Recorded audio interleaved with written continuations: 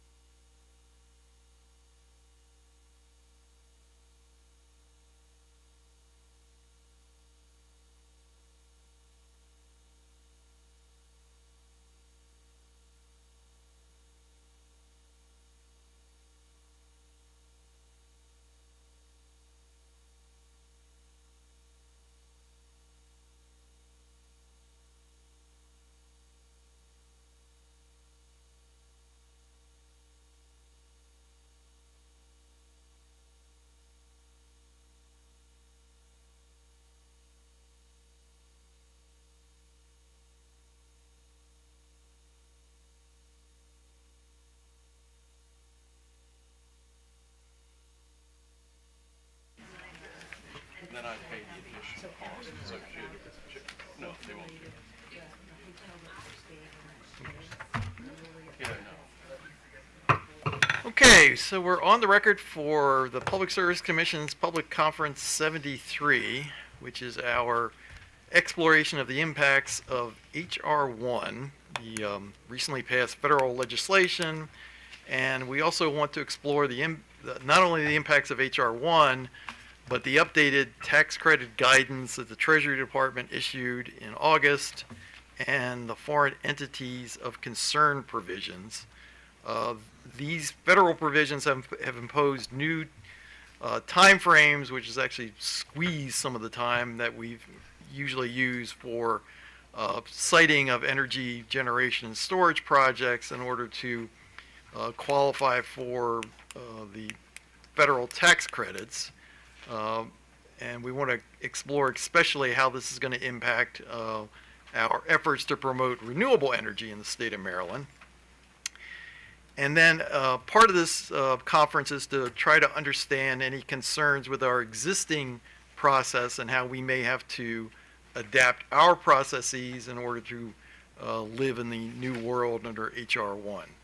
And so we have, yeah, that, I'm holding off on its nickname. I use the word billionaire. Okay.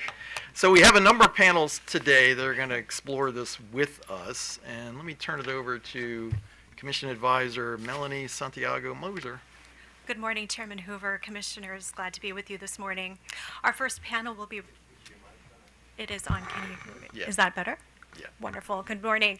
Our first panel will be representing the Coalition for Community Solar Access. We're joined by David Bugelmans with Gordon Feinblatt, Dexter Hendricks with, I'll let you introduce yourself, and Charlie Coggeshall with the Coalition for Community Solar Access. Let me turn it to the panel. Great. Thank you, Melanie. Thank you, Chair Hoover and Commissioners. My name is Charlie Coggeshall. I'm the Mid-Atlantic Regional Director for the Coalition for Community Solar Access. I'm here with CCSA's counsel, David Bugelmans, who you all know well, and Dexter Hendricks, who is a relatively new addition to the CCSA team as a Senior Manager of Interconnection Policy. And a fun fact is that Dexter came to CCSA from the U.S. Department of Energy and is also a byproduct of this year's federal actions. Our input today is on behalf of CCSA, the Chesapeake Solar and Storage Association, or CHESA, and the Solar Energy Industries Association, or SEIA, and builds off the comments we jointly submitted as the solar parties in PC 73. Our trades represent many dozens, if not hundreds, of solar and storage companies working in Maryland. We applaud the proactive step taken by the Commission to evaluate Maryland's regulatory and utility processes in light of H.R. 1 and related federal policies, and to consider reforms that would reduce or remove unnecessary administrative or procedural delays so that Maryland does not lose on critical federal incentives, private investment, and clean energy progress. While we have touched on some longer-term recommendations in our comments, our priority has been to focus on tangible, near-term actions that would result in accelerated deployment of clean energy resources and reduce market stress, while also avoiding the creation of new complications or speculation. David and Dexter will dive into many of the specific recommendations we submitted and also provide some responses to the reply comments. But before I hand it over, I wanted to reiterate a recommendation that CCSA has been making for years, which is to remove the Subscriber Organization Approval, or SOID approval, from being a prerequisite for submitting an interconnection application. The SOID prerequisite requirement has been an inefficient and unnecessary barrier to the development of community solar projects in Maryland and represents a low-hanging fruit for improvement, as it is really just an administrative practice that does not live in regulation or statute. With the increased market interest and demand following the passage of HB 908 in 2023, the PSC staff has been overwhelmed with both new application submissions as well as requested changes to existing applications. We are not targeting the PSC staff for wrongdoing. In fact, all my members have made clear they like the staff. But there is a resource issue that hasn't been able to keep up with market demand. When we were discussing this issue in a PC 44 working group a few months ago, the utility asked that CCSA show us the data, proving there was an issue created by the current process. I then polled my members and got a strong data set, including 130 applications, which demonstrated an average of 3.5 months between the time that the SOID application was submitted to when it was approved in 2024. This process is now exceeding 4 months in 2025. Aside from creating an unnecessary delay ahead of even starting the interconnection process, it's notable that the requirement is really an artifact of the pilot program, which may have had some merit at that time when there were different buckets of capacity being allocated each year. But today, it no longer serves that purpose in the permanent program, which has done away with those limits. Finally, the joint utilities and Potomac Edison argued that the SOID process is needed at the front end to prevent speculative projects and protect queue integrity. But this position ignores two critical facts. First, we've made consistently clear that site control should be required for interconnection applications, and that the utilities own this ability through regulation. Importantly, a project that controls land and has invested capital is far less speculative than one only holding an administrative approval. Second, the current process wastes time and resources. Today, staff reviews projects that may never move forward once interconnection costs are revealed, diverting time away from viable projects. In summary, removing the SOID prerequisite requirement will free up months of development time, reduce administrative burdens for staff, and align Maryland with best practices across the country. But I look forward to engaging more on this topic along with others before you today. And with that, I'll pass it over to David. Thank you, Chair Hoover, Commissioners. David Bugelmans, Counsel for CCSA. I'm going to focus my remarks this morning on several near-term actions the Commission can take to create certainty and expedite permitting for solar projects in Maryland. The first is the Solar Party's recommendation or response to the first question posed by the Commission, which is that the Commission should continue to grant extensions for community solar projects that have advanced permitting in good faith. As the Commission knows, the pilot community solar program included utility-specific capacity limits that did lead to the potential of extension requests harming waitlisted projects. With the permanent program, the Commission was required to remove those limits, and then the regulations adopted by the Commission automatically transitioned all waitlisted projects to full permanent program queue positions. So that dynamic no longer exists.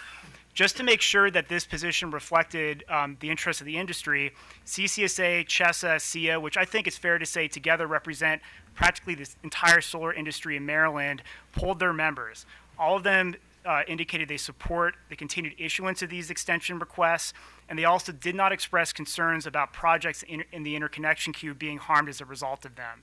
In my experience, having done a lot of these, the vast majority of these projects that apply for extensions are either very close to beginning construction or they're under construction. And so I think it's important for the Commission to continue to grant these waivers. So again, we urge the Commission to continue to grant these waivers. We also think it was a positive experience doing these on consent agendas in terms of saving resources of all involved.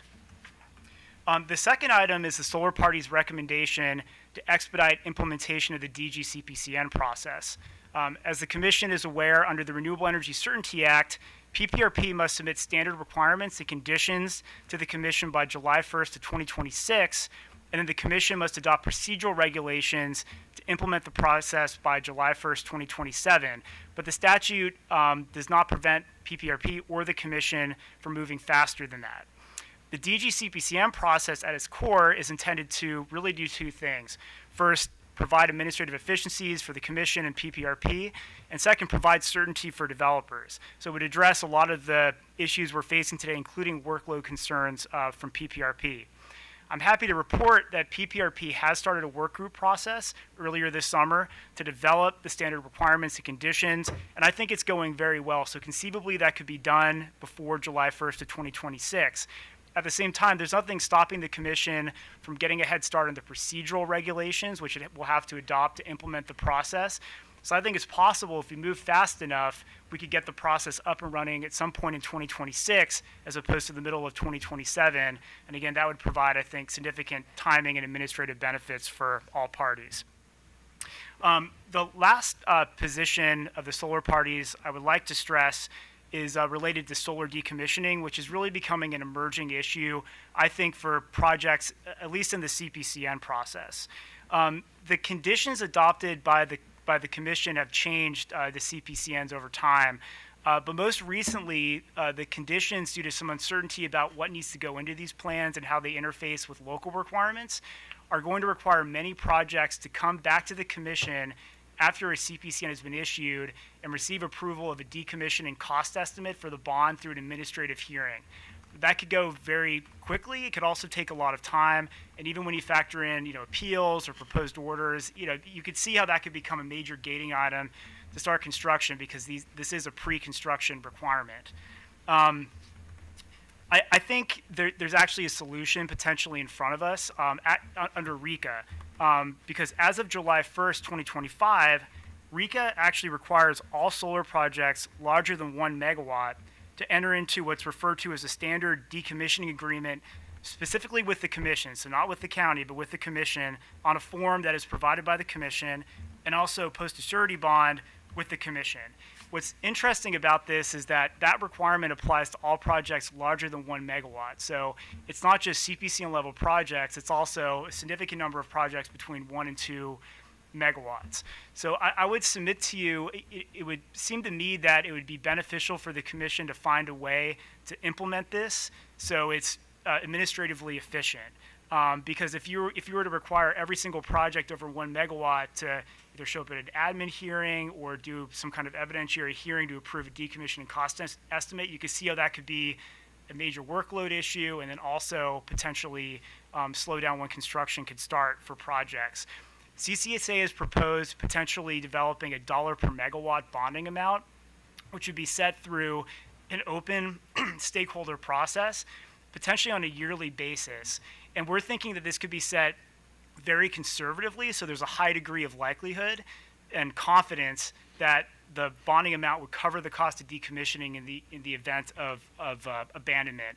I think that would benefit all stakeholders, provide certainty, provide administrative certainty, and I think it would also lead to a better result because doing this sort of ad hoc on a project-by-project basis is, in my experience, there's a lot of variability. So having sort of a holistic look at this, I think, would be beneficial for everybody. So a simple way to do this would be to order a work group process, create a work group process with a requirement to submit recommendations to the Commission about different options, some date in the near future. Well, we think that would be very constructive. But that concludes my remarks. I'm happy to answer any questions about this, and I'll hand this over to Mr. Hendricks. Chair, Commissioners, thank you for the chance to speak to you guys today. My name is Dexter Hendricks, and I'm the Senior Manager of Interconnection Policy at the Coalition for Community Solar Access. I'm going to focus my remarks on both some near-term reforms the Commission must prioritize to give projects the best opportunity to capitalize on the federal ITC, and longer-term changes that will ensure Maryland sustains a fair and healthy DG market in a post-ITC world. Firstly, enforcing interconnection timelines. Utilities are not meeting COMAR deadlines, and this is the single strongest point of consensus in the comments of of developers. Developers cannot plan projects or secure financing when cost letters arrive months late or studies drag on indefinitely. The Commission must require strict adherence to deadlines, mandate monthly compliance reporting, and impose meaningful penalties for missed milestones. This would effectively be a period of strict enforcement and oversight, similar to the Commission's actions focused on retail suppliers several years ago. I also want to directly address the Joint Maryland Exelon Utilities claim in the reply comments that they meet COMAR deadlines. They claim that they meet deadlines for approvals to install and authorizations to operate between 84% and 100% of the time. These metrics are misleading. Reviewing an application for completeness is essentially a clerical step, and issuing an ATO once construction is already complete is rarely the bottleneck. What their reporting leaves out are the phases where delays actually occur: system impact studies, facility studies, and the scheduling and construction of upgrades. These are the stages where developers experience months-long delays and where deadlines are repeatedly missed. It is important to underline that the real bottleneck isn't application intake or issuing approvals at the very end. It is the middle of the process, in utility-controlled studies and construction phases.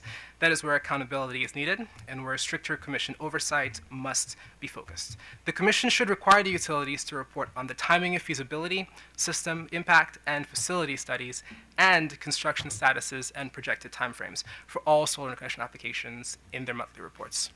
Secondly, improve and expand flexible interconnection options.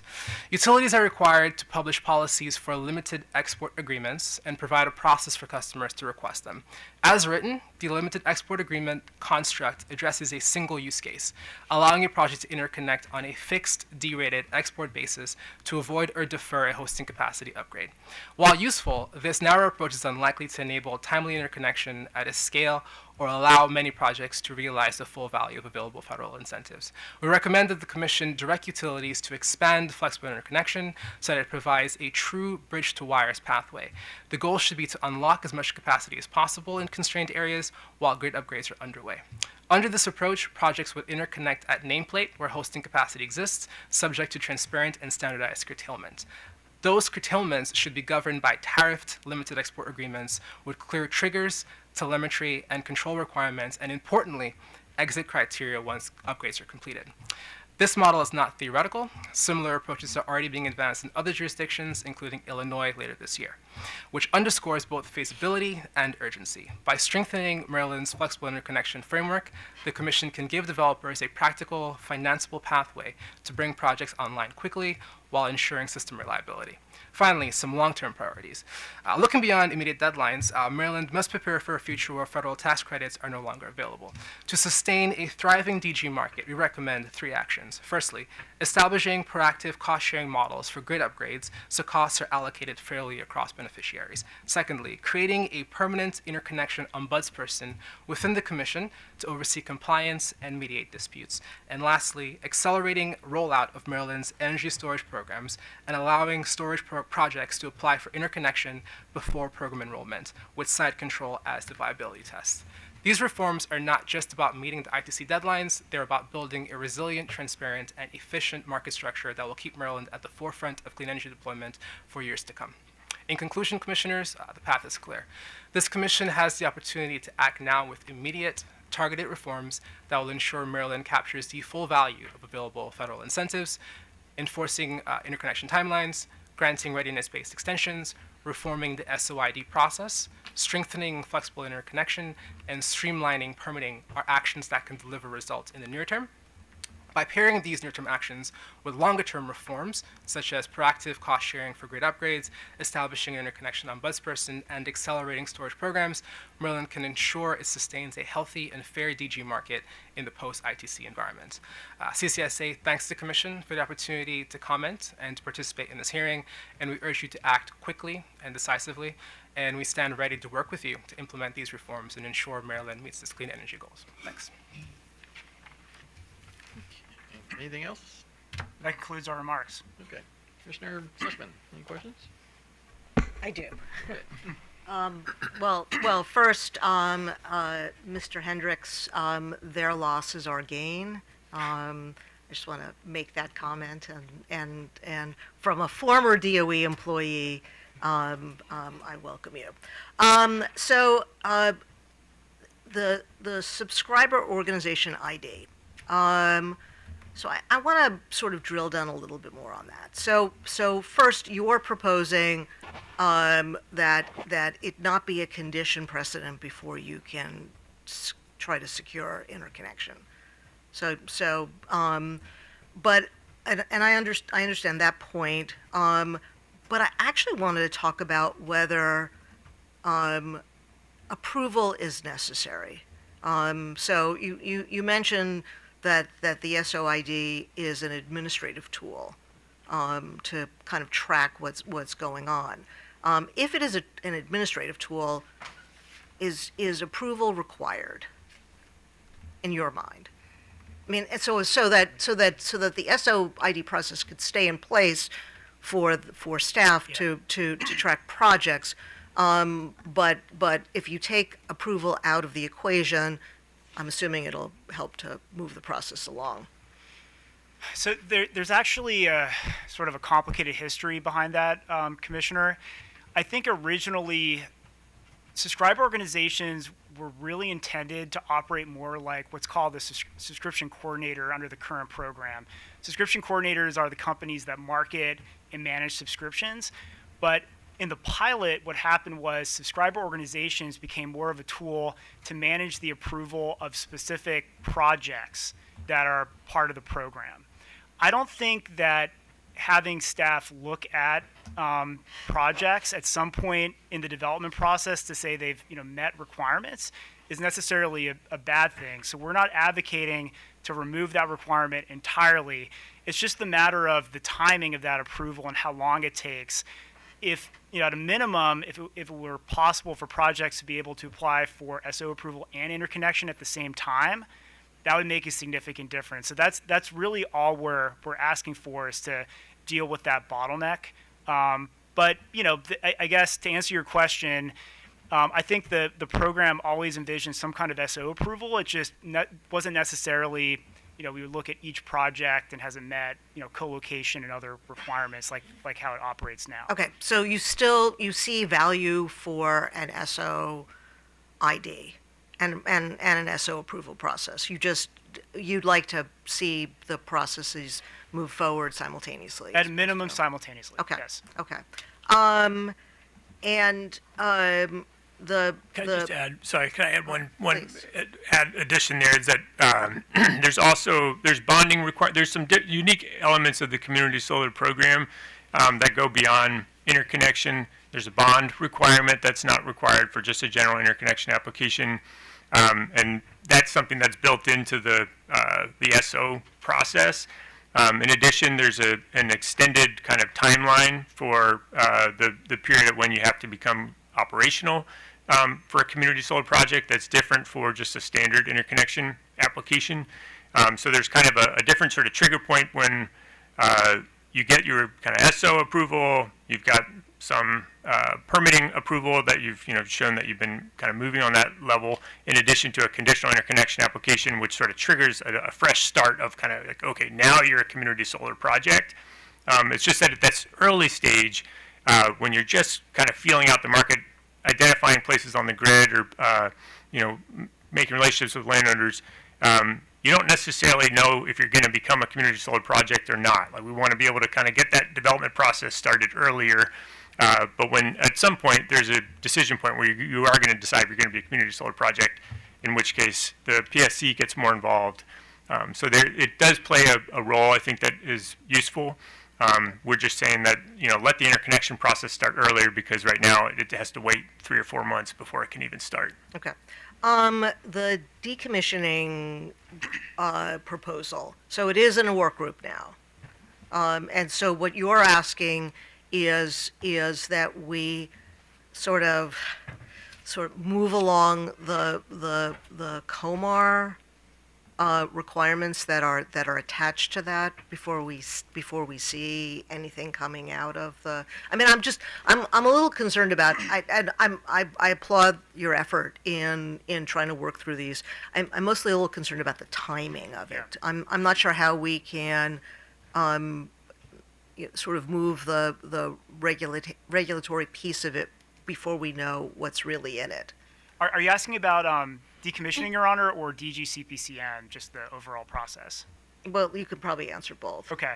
So on DGCPCN, PPRP is primarily tasked with developing the substantive design and siting requirements. So sort of, how projects need to look, the consultations that they need to undertake with various state agencies, that kind of thing. But the legislation also leaves open all the procedural requirements except, some basic timelines to the commission to develop. So there's a lot of questions that I think, need to be answered. For instance, would the commission delegate these cases to an administrative law judge? Would they do it in administrative meetings?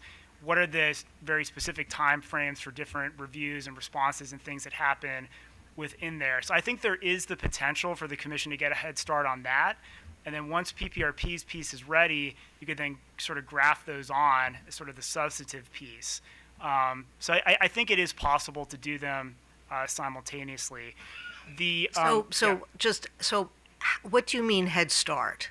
I mean, we can have commission meetings on our own and Yeah. talk about these things. Yep. Presumably, you would want a public forum of some kind where we actually take some action. I would propose sort of the standard course of action the commission often takes, which is a work group, and then a date to file recommended regulations on procedure to the commission by a certain date, and then the commission, based off of that, could either require additional comments or schedule a hearing on that. Okay. But just to sort of kickstart that, I think would be very useful to save some time on the back end. Okay.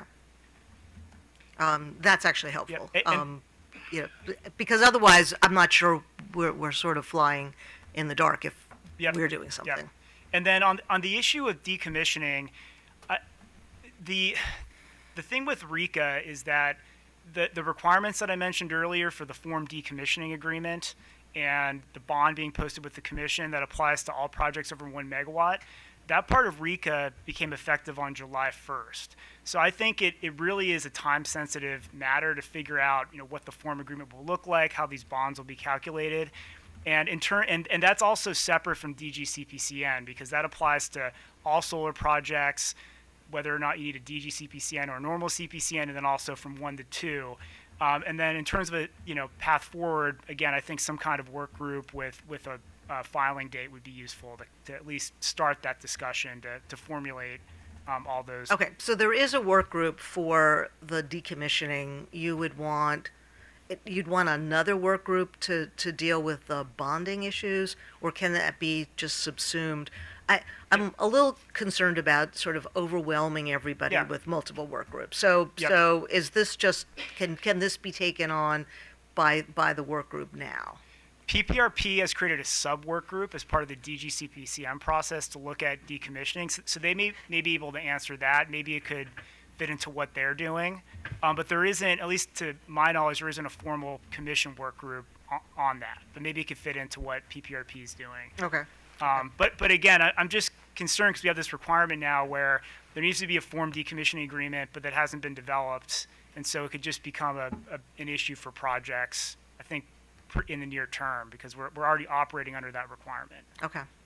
So, Mr. Hendricks, you mentioned additional information that you'd like to see in the monthly reports. Yes. Okay. Go.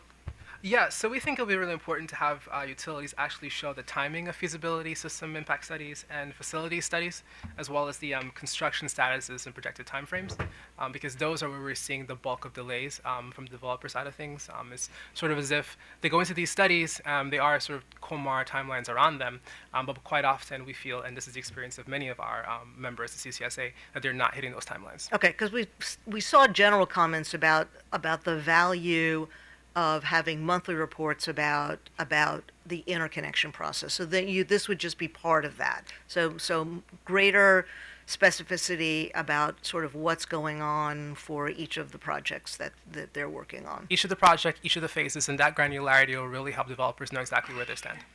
Okay. And I'll add just that there's a good precedent here that was just established in New Jersey. It's cited in our reply comments where the board is doing something similar, where they're now requiring kind of monthly reports from the utilities, public reports that get into pretty detailed data points regarding kind of the status of projects, including studies and the time periods that it's taking. And so that could be a useful kind of reference point, I think, for looking at a list, because they literally kind of, the staff in New Jersey bullet pointed like a dozen or so. Well, and that's sort of my question is, are you asking us to now come up with that list, or are you interested in having a work group kind of go through the list and decide what's the most important? Because I'm a little concerned about us kind of making decisions now without the input of the. It just seems to me that it would be more useful if you could take this back to a work group and come up with a consensus list if you can. Yeah, I think that makes sense. I agree with you that we could miss something, or not, misunderstand something just to kind of replicate what's happening in another state. Or put too much in, so Yeah, that yeah. it's not, there's not a lot of value if it's like a 100-page monthly report on Yep. what. Yeah, as long as we have kind of a quick turnaround time so that it's to make it more valuable.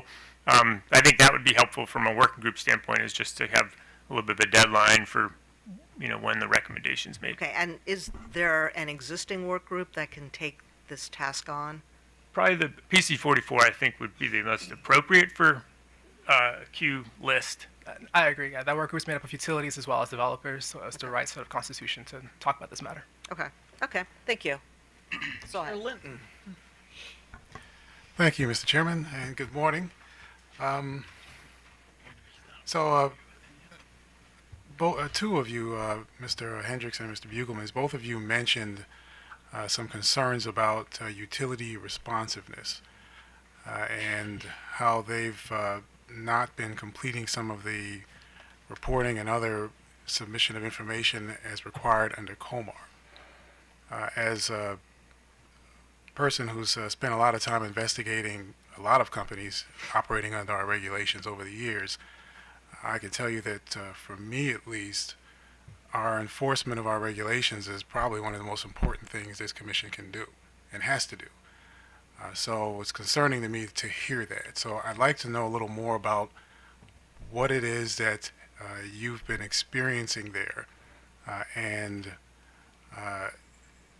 just how detailed these types of violations that you have perceived have been happening or been occurring.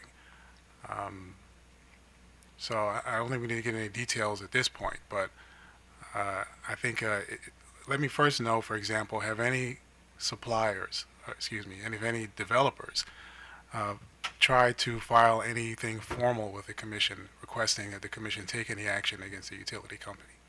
I could take that, Commissioner.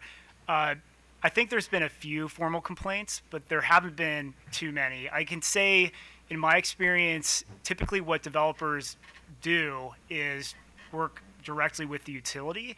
It takes often a long time to resolve issues, and it's really just, almost, I hate to say it, but like a game of telephone, just trying to get the right people in the room to respond to emails, things like that. But I think that's the reason why you haven't seen complaints. It's, the situation is pretty dire, but it's just often in the best interest of the developer to try to sort it out, over the course of 4 or 5 months with the utility, as opposed to doing a formal complaint. I'm sorry, go ahead. Well, I think some of the developers are just going to speak after us. So they might be able to provide some kind of testimonial there, but there's also, I'll just say, as a trade association, I can kind of say utilities aren't doing this, but for the developers, it's a little more sensitive because they've got a relationship with the utilities and they don't want to undermine that. So it's kind of sensitive, but I'd say that the member feedback has been very strong. That like study time periods, as Dexter was talking about, are really long. And I've also heard of at least one project that was completely constructed and sat there for, I think, over a year, waiting for the utility to do its upgrade part, which is, it's a whole year loss of kind of revenue and capital that's sitting there stranded. So I've heard it kind of firsthand, but I'm telling you all, because I'm in the trade association, that there's some sensitivity. The developers don't want to be batting the utilities on the head when they're also trying to work with them. And everybody, gets along in the room here, but No, I understand. That's why I'm asking you and not that. yeah. If I could just make one additional point, it's something that CCSA, struggled with, in formulating our position on the interconnection issue, because, the idea of some kind of audit or sort of backward-looking process to see, what has happened, there could be some merit to that. But when we're talking about near-term solutions to try to get everything on the right track as quickly as possible, we just thought that a forward-looking reporting requirement would be more constructive and be able to get some results quicker. So that that's why we've come in with that as opposed to sort of a backward-looking complaint or audit process. But there could be some merit to that sort of long-term. Sort of what have the utilities done in the past several years? So how long have you, as as a trade agency, how long have you been hearing about these types of challenges communicating with the utility companies? I've been hearing about this for years. It's been very, especially in the past several years, it's been very consistent. And again, we often are able to work it out with the utilities, but it's literally just haven't heard back for months, and we have to reach out to legal counsel and keep on sort of frankly bugging them to get a response, and eventually we can often sort it out, but it's just pervasive delays. Okay, and so I won't ask you to name a particular company, but is this something that is statewide, or can you tell me if it's happening more so with one company as opposed to others? And you don't have to give me any names at this point. The complaints that I receive are with respect to specific utilities, not every utility. Okay. All right. So I guess some parties in the room will know I'll have other questions for other parties later. But I'll stop here for those topics now. Thank you. You also mentioned as part of your presentation and in your comments some concerns about the Commission's waivers and requests for extensions for having development and systems initiated.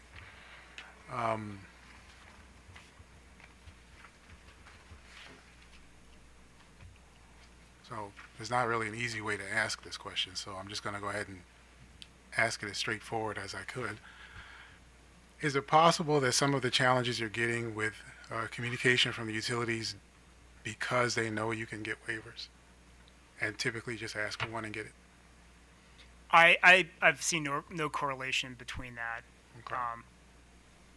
I don't think there's any connection, Your Honor, between No. waivers and how utilities have handled interconnection. I think part of it is it's usually completely different teams that handle both, in my experience.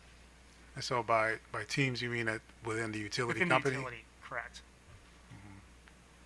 So it's not that they think that, well, the developer will just get a waiver, they can get one anyway, so we don't have to build infrastructure in the utility to make sure we're responsive when they contact us. I don't think so, Commissioner. And Okay. and many of these extensions are not. I mean, obviously some are related to interconnection, but some are other issues, as you're aware. Permitting and other matters. Right. Okay. All right. So in the MEA's filing, they had mentioned that there's, and I'm just going to read the notes here, 273 active grant projects that are potentially affected by the ITC loss. I'm assuming you represent at least most of those, if not all of them. Do you believe your developers are the ones that are impacted, the majority of whom? I would assume so. Is it by grant? Was it which grant? Was it for MEA's kind of low income? Well, it's both state and federal. Oh, by that for the ITC? Yes. Yes. Yep. Okay. All right. Yeah, CCSA's got I don't know 40 plus members probably that are kind of specific to Maryland, at least that are on my committee listserv that I do biweekly calls with. And I believe they're pretty much every organization that's active in the market, subscription coordinator and subscriber organization are a CCSA member, but we did also file these comments with CHESA and SIA, and I think between the three of us, we should capture the pretty much 95% of the market. All right. So, this has been a big concern of mine. These are obviously important projects for Maryland, not just because we have policy to put them in place, but because it's good for our state for several reasons, environmental reasons, helping low-income customers, for those that are community solar based with those types of LMI involved elements built into them. What are you seeing from the ground perspective? I mean, we see 273 active projects. What are you seeing down the line? Are there other projects behind those that are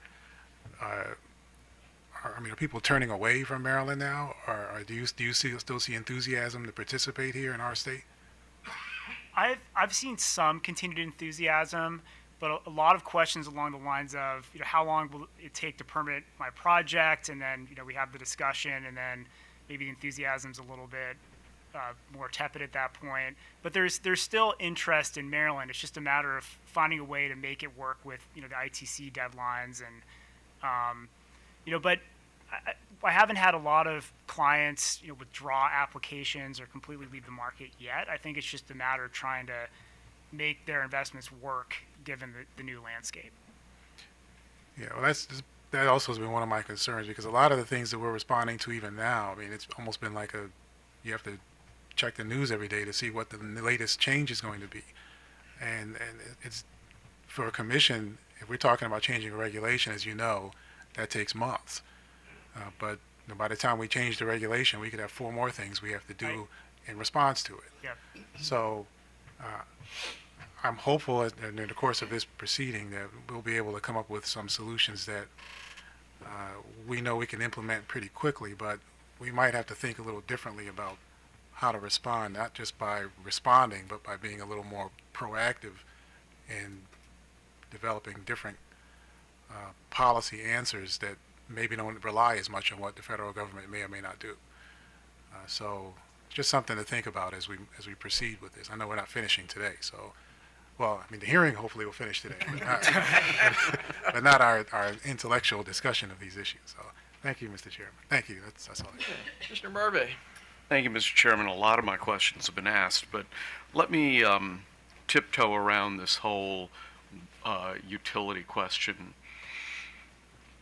Is it fair to say that the utilities who are less enthusiastic tend to be investor-owned?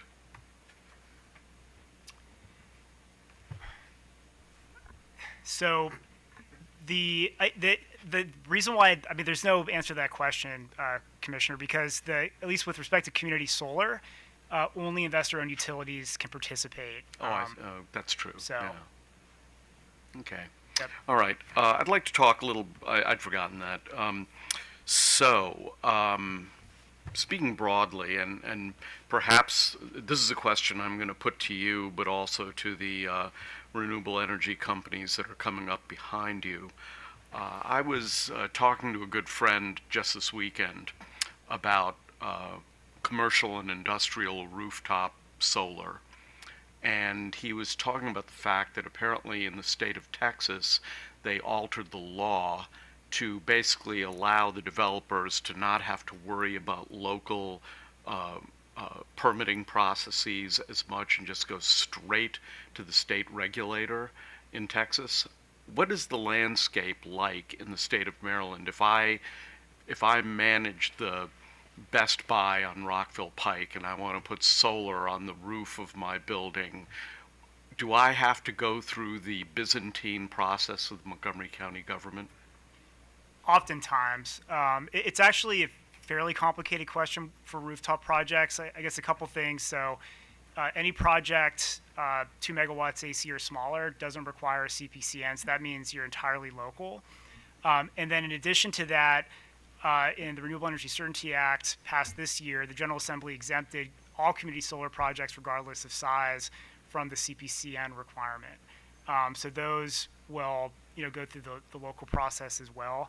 I think for rooftop projects, I'm not taking the position that it's always a smooth process, and maybe some counties take longer than folks would prefer. But I think rooftop has really not been the primary concern with with permitting. It's really been the ground mount projects, which is what RECA primarily focused on and made a bunch of reforms.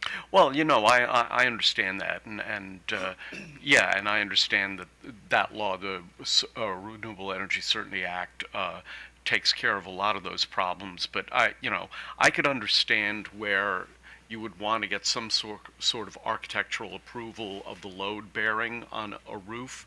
But what I could easily see, and I think perhaps this is a better question for the next panel coming up, perhaps, I could easily see a local government saying, well, we zoned you for retail, but we didn't zone you for what you put on your roof. You still have to get a permit from us on that.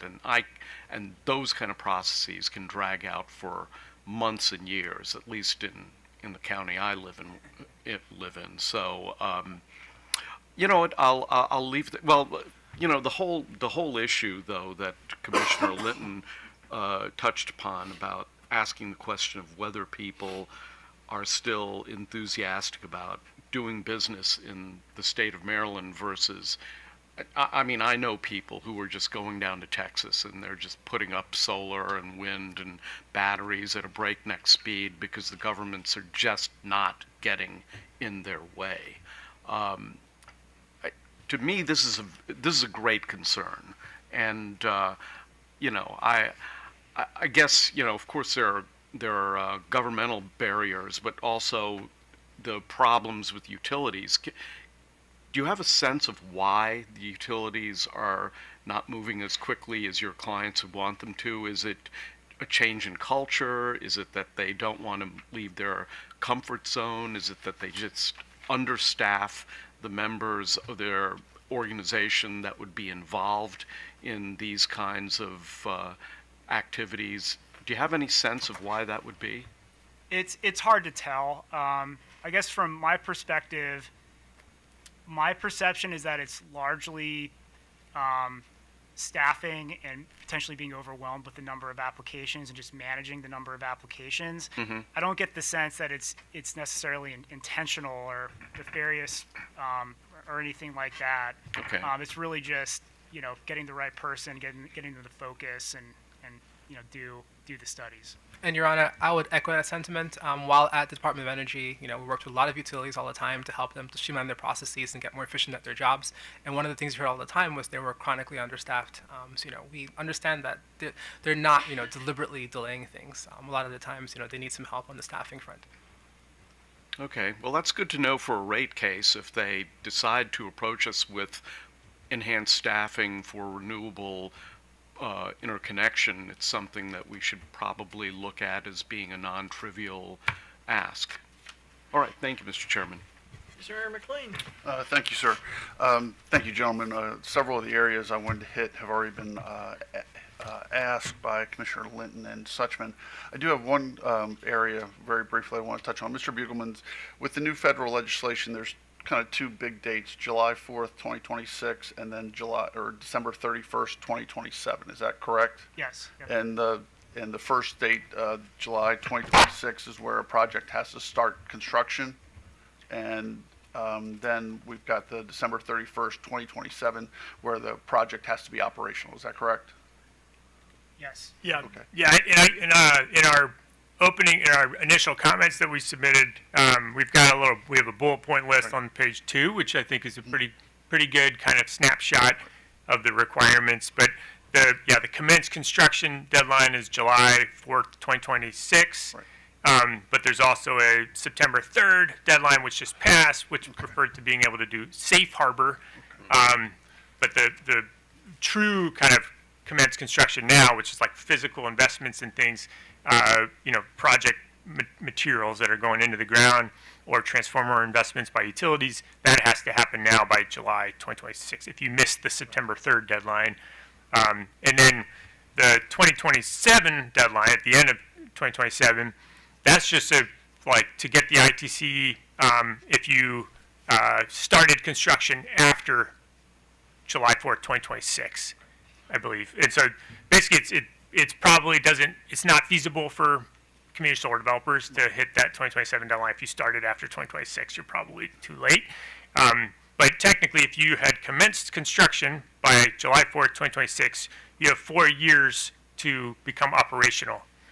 So there's a little bit of a different deadline if you had hit the commence construction Sure. over the next year. Sure, and I guess my question is, given, you referenced some long-term fixes or long-term solutions and near-term solutions, and given, how quickly or just the process for passing regulations or adopting regulations and just these projects themselves, they have long lead times.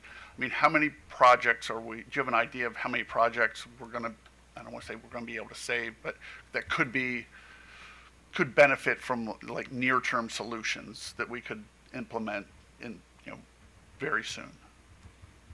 The SO fix is, I think, one straightforward solution. That's something contained in tariffs, so it could be, I think that requirement could be waived. That could be done very quickly.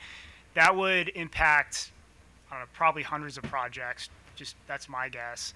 The decommissioning issue, that could affect hundreds of projects as well, both in process and forthcoming. And again, a lot of these are outside of CPCN as well. Those are probably the two biggest ones. I think the reporting, again, we were trying to find a way to deal with the interconnection concerns in a constructive, forward-looking way, as opposed to like time-consuming, like a formal complaint or a show cause proceeding or something. So I think if done quickly, that could provide some significant benefits in the near term. That doesn't require regulations. I don't know if I missed anything. No, I think that's right. I think the developers that are speaking after us would be good to put them on the spot about that. Like, what are they most focused on right now? Because I think there's a few different deadlines, obviously, but one is just trying to get started so you can achieve the commence construction. But then the other will actually be to become operational. So we're kind of thinking about things in the near term, but also at least within the next few years. So even accelerating the DG CPCN implementation could be valuable because it could allow you to hit your operational deadline a few years down the road potentially. So there's a few different targets there. The one other piece that I didn't mention is that after starting January 1, 2026, there's new kind of federal entity of concern requirements associated with the materials that go into the project to be eligible for the investment tax credit, and that's a fuzzy point right now. So this is also kind of viewed as somewhat of a deadline. It's just the end of this year for the developers from an investment standpoint. So All right. it's murky. All right, but generally, we're probably talking about smaller projects like quicker near-term solutions would be able to, that they would benefit from. Is that fair to say? Yeah, I think our focus really has been smaller projects. Frankly, that's because that's largely what the commission is seeing at this point is community solar projects. Right, okay, all right. Thank you very much. Okay, so regarding this waiver of the operational deadlines, is it your experience that most of the projects you handle wind up asking for a waiver, or half of them, or just some of them? I don't think it's even half. There's just a lot of projects, Chair. I don't think it's, I wouldn't say it's a majority of them. Okay. Because I guess one of the concerns I had was the operational deadline is part of the package of things that you agree to with PPRP and staff and all the other, and it becomes part of the CPCN. So, I mean, has there been thought given to, maybe we should push the operational deadline out a little farther? When the stakeholders developed the regulations for the permanent program, that was part of the discussion. I think, just given sort of how the commission had handled extensions before, we thought that was a useful mechanism to, so there is accountability for projects to develop, hit operations, but also have that ability to get a further extension. So I think it was really, on balance, the industry supported it. I think the idea of extending it slightly, maybe it's worth looking into, but we just went through that process and the stakeholders decided to keep the current deadlines, and we thought it was appropriate to keep them. And I think just worth adding that the passage of the legislation and with RECA this past session, like that should help with hopefully with permitting timelines, and then some of the changes we're talking about now should help with interconnection timelines. So hopefully these pieces will help keep projects on deadline. And regarding decommissioning, I mean, does the industry know whether or not you actually are going to decommission a project, or are you just going to figure out how to, and I guess particularly with community solar projects, since there is this connection between the customers and the project, I mean, are there going to be ways to try to figure out how to extend the life? I think it's something that, will inevitably likely happen. There may be requests in 30 years to repower projects. Maybe that would require a CPCN amendment or something. I will say the issue of the bond, so at least with respect to CPCN projects, the base obligation is that when a project is done, it stops generating electricity, I think after about 6 months, the project needs to remove everything and restore the site. So that has nothing to do with the bond. It's just that is the requirement. The bond is there if the project owner disappears and literally abandons the project. So maybe that risk increases over time, but especially when a project is brand new, you're talking about, developer builds a multi-million-dollar project and then just disappears. I don't want to minimize it, but it is looking at this very sort of unlikely scenario, at least in the near term, of the project owner disappearing effectively. Well, I know there was, experience long time ago with this type of situation, and essentially it was the coal mines out in Western Maryland. I mean, when the coal went away, so did the coal companies, and left the state holding the bag on all the projects out there. Last thing I want to ask about is this ombudsman idea. So in your comments, you said this would be somebody who would work for the commission, but whose job it would be to sort of help expedite the project. So I guess I need to find out a little bit more about, what your vision is of what this person's going to do, and where it might be housed, and things like that. So. Yeah, certainly. This is done in other states currently. For example, Massachusetts does this. It's where an individual will basically oversee compliance of the utilities with the timelines set forth by the commission. And there will be sort of an avenue that developers can go to discuss issues or disputes with the utility, and be an area where they can kind of have some resolution. So that role will basically serve as someone at the commission that will have a foot within the utilities to understand what's going on there, as well as to bring issues from the developers to the utilities and vice versa. Okay, and you say Massachusetts does this. Who else are you aware of? I believe New York as well does it. Yeah. I think we might have flagged a position in the commission that might even be suitable to play that role, which I would have to look back at. But yeah, I mean, I think the idea is that there's a lot of issues right now as we're talking about, with developers not being able to move efficiently with the utilities, and that potentially an ombudsperson could help facilitate those conversations and add a little bit of accountability. Now we have, sort of two separate parts of staff. We have the folks that, work on the technical staff, the engineers, the accountants, and all those folks. And then we have folks that work directly with us. I mean, are you thinking this ombudsman would be in that latter collection of people, or is this somebody who would be a member of the technical staff? It's my understanding in Massachusetts that they will be in the latter half, someone that works more closely with the commission. Because really, if you think about it, it's someone that can speak to utilities on behalf of developers and really bring issues to the forefront of discussion to the commission, as well as to the utilities, to understand that things aren't going as planned. Okay. Oh, and Mr. McLean. quickly. Oh, sorry. No, go ahead, sir. So under COMAR, they already delegates an interconnection dispute resolution to the Commission's engineering division. So that could perhaps be an avenue that this can come out of. Okay. That Oh, was okay. what I was going to ask. You got it? Okay.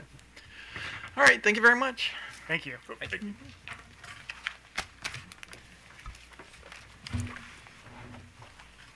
Our next panel represents a group of different renewable energy companies. We'll hear from David Murray with Turning Point Energy, Kelly Buchanan with Lightstar Renewables, John Lennon Miller with Showerton Energy, and Michaela Hunt House with Third Pillar Solar. Why don't we just go down the line, and we'll start with David. Sure. Thank you, Ms. Santiago Mosier.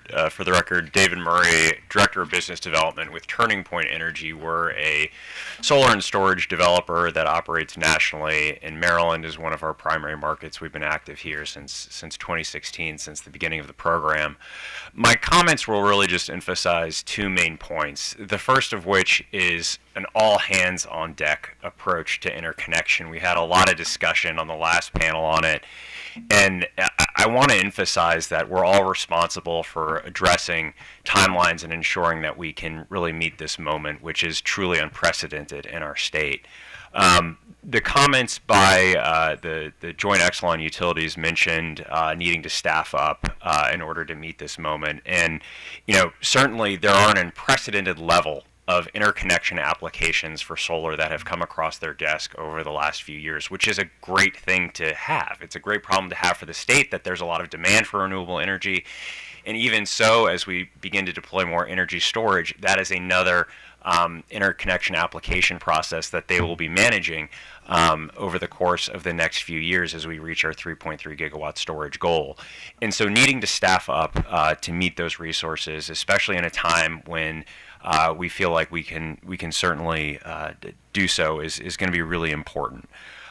Second of all, I think accountability as it relates to interconnection timelines is really important here, and I think Mr. Hendricks really hit the nail on the head when he talked to the fact that we could have a monthly reporting process by which utilities report out different timelines of which stages of the interconnection process have the timing as it relates to processing applications, how many number of applications will go through those timelines, and simply mirroring what PJM is already doing through their cluster study process. So at regular cadences, PJM will report out the number of applications within each feasibility, system impact study, construction, interconnection stage, and that allows for full transparency on how they're achieving their goals as it relates to studying, construction, and processing interconnection applications. And I think that's something that we can really emulate here, given that it's already operational at the federal level. And I think setting clear metrics that we know we need to achieve based on the investment tax credit is going to be really critical. For example, if you paid your first interconnection deposit, the utility should be able to issue you a construction schedule that allows you to achieve commercial operation by the end of 2027, really meeting that ITC goal.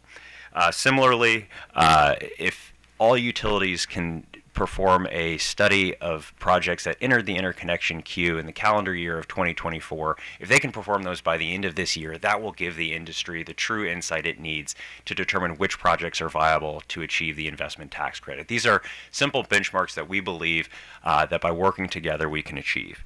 At the same time, developers have the onus to pay interconnection deposits when we understand the costs.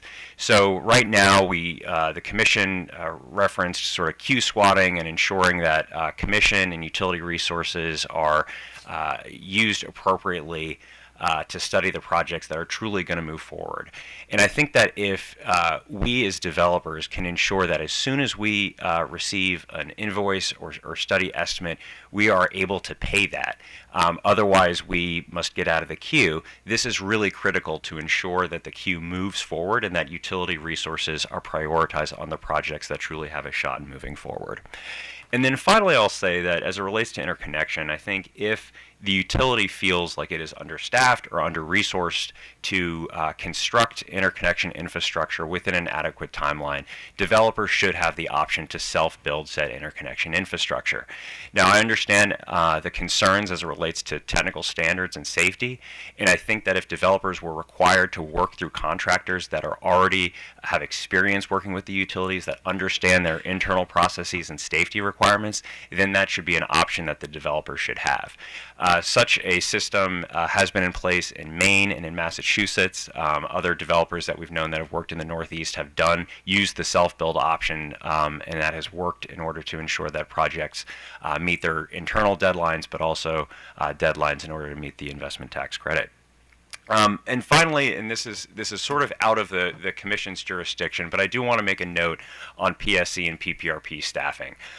We're talking about just the sheer number of resources that are going to be required to permit these projects, and I want to ensure that our agencies that are required to perform state permitting duties are adequately staffed to do so. And with that, I think we as developers can help shoulder that burden. I think that as part of the DGCPCN process, there's an opportunity for the PSC to charge DGCPCN application fees. I think those fees can increase to meet the moment in order to ensure that projects are permitted expeditiously, but also to ensure that staff are paid what they deserve and that we are able to retain and attract talent. Here in Maryland. And so I think for us in the solar industry, time is money. And so ensuring that there are staff resources at both the utility side and at the state agency side is going to be really critical. And I want to make sure that we use all levers as we can to make that a reality. Thank you so much, and I look forward to your questions. Excellent. Good morning, Chair Hoover and members of the Commission. My name is Kelly Buchanan, and I am a Senior Policy and Strategy Manager with Lightstar Renewables. And I'm going to make a bit of a diversion here for a moment and talk directly regarding preferred siting as it relates to community solar in Maryland and some of our concerns with the changes implemented by H.R. 1. Lightstar is a renewable or a community solar developer based in Boston, and in Maryland specifically, we have 121 megawatts of agrivoltaics under development. And to elucidate and to speak plainly, agrivoltaics is the simultaneous and integrated use of a single parcel of land for both agricultural purposes and solar, and in this case, community solar.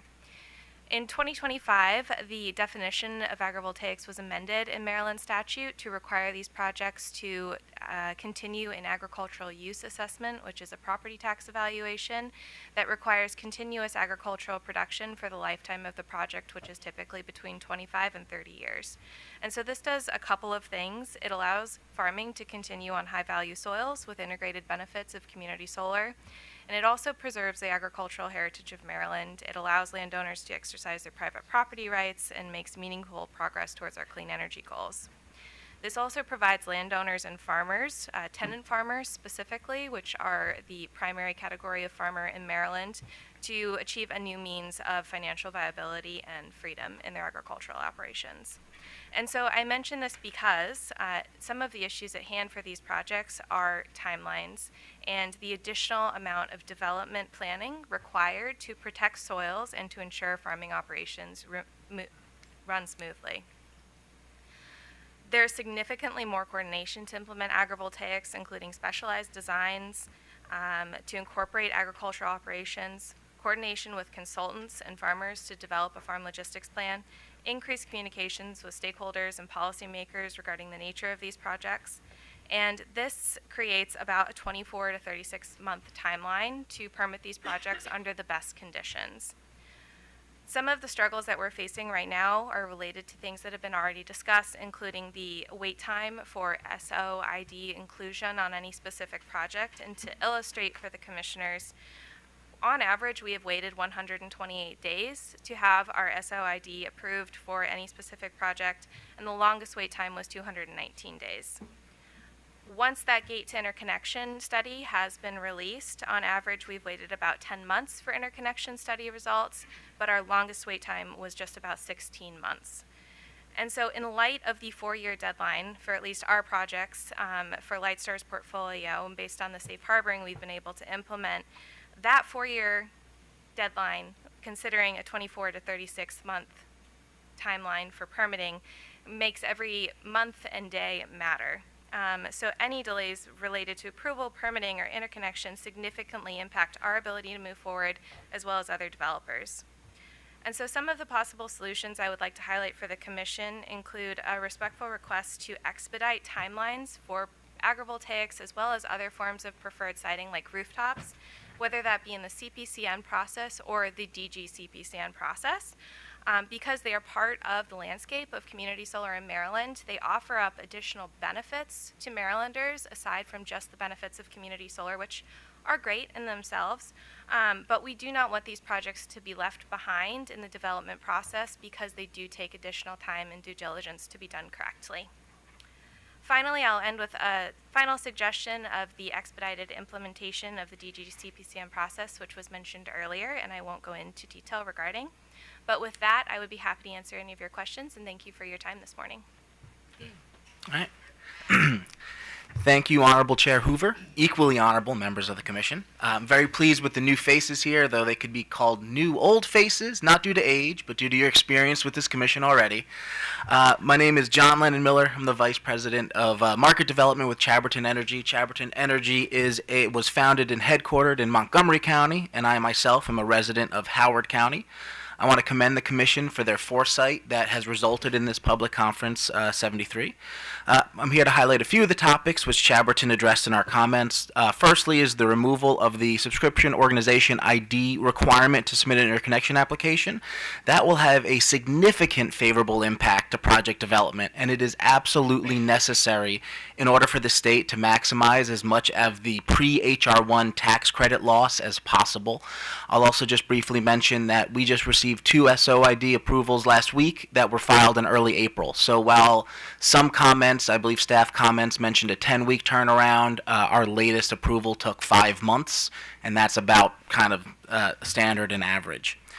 Another topic to highlight is interconnection upgrade deposits. One of the major challenges with interconnection has been the uneven implementation of the interconnection upgrade deposit process. We're asking that all the utilities conform to a standard 50% deposit upon after the small generator interconnection agreement, SGIA, is signed. We're also asking that the Commission allow for the use of another form of surety to make these payments, such as bonds, to make these deposits. As mentioned in our comments, this is a standard and acceptable procedure under FERC, as well as with other utilities in states, such as Dominion in Virginia. This will significantly increase capital efficiency for both developers and utilities, and it will provide the greatest flexibility to deliver as many projects as possible, considering the impacts of HR1, and I think this will have both pre and post HR1 positive impacts.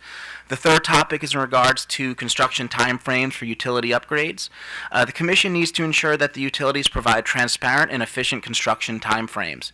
Chaberton has experienced 2 different projects in the state in which construction of the projects was completed, while the construction of the interconnection upgrades lagged behind by more than 1 year past the original schedules provided by the utility. We are the project that Charlie mentioned earlier. And for example, we are seeing in practice that one of the utilities in Maryland is not commencing upgrade work for the interconnection upgrades until after the project has been completely constructed and electrical inspection is provided. To be blunt, that's an insane requirement. While these were significant annoyances previously, these will prove disastrous considering the HR1 tax implications. Next topic to address is a new requirement related to the tax credit in HR1. So HR1 implements a non-precedented placed in service requirement rather than the previous precedent of meeting start of construction deadlines. As we know, we seem to live in a time where laws and precedent don't matter, specifically at the federal government. This change introduces significant uncertainty to developers, as now the private development and investment community are tasked with making huge financial investments that are contingent upon the utilities completing their work in a timely manner, which is a pretty scary place for us to be. In light of these unprecedented challenges, we urge the Commission to come up with creative and effective solutions, and that is what is meant via the conditional permission to operate in my comments and the limited export agreement in the joint utility comments. Implementing the ability to de-risk the unprecedented placed in service restriction is key to executing on the investments made in the state. And the last thing I'll mention is just I'm a huge fan of Interconnection Ombudsman. I dealt with it in New York, and it was a very successful program, so would love to see that here. Thank you. Good morning, Chair Hoover and Commissioners. Thank you on behalf of the solar industry for convening this hearing today. I'm Michaela Hunt-Hess, and I am the Maryland Development Director at Third Pillar Solar. I'm also a proud resident of Prince George's County, Maryland. I'll keep my statement short because our experience with Maryland utilities is similar to the other speakers who we've already heard from. Maryland has been a supporter of solar for many years, and Third Pillar Solar is proud to have a strong pipeline of over 50 megawatts in development in the state. Third Pillar Solar is a DG and utility scale developer focusing exclusively on floating solar projects. We partner with landowners to develop projects on abandoned quarries, wastewater treatment plants, reservoirs, and other man-made bodies. As the Commission noted in its notice convening this conference, H.R. 1 has significantly impacted the timeline of these projects. The Commission and staff are no doubt working hard to see as many projects come online in Maryland as possible before the full effects of H.R. 1 are felt. But Maryland's utilities also play a critical role in project development. We echo the experiences of our fellow developers regarding significant delays in invoicing, lack of clarity regarding timelines, and very inconsistent communication stream. In our experience, it can take weeks to get a response from our assigned project manager. Sometimes multiple people respond to the same message, making it unclear who is really making the decisions.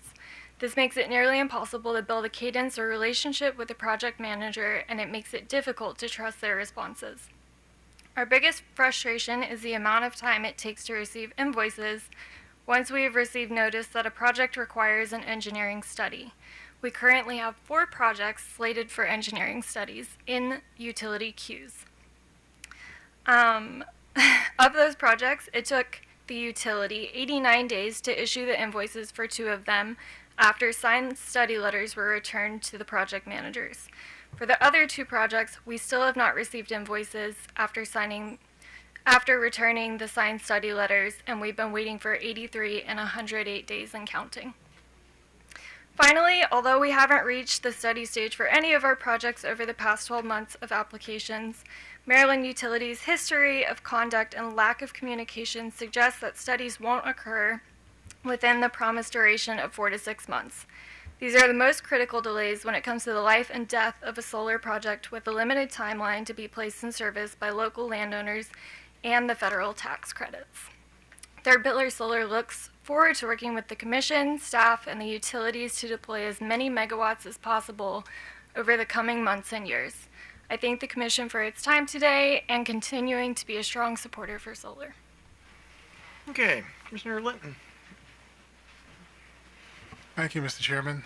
And good morning to all of you. Thank you. I'm glad you're here today. I'm a bit disappointed and disturbed to hear that you've been having that experience. So I apologize to you for that. And while I know you haven't, and I haven't asked you this, and I don't think I will, but I know you haven't filed any complaints yet against a utility company, I personally think that's happening right now. And so while we don't have a case number and all that kind of stuff on it, this to me seems like a pretty direct reaction and response to how we can better address the challenges that we're facing now with HR 1. I don't really like the acronym. You know, there's some impact with my name and similarity. And that doesn't really work for me. But all of you have given similar experiences with the companies. Let me first ask this question: are you active across the entire state, or are you all active in like one service territory? I'm not asking you for a name of a company. Entire state. The entire state. All the utilities, except for the co-ops. Yeah, investor-owned utilities. Yeah. All of our use. Investor-owned utilities as well as co-ops. Oh, you're with both of them. Okay.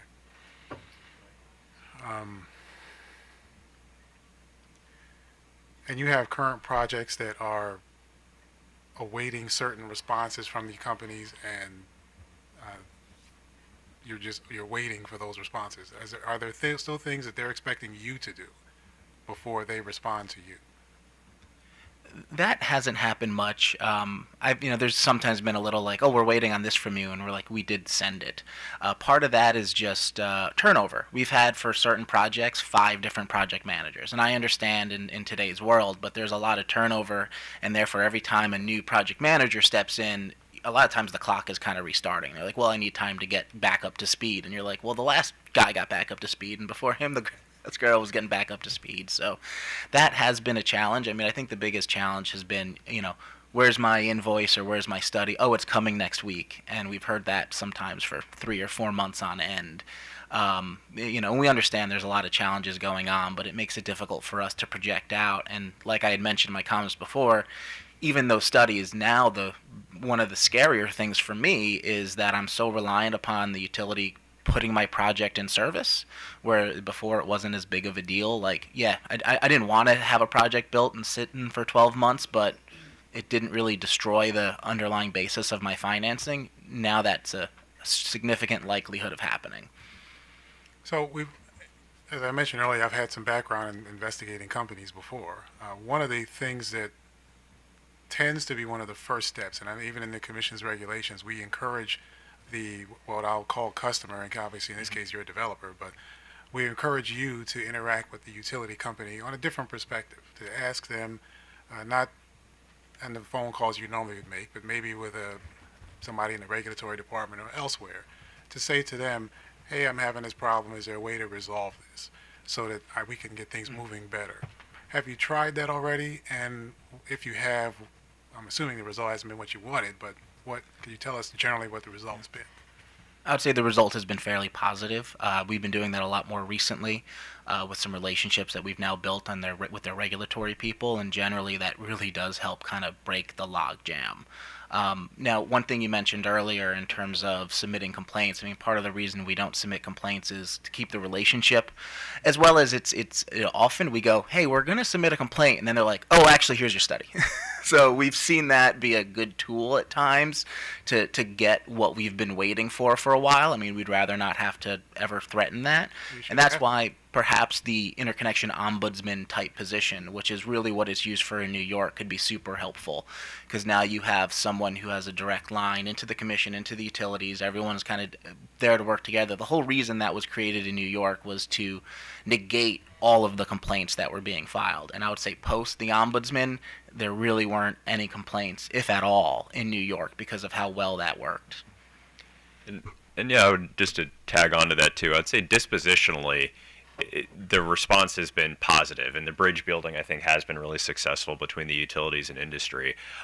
From my perspective, it really does come down to resourcing, and because there's been such an upswell in applications, and because of what feels to be a lot of staff churn, there's been difficulties in meeting those timelines. And so from our perspective, I do think that is kind of the central challenge, because I think from leadership there's an understanding that solar and battery storage is necessary, it's beneficial, and that will ultimately serve their customers well. But these processes have really been challenging, and there's been folks that have been bogged down in achieving what we consider to be reasonable timelines. Okay. All right, I'm going to pause there. Thank you, Mr. Chairman. Okay. Thank you for the answers. Barbie. Thank you, Mr. Chairman.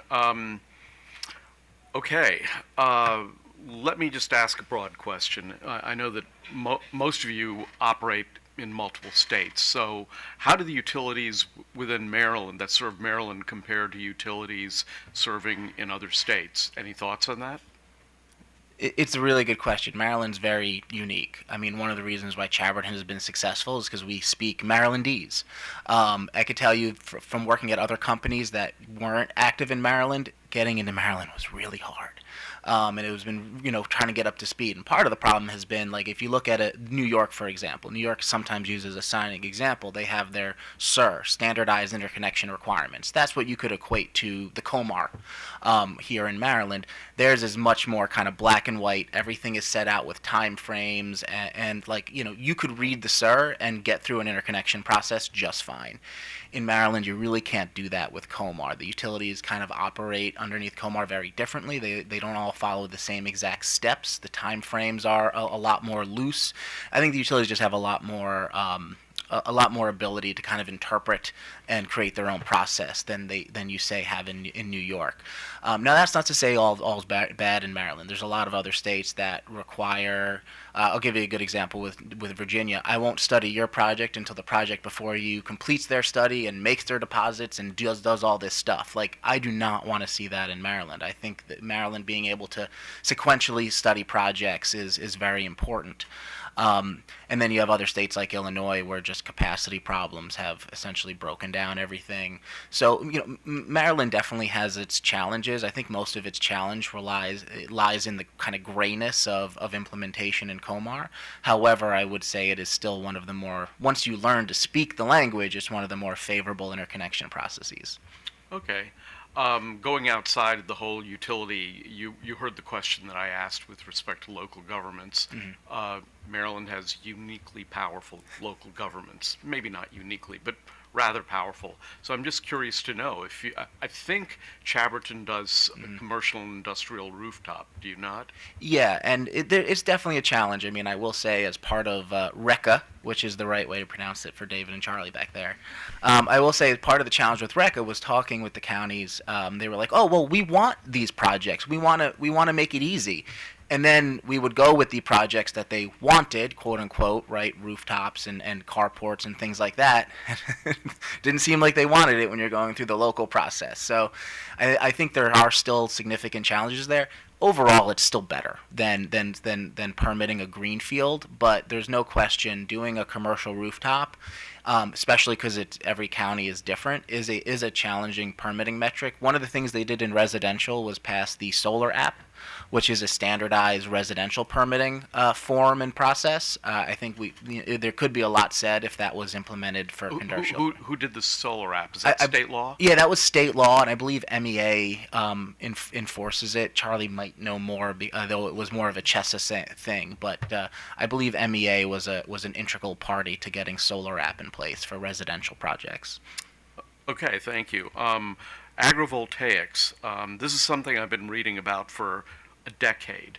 Is there an actual operating agrovoltaic field somewhere in the state of Maryland that I could go visit? Depends on what type of agrivoltaics we're talking about. I know several member companies at CCSA do have active projects that are grazing sheep. I do not believe that there is a project active in Maryland that implements something like a commodity crop or a market crop. There would be no row crop. Not at this time. Yeah. But I will say, as a point of interest regarding an earlier question on MEA grants, Lightstar is the recipient of an MEA Open Energy grant on one of our projects in Baltimore County. It's a megawatt project that will be growing soy in rotation with likely some form of wheat, and this project is permitted. We've had success working with Baltimore County, which is typically to the development crowd rather surprising. And to illustrate some of the timelines associated with that, it was 2 years that we spent discussing the project with the county, bringing information, meeting in person, having question and answer sessions with both county policymakers as well as community groups. And so agrivoltaics does take some more explaining. It is a bit new to the state of Maryland, but it is a wonderful opportunity to bring along county support when possible. Okay. Let me ask you a question about the reporting requirements that both you and OPC and others are requesting. I presume, ordinarily, it's my instinct to oppose something so frequent as monthly reporting unless absolutely necessary. But frankly, I've been pretty concerned with what I've been hearing about your experiences with the utilities. So I presume that the reason for this, of course, is you just want to have somebody at the utilities who's actually engaged with moving these things along. That's your motivation here. Exactly, Commissioner, and studying each stage of the interconnection process and assessing the average time it takes and how many projects are in that queue, and then ensuring that the Commission has insight into that. And adding to that, like in New York, part of their interconnection queue, which they do publish, includes those time frames, and they publish that, I believe, quarterly. So you can log in to and just download it off the utility website and see this is when the payment was made to start the study, and this is when the study ended, and this is how many days it took, and it kind of holds feet to the fire. But also the ombudsmen are really what holds feet to the fire, because you can go to them and move it forward. So there are other states have implemented similar type processes that do that. But monthly? I mean, have other states gone that far? That's not monthly. The data in New York, I believe, is quarterly. Uh-huh. Okay. I think that's it for right now, Mr. Chairman. Thank you. Mr. McLean. Thank you, sir. Mr. Lennon Miller, you referenced you wanted to change up the deposit requirement, and I think you wanted to go with 50%, and then you wanted to change it from cash to a bond. Yes. And I believe you said that that would also benefit the utilities. Is that? Yes. And just Yeah. how would that benefit them? Yeah, I'll happily explain that to you. So part of the problem that we're finding is, so if you make that deposit with the utility, and let's say you cancel the project, they have your money, and they got to give you your money back. And we've had that, and that's been a tough process. If you do a bond, there's not going to be any cancellation. There's not going to be any issues. A utility's not going to have to take our money, sit on it, but then also go through a process where they have to remit it back to us.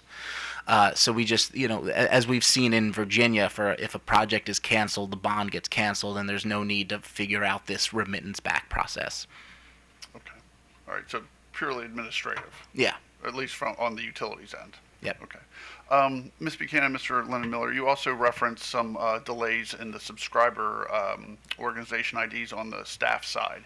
Now, is that a situation where you're submitting your paperwork and you're just waiting and waiting and waiting, or is it you're constantly having to update and provide additional information? Waiting and waiting and waiting, and on top of that, I will also say there's also a lot of times where we reach out, what's the status, and then we'll hear, oh, we approved these 2-3 months ago, and we're like, oh, that would have been nice to know. So we've had a little bit of communication there, and I think has to do with the available personnel, which I understand that constraint. That's why removing it makes the most sense to me. Okay. Same experience, ma'am? Yes, Your Honor, I agree with Mr. Miller's commentary. Typically, we do a lot of following up via email. I do understand staff is incredibly constrained and having, I believe, one person handle the breadth of the SOIDs and the communication with developers, and that can be very challenging. All right, thank you. And just in terms of the new the deadlines that we're operating under, in terms of the near-term solutions, would you agree that probably the subscriber organization, some change to that, it would be the most beneficial to projects you're trying to get in under the deadline, so to speak? So I think that would be most beneficial, so we can develop as many projects as possible from today on that can potentially be included in the safe harbor underneath HR 1, right? Because if we have to wait an additional 4 or 5 months, every month matter has been mentioned here. So that will have a significant impact on getting projects that are not yet interconnect with an interconnection application or filed, giving them the possibility of actually qualifying under HR 1. So that's why it will be significantly impactful. Now, for the projects that already have an SOID or an interconnection application, I think the most impactful would be the construction timeframes, because there's a lot of just investment concern about meeting those placed in service deadlines, and that's a lot of money that we put on the line, not just for the interconnection, $1 to $2 million or more, but also to construct the project, and that's a lot of money that we're putting down with the hope and dream and desire that it will be placed in service in a timely fashion. So I would say that's probably the one that'd be most impactful for existing projects. And are we talking for existing projects? Are we talking, and also ones that will be filed? I guess we're probably talking about smaller projects. Yeah. Okay, under non-CPCNs. Well, no, I think CPCNs as well. The CPCN process so far has not been a overly time-consuming process, I would say. You're the first person I've heard. Yeah, there you go. I would say it's probably, we've had several that have gone through the whole process, and if I would to compare that to a standard conditional use permit process with a county, now that does vary wildly, but if I was to, it probably takes 25% more, an extra 3 to 5 months maybe. Like, it hasn't been a deal killer, and the reason for that is interconnection has generally been our long lead item. So CPCN is kind of getting permitting and interconnection closer together at the end, but interconnection still tends to always be the longest lead item that we're dealing with. Thank you very much. Go. Oh, sorry. Sorry if I could No, please. jump in, but first I want to see if my colleagues have any other responses to Commissioner McLean's questions before I jump in. No, go ahead. Okay.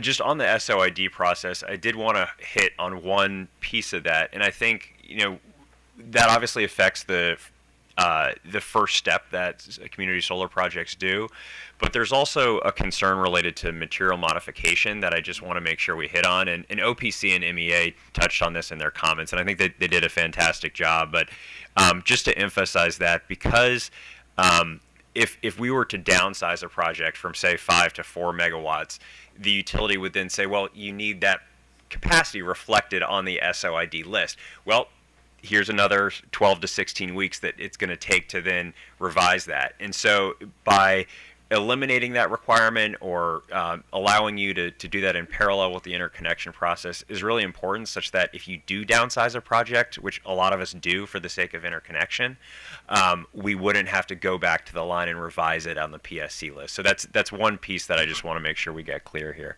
No, thank you, sir. I know that there was, it seemed like there was some support, if not more, than for that particular change. Absolutely. All right. Thank you. Thank you very much. Commissioner Barbe. Thank you, Mr. Chairman. I actually forgot to ask a question, and it is on, and I think David Murray, should have turned that off. The David Murray, I think, referred to self-build, and I have to confess, I have no idea what that is. Could you describe to me what that is? And I know I'm going to ask the utilities about this later, because apparently they're not thrilled with the concept. So, describe to me what it is. Sure. Well, in essence, if the utilities are under-resourced, understaffed in order to provide a construction timeline that we believe is reasonable and within COMAR, then we would have the option as a developer to work with third-party contractors whom have either worked with the utility in the past or familiar with their safety and technical requirements to then pay for the interconnection construction ourselves, rather than right now we put down a deposit, we pay the utility performs the construction, and so this way we would be selecting contractors that have sort of been pre-approved and doing it ourselves. That way we're not reliant on their internal process to construct the infrastructure that we're causing them to interconnect. And a lot of time those third parties are building for the utility. So it's not like these are groups that don't have experience with the utility. They sub out a lot of their work in this world as well. And I'll just mention briefly, even though I don't see it in any state as like an actual program that are being operated under, I believe in Maine and also New York, they have approved a couple self-builds on a kind of a bespoke basis for a couple projects. So it's starting, but there's definitely a lot of feelings from the utility side about it, which I understand. Massachusetts as well, yeah. Oh, Massachusetts, yeah. Well, now that I understand what it is, I completely understand what's going on here. So thank you very much. Commissioner Suchman. Okay, so a couple of things. The monthly reports that were discussed in the last panel could be quarterly reports.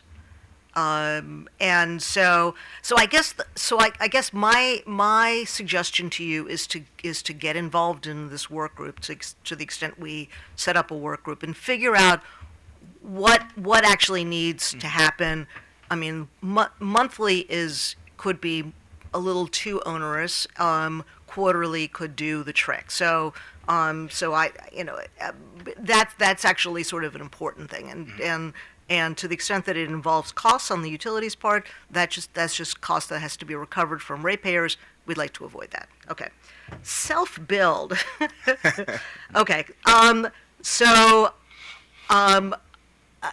suspect that maybe some of the reason why is because it's not allowed under the PUA. I'm not really sure what you mean by self-build, but only the utilities can build out distribution. Mm-hmm. And there's a reason for that. You don't want redundancy. And so, and that's the case everywhere. Every state avoids that. And so I'm not really clear about what it is you think you're going to be doing. I mean, to the extent that the distribution system needs to be upgraded, you can't build distribution.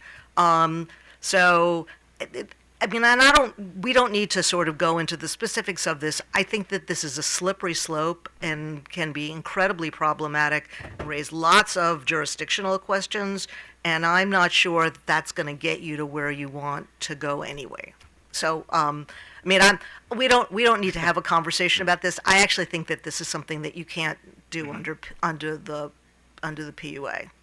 If I had to guess, I mean, I haven't even looked at it, but issues around redundancy are as old as, long before the Federal Power Act. So I don't know that you can do it. Well, I mean, David is braver than I, because I had that in my comments and I took it out. Yeah, I think that's probably a good idea. I mean, and I actually think it creates a distraction, because I don't know that you necessarily want to go down that path, and I don't think we want to go down that path. It's a jurisdictional quagmire that I think is unnecessary. Well, the utility would still engineer it, right? Yeah, and I think what we're getting at here is But who would own it? Who? I mean, I assume the utility would rate base it. So then you're building it. Then they own it. Are you transferring ownership?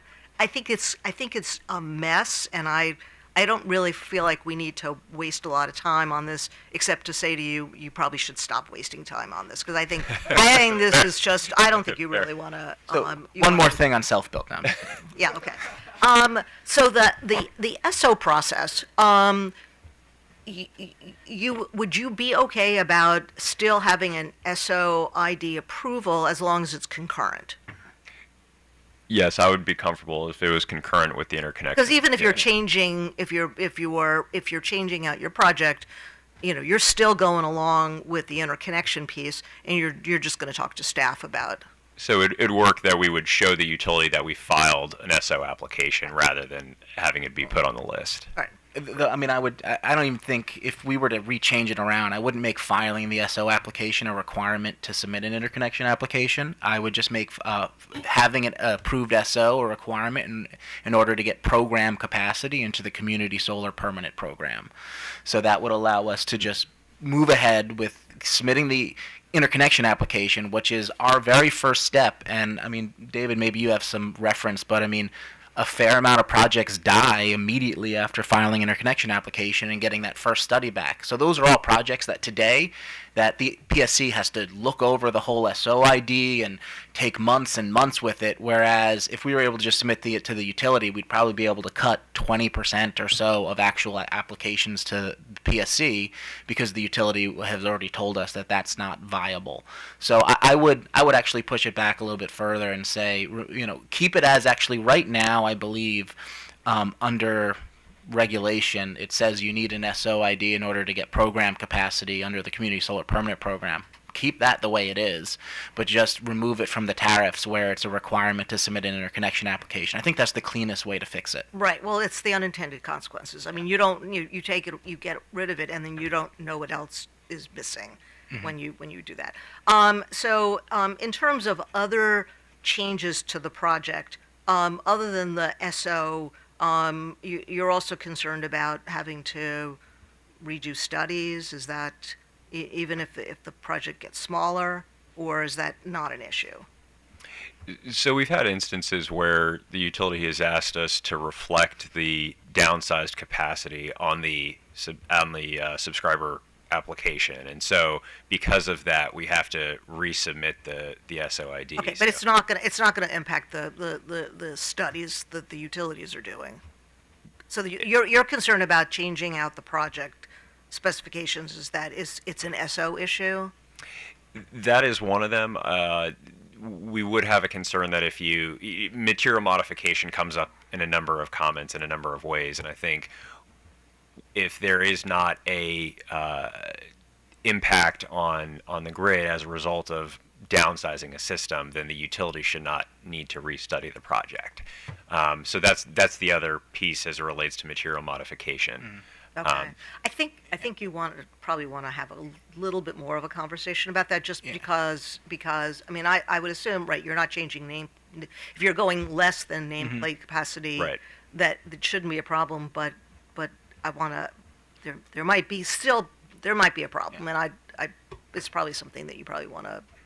I think we'd like, in general, better understanding of what material modification is and what rises to that level. And I believe Dexter, who I know was already up here, might be the best to speak on that behalf. But right now, there's a little bit of uncertainty on what is a material modification. I mean, could changing panels be a material modification? I mean, in all kind of reasonable inferences, no, but I've heard some utilities, and I'm not saying Maryland, but I've heard some utilities look at changing of panels as a material modification and saying, now you have to start all over again, which is Yeah, wild. I mean, that's So- probably something that probably needs to be more of a conversation Yeah. about. So I wanted to talk to you about the foreign entities of concern provisions. Talk about sort of maybe they were intended consequences. I don't really know, but I'd like to, as the developers. I mean, I know that there are sort of concerns about content, foreign content, or certain kinds of foreign content, in terms of putting the credits at risk. But and you can talk to that, but can you also speak to your overall concerns about how that's going to impact the industry? Because I'm a little concerned about how this is going to impact the industry. I mean, I'm assuming that for solar panels, there's a lot of Chinese content in that. I mean, are you going to be able to change out Chinese content with? I mean, I know that it's a push to put more domestic content in, but can you speak first to how you see this as an impact on the existing projects trying to get credits under the wire, but also sort of generally? So it's a very good question, Your Honor. I'm glad that you brought that up. I think that in the near term, because the FEOC provisions sort of ramp up as time goes by, and so I think you'll have a certain number of projects that are safe harbored from those provisions.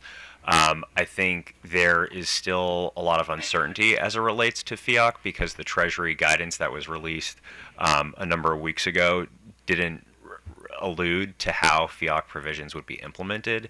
There is some concern, near-term concern rather, that batteries will be affected by the new FEOC requirements. Enforceability is another question because, like your cell phone, what percentage is American-made versus Malaysian, Vietnamese? It's very challenging to see. And so I think that's why the general disposition from the industry has been we need to deploy as quickly as possible because the regulatory landscape is changing so fast. I wish I could give you a better answer here, but there is still a lot of uncertainty based on what we've seen come out of Treasury and based on a lot of the legislative intent that was in those FEOC provisions. There's a lot of open questions that I think the national industry is grappling with right now. Okay. Thank you. I'll also just mention it's fun because, generally you wake up and at 4 a.m, someone tweeted or truth socialed something that changes our whole industry. And we're like, wonderful, we love this. That's your definition of fun? But the good thing about FEOC is that prior to FEOC being up there were the tariffs, right? Not utility tariffs, but the tariffs on content coming in. So there was already a big push in the industry to start moving around where our equipment is sourced from. So some of that work was pre-done. I mean, FEOC definitely puts a whole different spin on it, but thankfully, I think we look at FEOC as a challenge, but maybe something that we can work under and we can get through because there's already been some structure in place to kind of move around where we're sourcing from due to just the tariffs that were coming in on panels. Okay, well, I think it's important, separate and apart from this proceeding, to keep us informed about any concerns that you have, particularly as the Treasury continues to issue some letter rulings on this issue, because the last thing we want is for the industry to come to a halt because you literally cannot source certain components in the United States. Yep. So, okay, thank you. And actually, to follow up on that last suggestion, our trade association, NARUC, takes a pretty active role in trying to defend states' prerogatives and state initiatives with folks on Capitol Hill. So to the extent that, stuff from the administration is causing difficulties for you, which causes difficulties for us, we can not only talk to our members of Congress, but we can have NARUC speak to everybody and hopefully help change some of these things or make them less onerous. Okay, so I guess we're going to break for lunch now. Do you want an hour, half hour? Could do. Okay, so let's do half an hour. We'll come back at 12:30. So. Okay. All right. Thank you. Yeah, so you have confidence that they will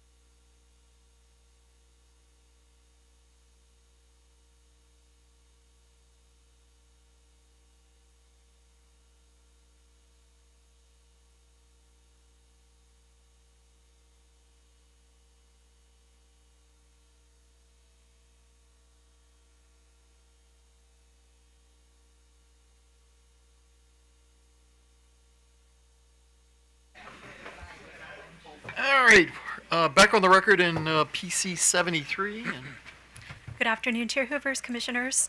We'll next hear from the Joint Maryland Exelon Utilities, and I'll turn it over to Ms. Curry to introduce her panel. Thank you. My name's Kim Curry, the mic on? representing. Move it a little bit. Might want to pull it A little closer. How about now? Oh, there. That's good. Kim Curry, representing Pepco Holdings, but here on behalf of the entire panel of the Joint Maryland Exelon Utilities. We have two speakers today, and we have various SMEs, depending on the level of questions that you have. Sitting to my left, immediate left, is Larry Alston. He's the Director of Business and Customer Support for Pepco Holdings, and sitting to his left is Larry Suzuki, who is a Senior Manager of Engineering and Design with BGE. And now I'll turn it over to Larry Alston, who will start us off. Thank you. Good afternoon, commissioners. Thank you for this opportunity. I will say that we've had a really great opportunity to partner with many of the developers that have already spoken, as well as the various trade groups that have spoken as well. We take the comments that we heard earlier very seriously. It's not our first time hearing many of these pain points or problem statements. And in fact, the HR 1 isn't necessarily a forcing function for some of the steps that we have already begun to take as early as the fourth quarter of 2024. In particular, we know that HR 1 for residential customers, their tax credits are at risk as of December of 2025. At PHI, we've actually automated part of our power flow process to make sure that these residential customer applications can go from submission to permission to operate relatively quickly. In conjunction with that, we've also spoken to many of the developers in this space to just get some perspective of what they're saying to customers in terms of those applications coming inbound and when they can guarantee that that December 2025 timeline. As it pertains to the community solar portfolio, we've also taken many of the same steps. We're working through the model for a cost performance index, as well as a schedule performance index. This will help us self-monitor projects as they go through the end-to-end process to make sure that we're staying on track and meeting many of the timelines and the milestones. Some of this was developed as a result of communication and conversation with many of the trade groups and the developers that have spoken earlier. Excuse me.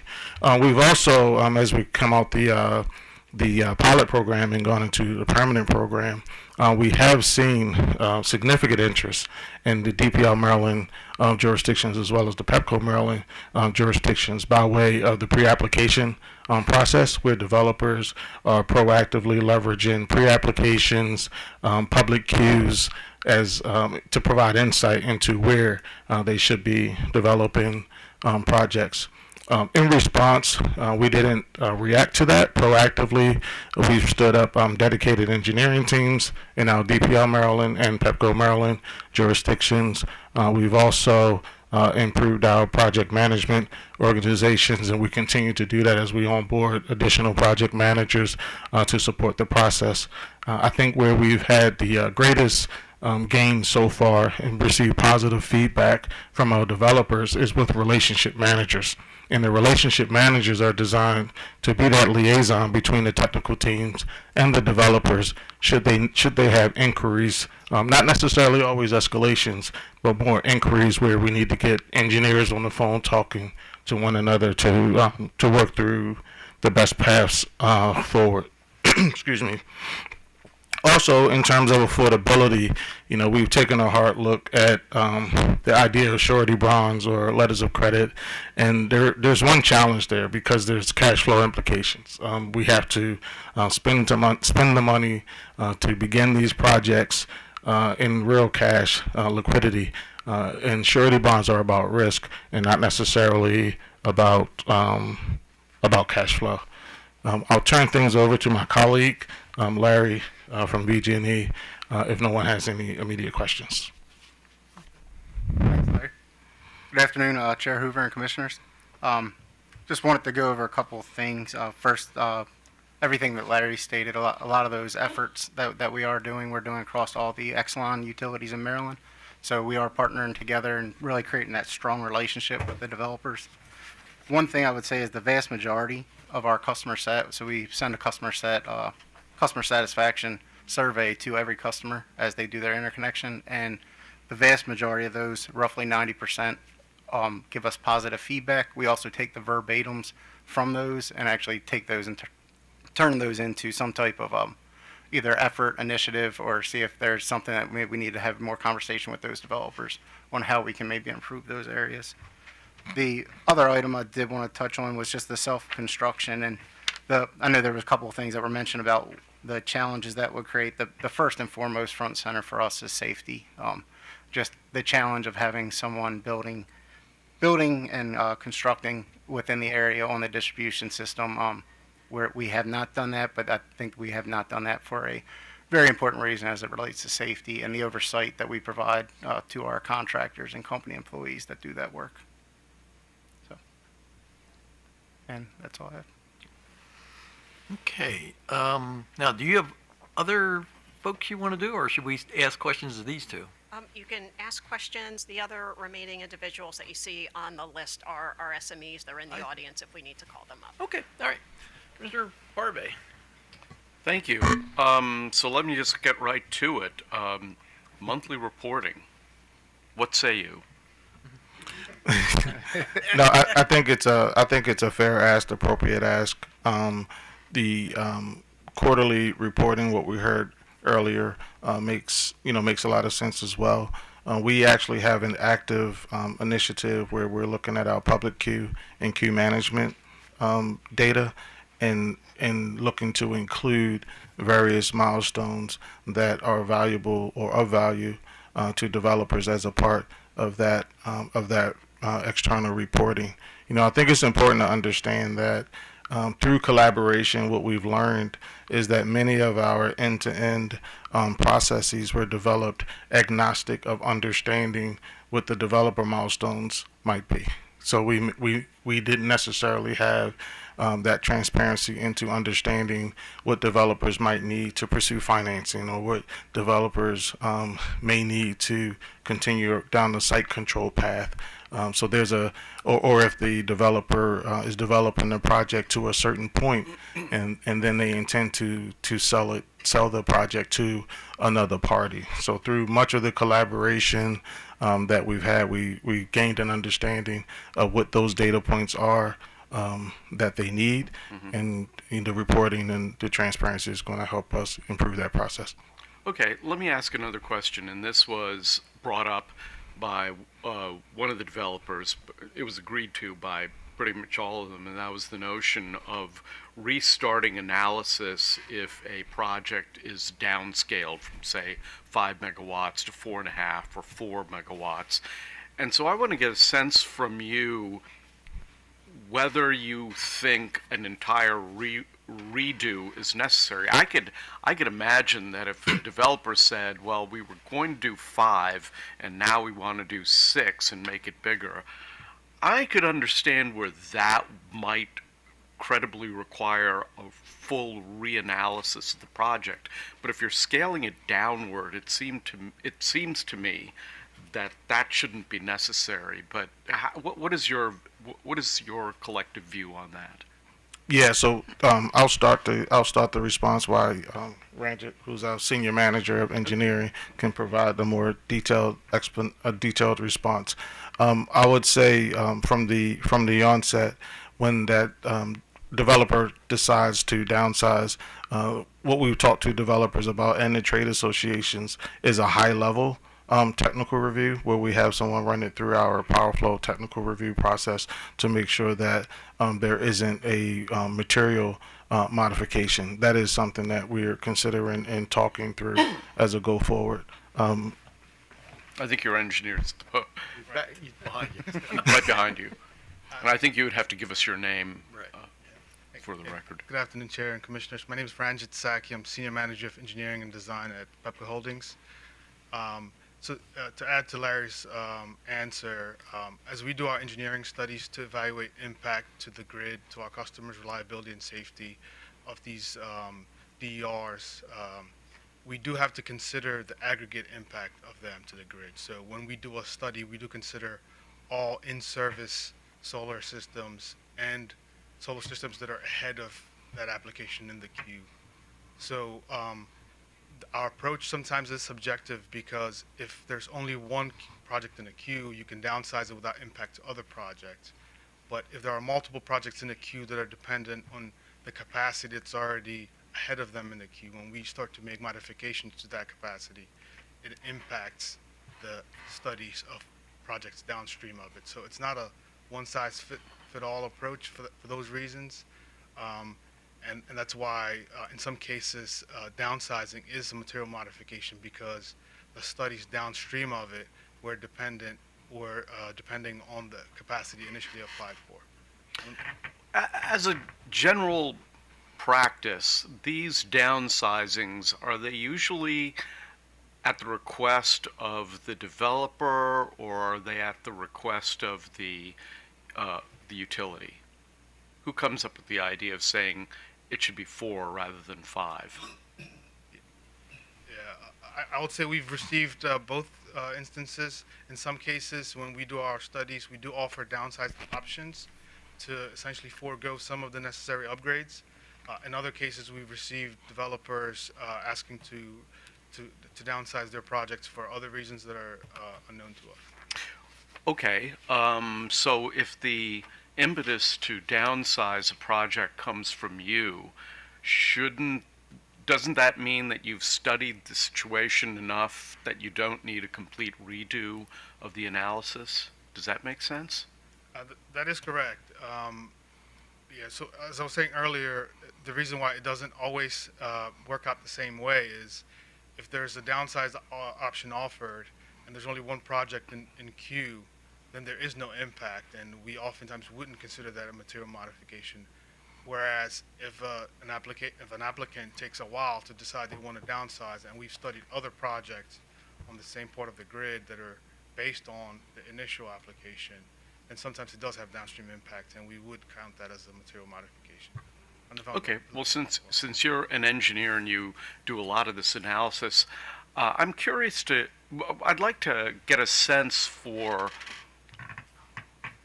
in your engineering staff, what do they spend most of their time doing? I would presume that this analysis that has to do with renewable energy, in Maryland it's predominantly solar, of course, I would presume that that the people on your engineering staff are running around doing other things as well.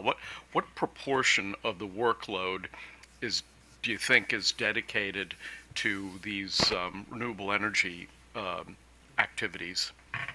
Yeah, thanks. Great question. So we, as Larry mentioned earlier, kind of had the foresight of some of the impacts that we've heard this morning to stand up an organization that was dedicated to do the engineering for these applications. So as of January this year, we have engineers that we've been hiring that were entirely focused on the interconnection process, whereas in previous years we did not. So some of the experiences you may have heard today were based on the scenario you were just kind of describing, where it was side of the desk work, where now we have folks that are fully dedicated to it.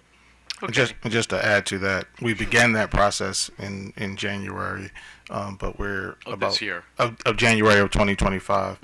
We're about 60 to 75 days in the Pepco Maryland and DPL Maryland jurisdictions of being fully staffed with the dedicated engineers, and developers are starting to see the benefits of that. Yep. And BG, for us, we do have a dedicated staff. It's been a couple of years, and I think as we got to that, as we worked with PHI and the PHI team, and that's where the realization came that was an opportunity for us to continue to grow. Okay. I'm sorry, Commissioner Varvey. Joel Michelle here Sure. on behalf of BG. Our SMEs are being super modest. To answer your question, these folks do a tremendous amount. In addition to running our system, they're participating in all of the work groups, providing their expertise. All of the reporting requirements, that spanned multiple work groups and various regulations, these individuals do. And I think that's important for the commission to understand, because as we consider additional reporting requirements, these are the same people that are going to be responsible for making sure those reports get completed and submitted to the commission. And so while on one hand we're hearing complaints about delays, the suggestion that there should be additional regulations and additional reporting requirements as the commission considers that request, I think it's important for the commission to know that these are the very same people who are going to be pulled away from doing those assessments and analyses to make sure that the reporting gets done. Well, let me just say that during my time in private sector, I only happened one time, where I called up a government agency and asked where a certificate was, and they had to sheepishly admit to me that they had approved it a month prior. So I would certainly not want anything like that to happen.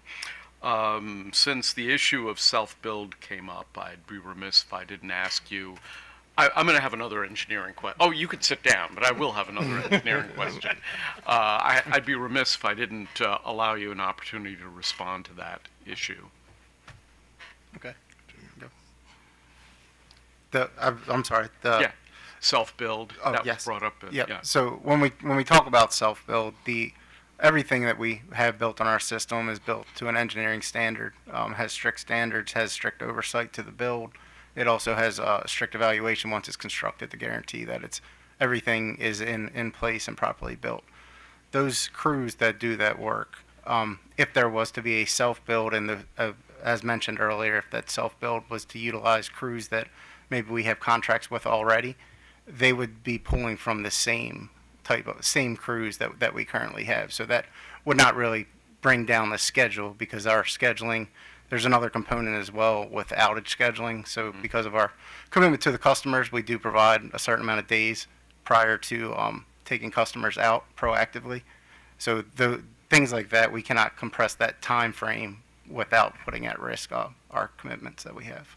Okay, and just I'm going to conclude with one broad question. Maybe it's an engineering question, maybe it's not. Maybe it's unfair for me to ask you of this, but I kind of want to put it into the record. As a general principle, the faster we're able to get renewables onto the grid, the better for the customer, and perhaps lower rates for prices for customers. Is that, as a general principle, correct, do you think? Yes, that's a correct principle. Okay. Thank you, Mr. Chairman. Thank you. Commissioner McLean. Thank you, sir. Good afternoon. Sir, you referenced you have a 90% positive feedback from interconnection customers, but I'm sure you heard the 10% that was up here, and it certainly seems like they make up a greater amount of 10% of unsatisfied customers. I mean, how do you respond to to Mr. Bugelman's in the first two panels complaining about significant delays, only getting responses when they threaten to file a complaint? Yeah. Yeah, and I'm just, it came out, that's for, questions for anybody. Yeah, I can take that, Commissioner McLean. One of the things that was very difficult to hear as I was listening to the first two panels was this allegation that you particularly referenced, Commissioner McLean, and I'm tempted to call you Judge McLean. It's okay. Don't worry about it. I've been called worse. It's concerning because, one, if these allegations are as serious and reoccurring as was suggested earlier, the appropriate path to dealing with them would be to what the commission referenced earlier, would be to file a complaint. If it is that serious of a problem, without having any of the specifics, which utilities are giving these developers that particular experience, the details of the particular projects, right? The devil's in the details.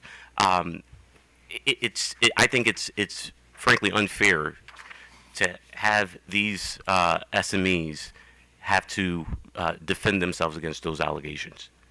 And I personally have been involved in a particular complaint where the developer had not even submitted an application, and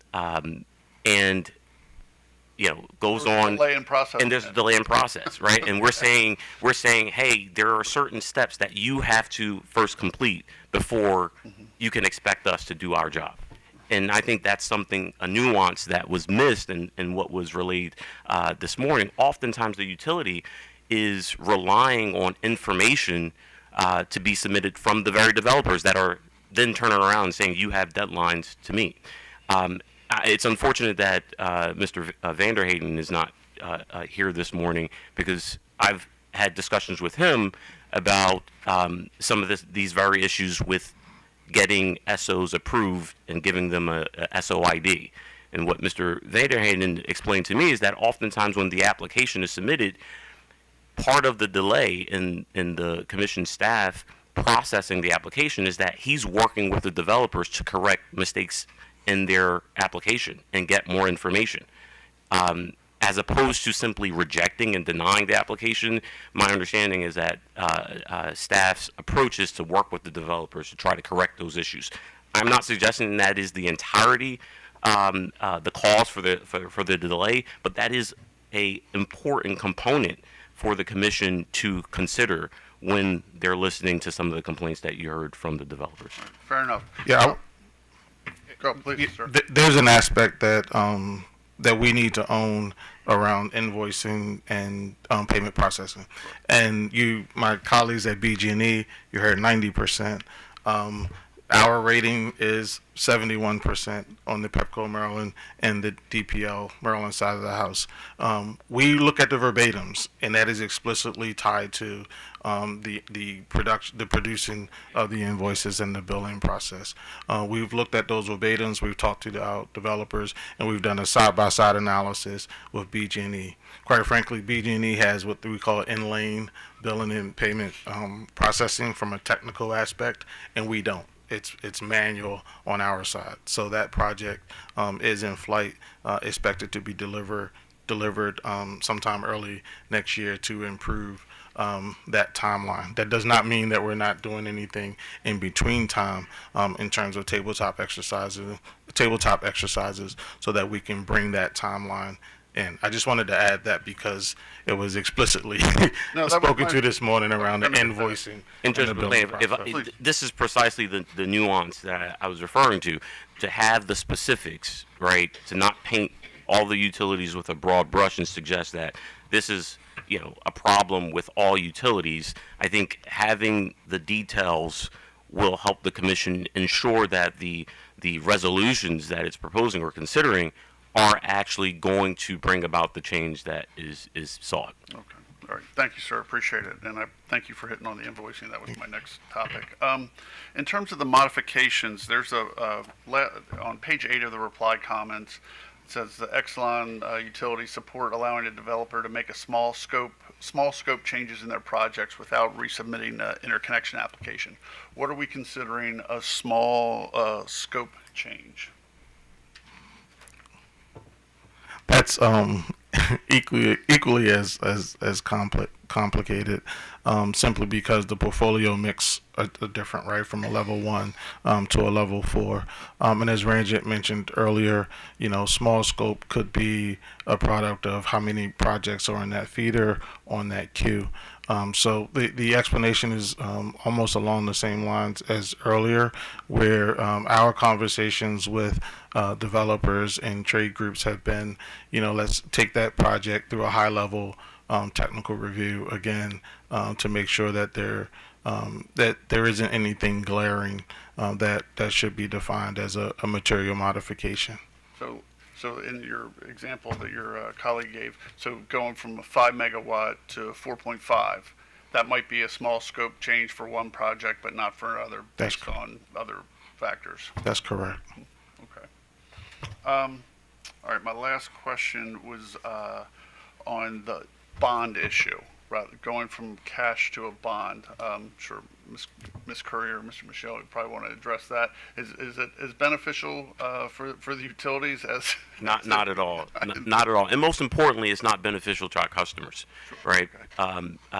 Because with respect to requiring 50% of the cost of the upgrades to be submitted in cash or whatever, we then can use that money to actually put towards the upgrades. Where if developers are simply allowed to provide a bond, well, the money to actually do the work has to come from somewhere. It's going to come from ratepayers. And then the other issue that complicates things is what happens if a project gets abandoned. Developer decides doesn't want to go through with that project. Well, ratepayers are still fitting the bill for that. Yeah, and it's a similar concern from PEPCO, particularly because, as Mr. Michelle mentioned, that money is actually used in support of the project, and so you lose that valuable aspect of a deposit versus a surety bond for that reason. There's also a lot that has to go into kind of getting the money after if you call upon a surety bond. That involves resources on our side that we would have to use to try and actually get the money. And Larry, let me know if there's anything you want to add. No, I think you both have covered it. All right, thank you very much. Thank you, sir. Mr. Linton. Thank you, Mr. Chairman, and good afternoon. So I'll start with a very brief and unexciting story. Back in 1999, when I was a very new attorney at a local utility company, a Category 1 hurricane hit Maryland. And as an attorney there, that was Hurricane Floyd, for those of you who were around back then. I hear a few people familiar. At the time, as an attorney at the company, I wasn't really of any value for purposes of storm restoration. But they found something for me to do anyway. And I was able to become at least a little bit helpful for a short period of time. They basically put me out on a street somewhere, and I just had to watch to make sure nobody got hurt by a down line. But my point there is that at a time when there was a significant problem that became apparent to the company, they called in the resources to resolve it, at least for a short period of time. So the passage of H.R. 1 is not a hurricane-type storm to everybody, but certainly it is to people in the solar industry. So one of the questions in response to, I believe it was Commissioner McLean, or maybe it was I think it was Commissioner McLean, was the question was in response, the answer was in response to his question regarding the amount of changes and improvements you've done and resources you've added in order to respond to some of the developers. And those are things you did back in January. I believe that was what I heard. The H.R. 1 was adopted and passed by the Congress just a couple of months ago. So what have you done since then? Yeah. Thank you, Commissioner, for that question. We made a decision in January to grow the organization.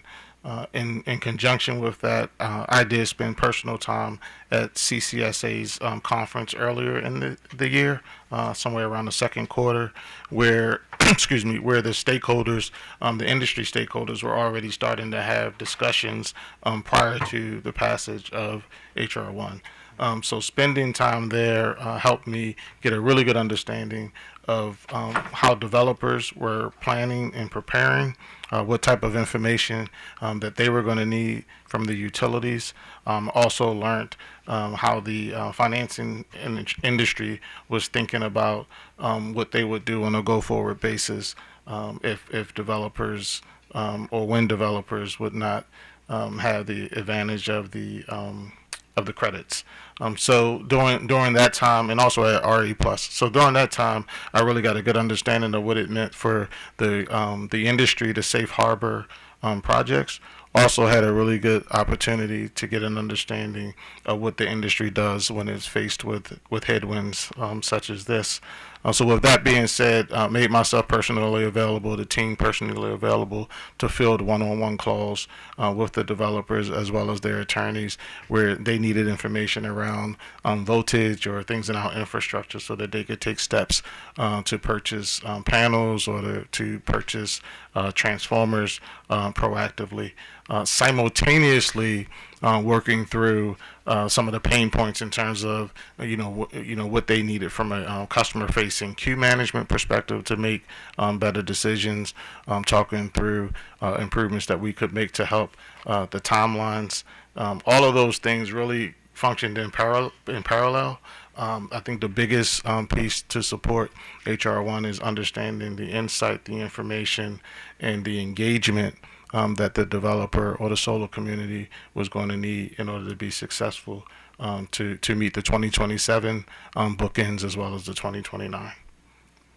And Larry, you did touch on the material availability and the material procurement that we have, as well as permitting. Those are challenges that have existed for quite a long time, but they were exacerbated as the bill came out. So as we continue to go through that, we as the joint Exelon utilities continue to look at how we procure material, how we can help on our side as the developers are trying to procure on their side as well. So we heard comments today from some developers and from the advocacy organizations on their behalf that there's been challenges with getting responses to basic communication,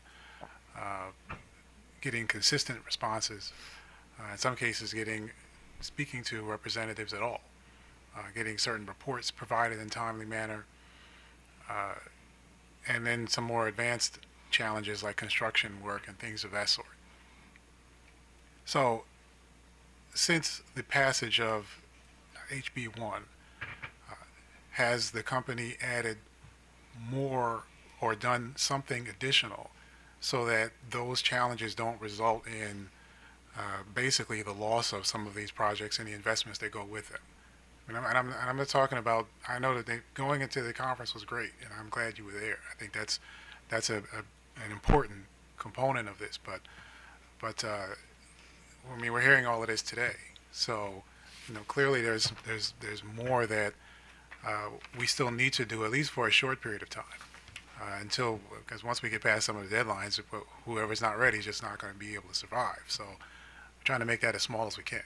So since that bill passed, I mean, I guess and I'm asking multiple questions here, but since that period of time, I mean, have you done enough or done something so that we are now closer to getting that number of developers that are not making it yet and see themselves as potentially being challenged, making that number smaller? Hey, Commissioner, and I'll take a first crack at that question, and then the two Larrys can supplement the response if I miss anything. It's a complex question. For one, I think we can't assume that the utilities are the problem and that the utilities are the only entities that need to make changes. As I mentioned earlier, I think if we have specifics, if we and CCSA and their council have my number, and when there are issues, I get phone calls and emails from them, and we resolve them. But without the specifics, I don't think we can sit here to say, one, that we should take additional specific actions without having the specifics of the problem.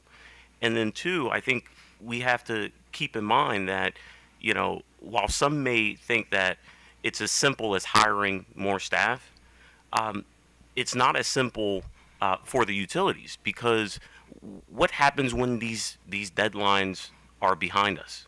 Are we going to have the same interest from developers? Are those positions still going to be needed? I mean, we had this very experience with SB1.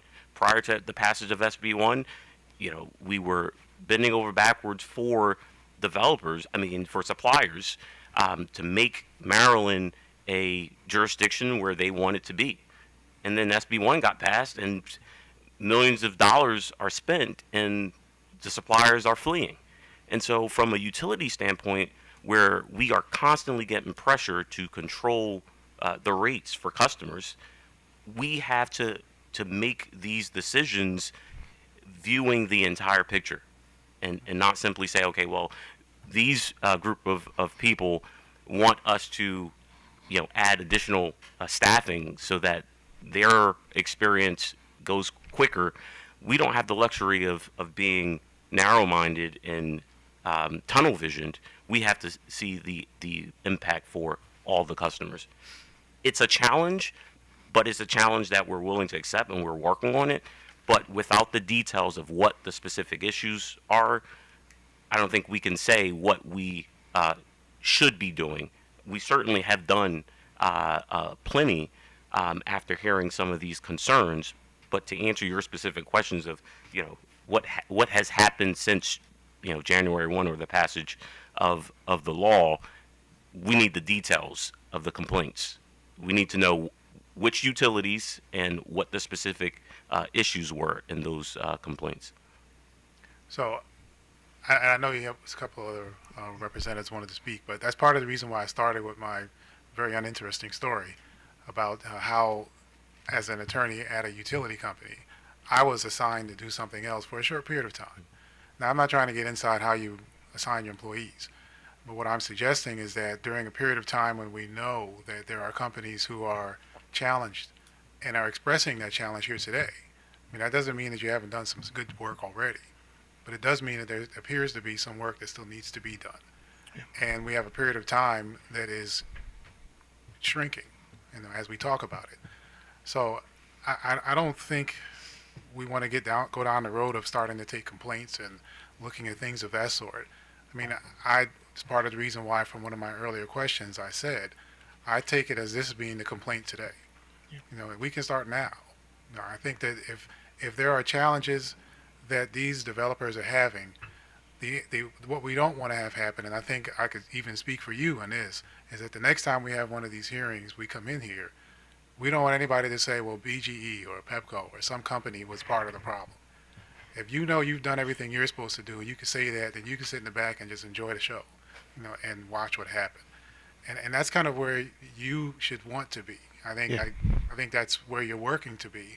But all I'm suggesting to you, from what we've been hearing, is that there still needs to be some more done, and I don't think it's a good way to go to take complaints to get there. I mean, I think the better approach is to say, we just heard it.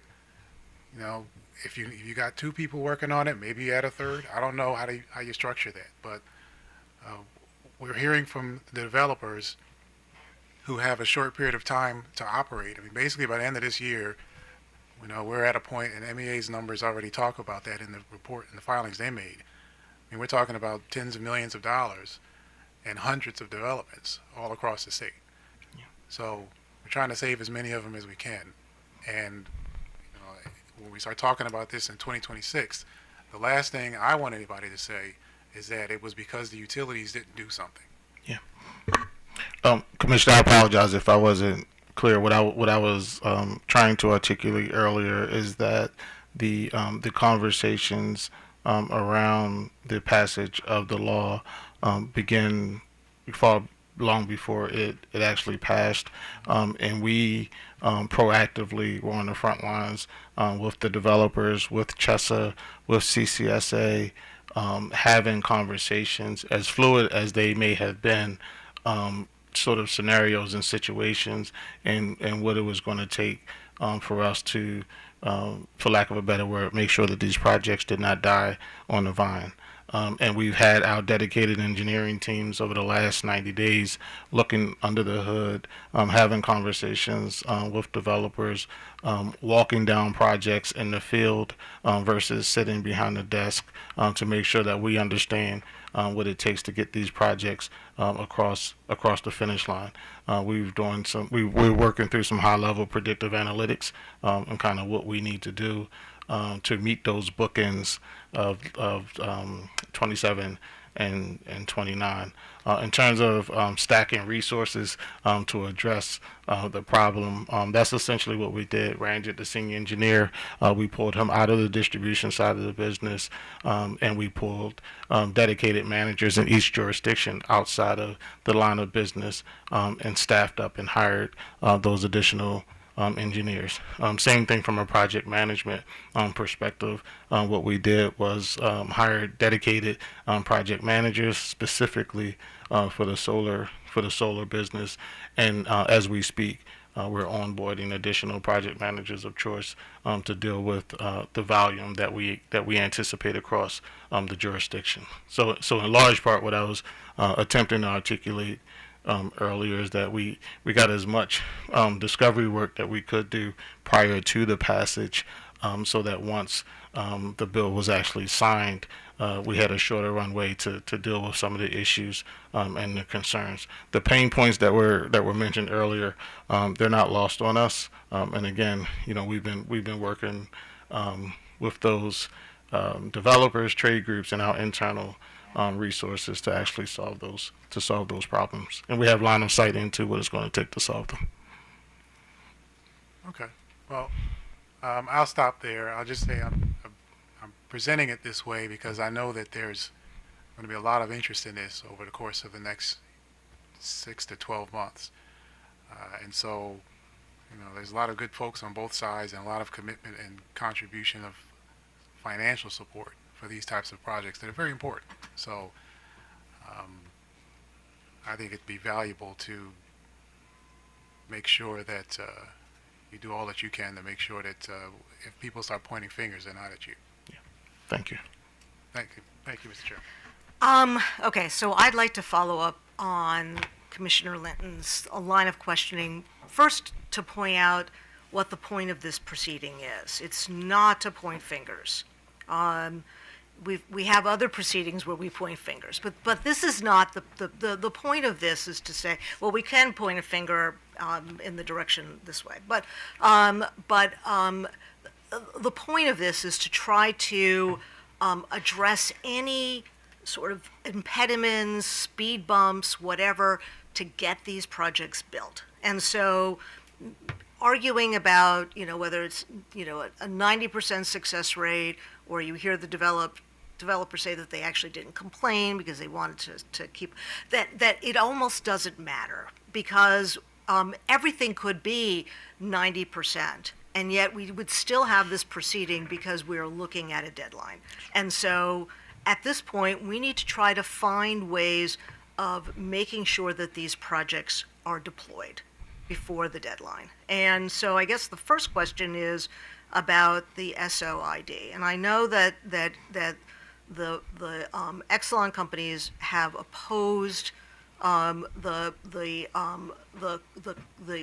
proposal of others, the sort of the concurrent process, or you don't need the ID in order to go to the utilities to begin the interconnection process. So is that still your position? Hearing from them this morning about how that could serve as an impediment to getting these projects deployed, recognizing that we're up against a deadline, so things are a little different now. So is it still the position of the utilities that we need to follow the path we've been following, notwithstanding that it has served to delay these projects? Yeah, I would say you want to take it first? Yeah.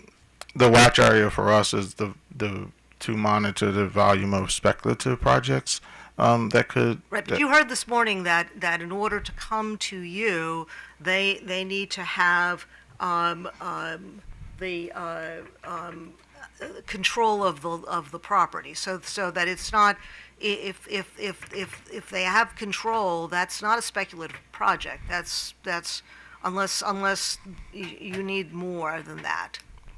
There are other aspects to a project being speculative or not speculative beyond site control. There's financing. There are a number of things that go into the project But being if speculative. we were to get rid of that requirement for this period, is that going to impede your ability to do, or are you worried that you're going to be overwhelmed with project requests? Yeah, I would say they're overwhelmed with project requests without that layer. Even though the companies can have site control over the property, The developers? the developers. I mean so you're suggesting that simply having site control does not take the project out of the realm of speculative. Yes, I'm suggesting that. Okay, but once they get approval from the staff and given this SO number, that they're no longer speculative. That's correct. And I would also say that So if you could just tell me, what about receiving the SO number moves them from speculative to not speculative? the due diligence that's done to provide the SOID number. Yeah, can you give, due diligence is a very broad term. So if you can give me the specifics from the company's perspective, what gives you comfort that it's no longer a speculative project? What information do you glean from receiving that SO number that moves the project from being speculative to not speculative? That has been reviewed by the group that has provided the SO number. Yeah, no, I understand what they're doing, but tell me, so like site control, I know what that means. Mm-hmm. So tell me what staff is doing, other than assuring that there is site control. What else does staff do in their review that moves the project away from being speculative? Commissioner Sussman, if I just jump in briefly, one important assessment that staff does, and this was the subject of the last rulemaking on community solar, the commission determined that staff would be responsible for doing co-location reviews. So that is actually, if we play this out, if we allow developers to apply to the interconnection queue without going through staff's review, we could actually get projects that should not actually be allowed to be constructed per the current regulations, particularly co-location. But we are granting projects positions in the queue, although later, I presume later on, we will discover that they should not be built because they violate the commission's co-location rules. Yes, actually, I don't have my lawyers there. I am a lawyer, but I thought that the legislature had made some modifications to the co-location requirements. You know, co-location is still something that is on the books, part of the commission's regulations, and staff is the entity that actually reviews that part of its application process. That is still a requirement.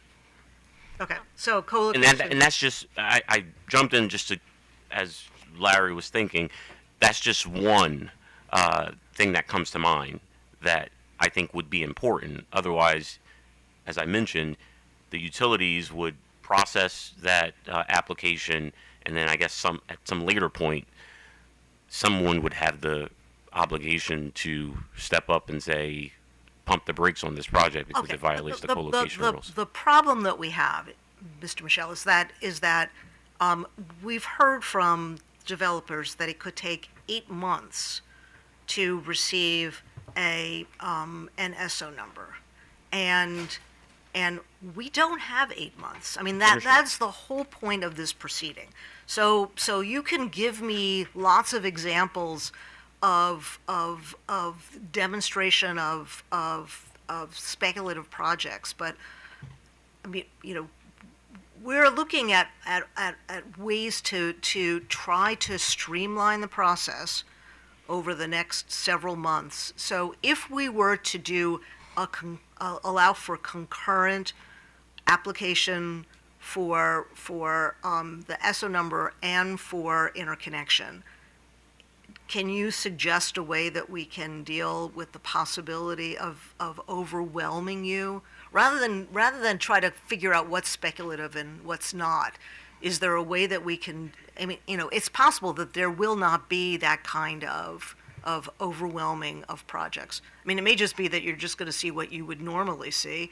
I mean, Yeah, so Commissioner Sussman, look, I think we're on board with the goal.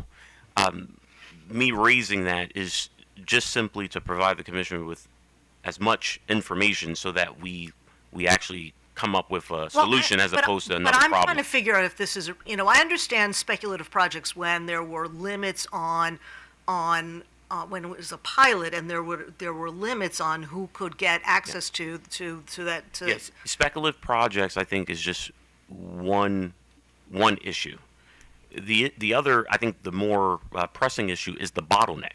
So today, you hear developers saying the process for getting through the utilities interconnection queue is too long. There's delays for whatever reason.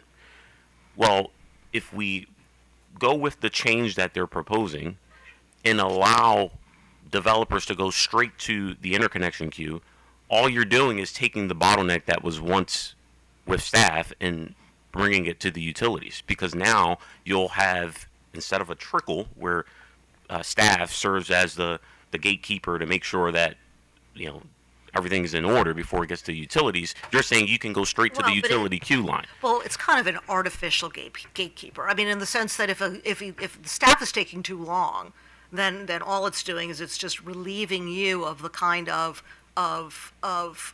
reviews that you should have been doing. If a project is supposed to go through a process in 10 weeks and it takes 8 months, then those are projects that are not going to the interconnection queue, and all it's doing is just freeing you up. I mean, you would have had the bottleneck if staff was able to process all of these applications in 10 weeks. But it doesn't matter. We don't know what we're going to see. All we know is that we need to try to move these along, and we can't sort of use an artificial bottleneck of just occupying the consideration at staff without having a really good reason why we're doing it. And I'm not hearing a really good reason from you. Yeah, I think I'll let staff speak for itself, but I would not characterize staff's application process and their review as artificial. I think it is I mean, you were talking about avoiding a bottleneck because all these projects were stuck at staff, and it is artificial in the sense that if they're supposed to be done in 10 weeks and they're done in 8 months, those are projects that you're not seeing. And so if they were processing them in 10 weeks, you'd have many more projects before you. You'd have a bigger bottleneck. That would raise some additional questions about the bottleneck. But Commissioner Sussman, I think the assumption that the delays in staff processing those applications, if you assume that staff is the only cause for those delays, which again, I'll let staff comment on that. But from my conversation with Mr. Vanderhayden, he explained to me that when his team process applications, there are a significant amount of those applications that are deficient, where he has to, well, he doesn't have to. I think this is sort of a kind approach. Instead of rejecting those applications, he works with the developers to fix the deficiencies. Obviously, that time is counted against staff's processing time, but it's not as simple as saying staff's the problem there. Yeah, I'd like to hear from staff about Sure. whether that is really the case, because I know what you're telling me, but that. And I'm only telling you what Mr. Vanderhayden shared with me. Okay. And So I guess. So these are all the things that you're telling me shouldn't be done. I guess what I'm asking you, I mean, you understand that we're having this proceeding because we're trying to figure out how to move these projects along, getting them deployed. What should you be doing, or what can you be doing, or what do you recommend that we change to allow you to get these projects, to get the work that you need to get done, and get these projects deployed? I have a recommendation. You may recall, maybe it was a year and a half ago, the commission instituted a proceeding or initiated a proceeding to look at staffing levels at the commission. That could be one thing that the commission could do. I can't remember the PC number. We had filed comments. We actually supported the use of additional resources. The purpose of the proceeding was to look at looking at the runway of items coming out of the General Assembly and kind of due to concern about the implications to your staff as a result, you opened up that proceeding. That could also be another avenue for the commission, revisiting that proceeding and seeing if this is another opportunity to look at your staffing levels to see if that could be used to support these influx of Well, funds. we can certainly do that, but I think really, again, remembering why we're here, this is a situation that was created by the federal government. And we're trying to be responsive so that we can, not responsive to what they want, but responsive to what we feel like Maryland needs.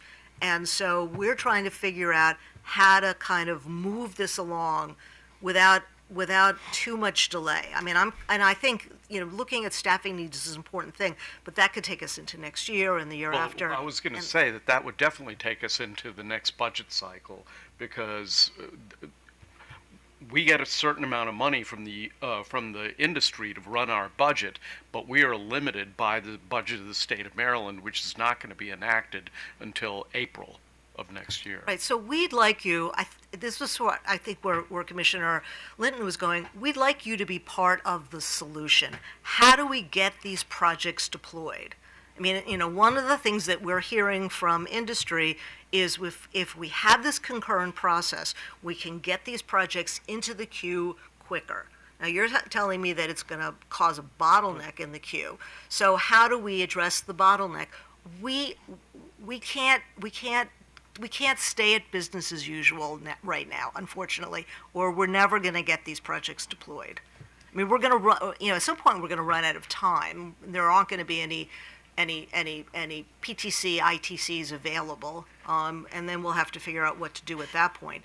But as long as they're still available, this is kind of like all hands on deck. And so we need you to help us to make this happen.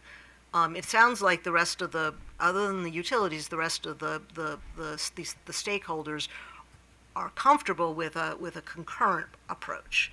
And so we need you to help us to kind of move this along. We're not looking to blame. We're looking for solutions. Yeah, Commissioner Sussman, I again agree with the goal. We'd like some time to maybe give that particular proposal some more thought. I don't know if with Not the a commission. lot of time. No, not a lot of time. We don't need a lot of time. But maybe if the commission would allow some submission of brief comments after this proceeding, maybe we can put that on paper. Well, the chair is not here, and I would hate to do things in the absence of the chair. But one thing I would suggest is that you have the industry right behind you, and so rather than put something together and send it to us, maybe the better solution is for folks in the room to sort of sit and talk, recognizing that we all need to find a solution, and that we shouldn't be adversaries here. We should be working together on this. So, anybody else have any follow-up? Please. I do, not on yours, but just a couple things I missed. There were some suggestions by the industry and as well as staff to do some hosting capacity upgrades and upgrading the maps and providing more detailed information. What's your response to that? Are you in favor of? And I know, some of the work groups are looking at this already.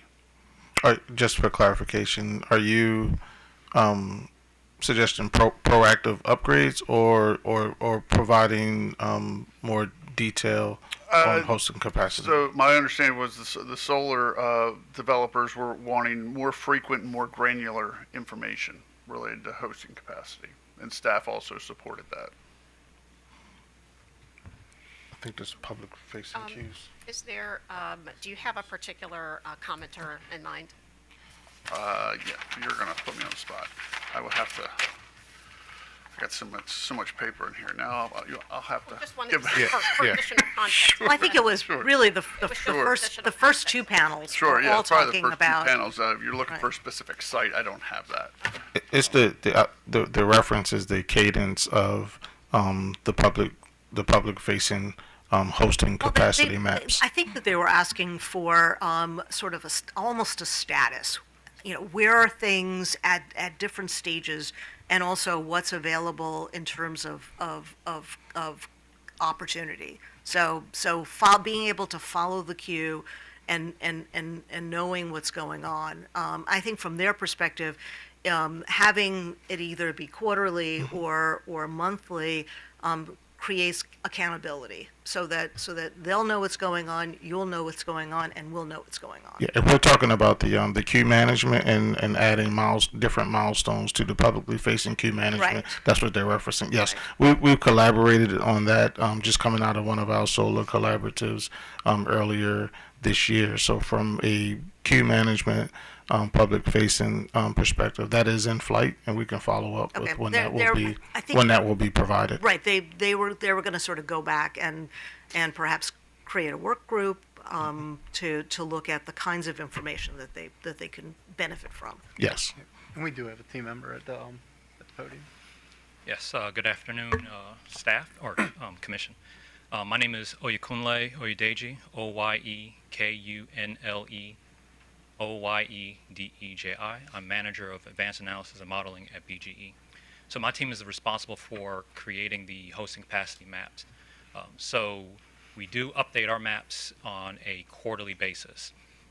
So we're open to providing more information and providing more details as well.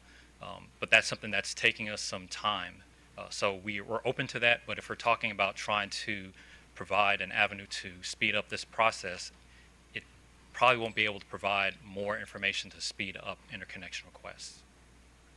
Just because you're going to be taking resources away from the other responsibilities that you have.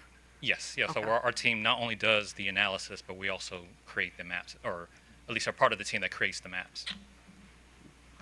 Okay. That's what I thought it was going to be. Okay. Thank you. I think we're done with this panel. We've got the next panel, Ms. Santiago Moeller. Yes, thank you. I'd like to call up the panel from Potomac Edison.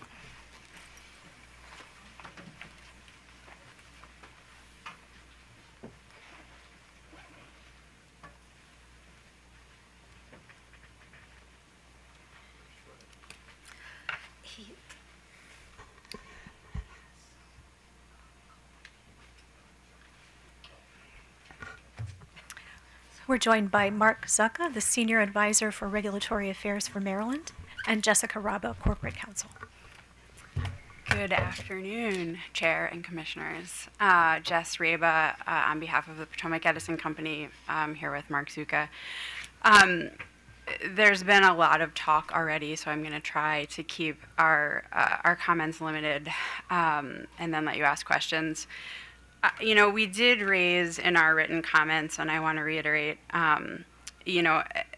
it's no secret at this point that there are certain applications we are not meeting the regulatory deadlines on for interconnection. But, Potomac Edison has seen a significant increase in the number of projects in our queue since the community solar program became permanent. In the last 12 months, we've actually seen 3 times as many applications as the prior 12.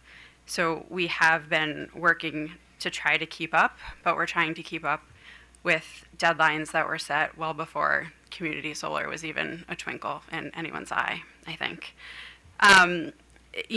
We raised in our comments that this is more so an issue, potential issue of affordability for Potomac Edison's customers, quite frankly, than it is for us as a company processing the applications. I recognize, Commissioner Suchman, that you're not looking to hear about more problems today, but rather solutions. So, we can go into it a little bit more if you want, and in terms of our proposed solution to that problem. But I think with that, I'm going to let Mr. Zuka try to get ahead of a couple questions we heard you give to Exelon, and then see what else you have. That's good. Good afternoon, commissioners. If you do notice, my face might be a little puffier than usual. I was actually stung by a bee last night as I was trying to get some work done around my house. But I've also been told that sometimes I speak a little too quickly, so maybe that'll slow me down a little bit today. If you think that that's going to make us go easier on you, Mr. Zuka. I said it was a really good strategy to attack that. Very, very painful. I'm just going to kind of, not in any particular order here, just try to run through a handful of things that we talked about. Mr. Aba mentioned that we've seen a big increase of applications since community solar has started. It's not just the number of applications, it's the size as in capacity. Typically during the pilot, the biggest project we would see is 2 megawatts, and that's basically what we saw, was every project was right at or under 2 megawatts to comply with that cap. Now projects can be up to 5 megawatts, and we talked about co-location rules. We see a lot of co-located projects by the same developer on the same parcel, and under certain rules, understandably, those don't have any limits. So we've seen projects, Commissioner Barbier talking about rooftop projects. We have projects on single roofs that are up to about 15 megawatts. With a combination of very large distribution centers and community solar, we can see very large projects. These projects, for most of those projects, we study those as connected to our network subtransmission system, which is tariff distribution facilities in the state of Maryland, but a completely different group within Potomac Edison First Energy handles those. It's our transmission planning group that handles anything that's on our network transmission or subtransmission systems, a distribution planning group that handles everything that's on our typically radial distribution systems. As those projects hit those network systems, they become more complicated. System protection is more complicated, power flows are a lot different, and it requires a higher level of analysis. So the point of that being is that these larger projects do require more significant studies than they do when they're smaller. Again, but the timelines don't change. So again, not just the volume of projects, but the size. We talked a lot about the SO approval from staff. We do agree with the Exelon Utilities that process does make sense. It's a logical prerequisite to getting into the program. Not to repeat anything that's said, there's some additional information that was passed in recent laws on forest cover, and there's significant information that the projects have to provide. It is staff's responsibility to review. So kind of add that with the co-location and some of the other reviews. We believe it does make sense. Correct. Yes. And we do also have a similar concern, just a practical concern about the rush of applications. We don't agree with, we of course don't agree with any, artificial barriers to this, but, we do recognize the practicality of it is we expect a lot of those 100 projects that are in staff's review are in Potomac Edison's territory, and adding another, 20, 30, 40 projects onto our queue would just practically, add delays to the projects that are already there. As far as the reports, we don't necessarily object to providing reports. We do believe that a quarterly report is probably the right balance between, reserving time on the utility side and providing the information that's needed. It's similar to the Exelon Utilities, though. We do warn the same people that are going to create and validate those reports are the same people who are managing the queue, responding to customers that are interconnecting, and doing the technical studies. Another thing I wanted to respond on, allowing storage projects to go to the interconnection queue. We do oppose that at this time, as there are not initiatives within the Maryland Energy Storage Program that are approved. So if a storage project is applying for interconnection, they're doing that presuming there's going to be a future initiative approved. In other times we might agree that might make sense to get ahead of it, but at a time when we're trying to expedite existing projects that can interconnect now because they do have programs such as community solar, it really doesn't make sense to add in the storage projects as well. We'll also add that storage projects are very complicated to study. They both export and import, so it is just basically going to be a more difficult study and take more time from our engineers. We do also disagree with the concept of developers being able to self-build. Don't want to repeat what Exelon says. We agree with the same comments there. The other thing is that I think a lot of times the reason they're doing that is because of the the long timelines we're giving, a lot of times those timelines are based off of equipment procurement. And I don't presume that a private developer is going to be able to get a utility scale power transformer any quicker than we are. We've been on top of these issues since they started with COVID and continued tariffs. We are working hard to procure the equipment that we need for the expansion of our system. We have things on order. We don't presume that somebody else is going to be able to find these very limited resources quicker than we are. Related to deposits and the surety bonds, we agree that we do have a different process than other utilities. Whenever a project moves forward, we require them to provide 10% upfront to fund engineering. And then once the project is fully engineered, we require the rest of the costs to complete the upgrades upfront, and then we'll complete a true-up at the end if necessary. That is a cash issue entirely. We are just getting the money we need to fund those upgrades, to purchase equipment, to do engineering, whether it's internal or external. We don't really feel that's a deposit, and we don't feel like a bond is appropriate. We feel like that cash is necessary to get those projects started. Just to preempt the question, what have we done, since this has started? I can't necessarily respond that we've done these things specifically because of HR1, but things we've done recently to improve the interconnection process. We have upgraded our online portal. We have had an interconnection portal for a number of years.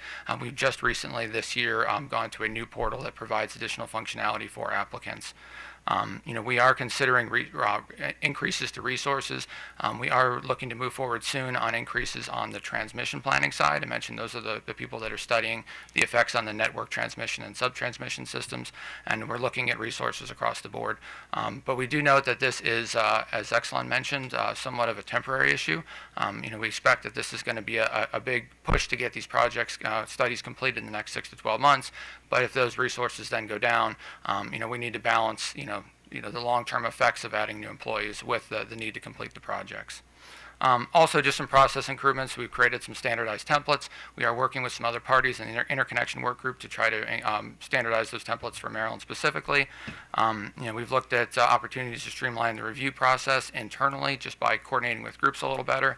And then some other improvements such as kind of getting started sometimes. Basically what happens often for us is sometimes projects will go through an initial feasibility study and then move to a more detailed system impact or facility study.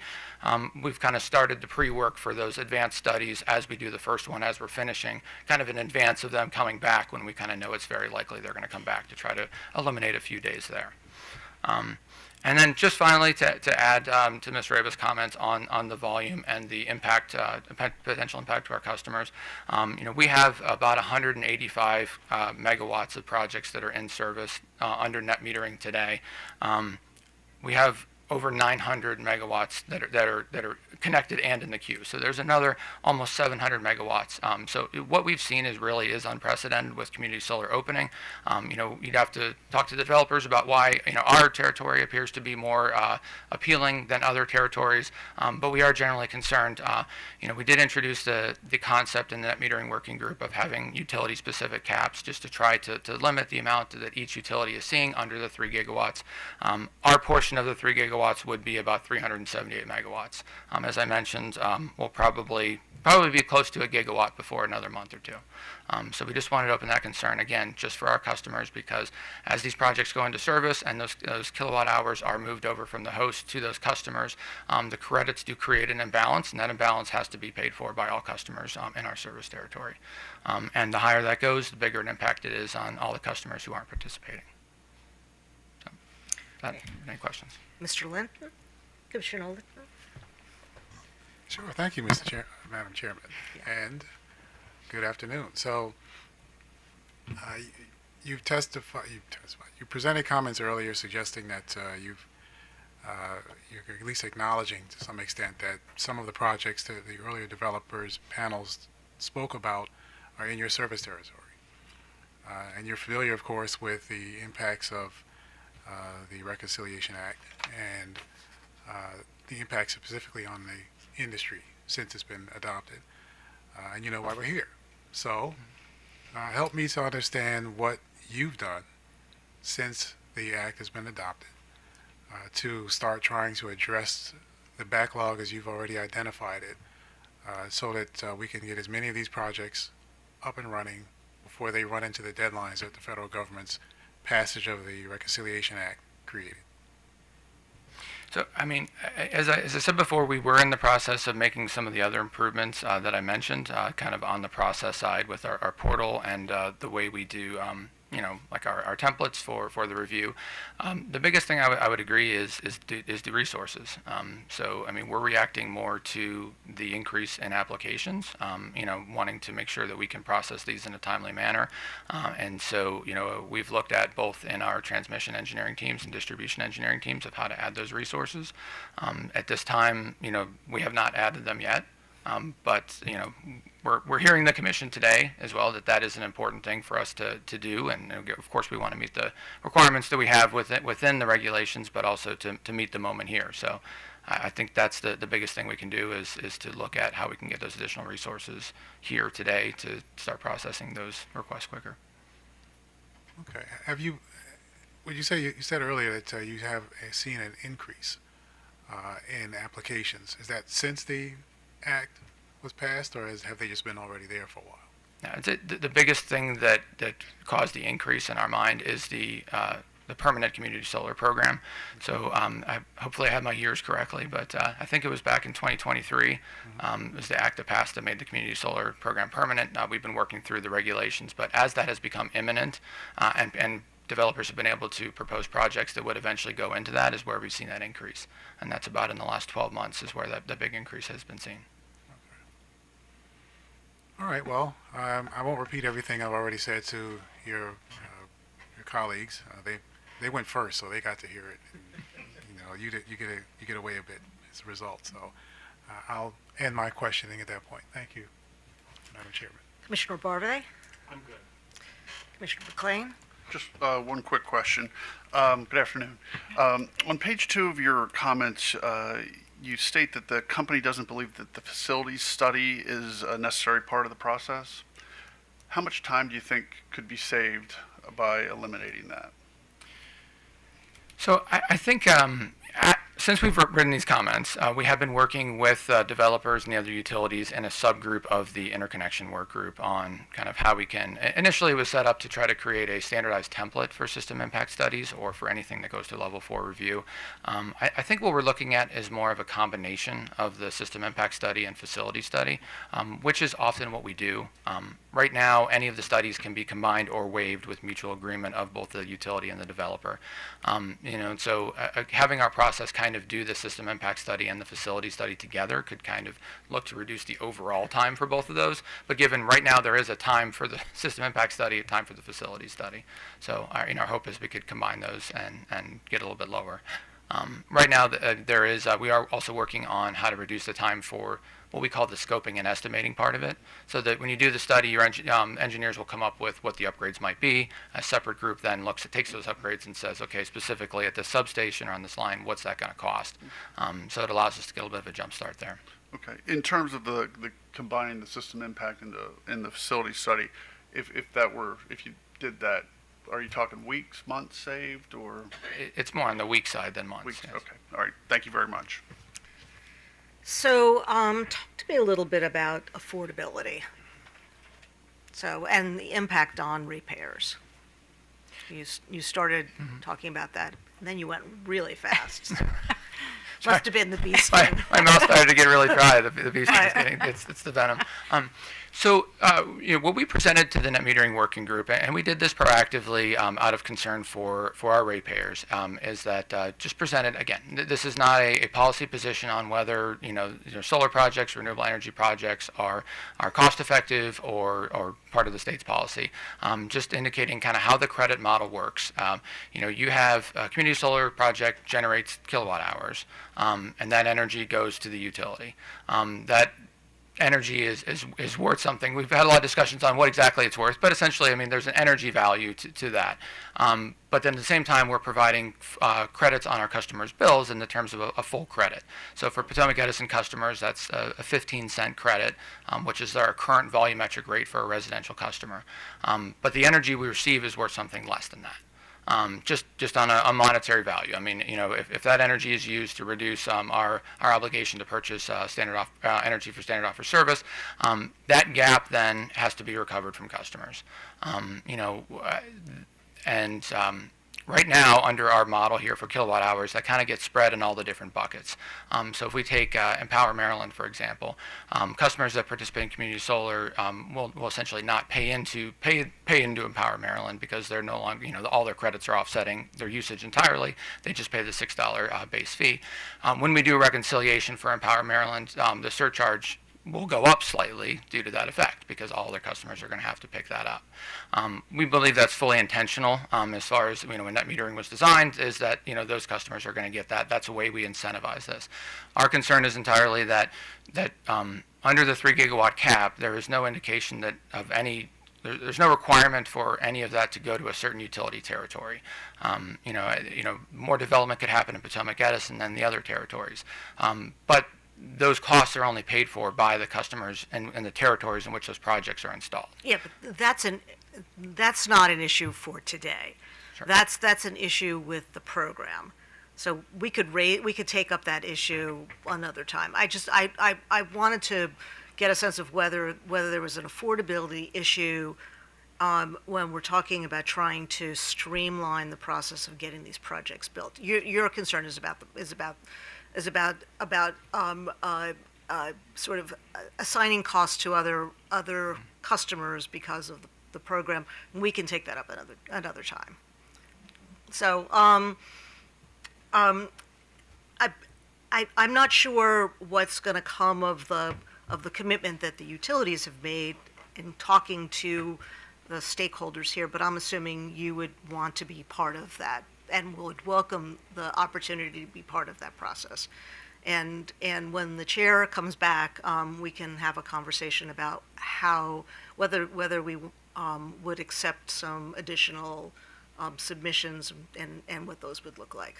But I think we're done and we're ready for our next panel. Thank you. Thank you, Madam Chair. I'd like to call up our participants from the Maryland Power Plant Research Program and the Maryland Energy Administration.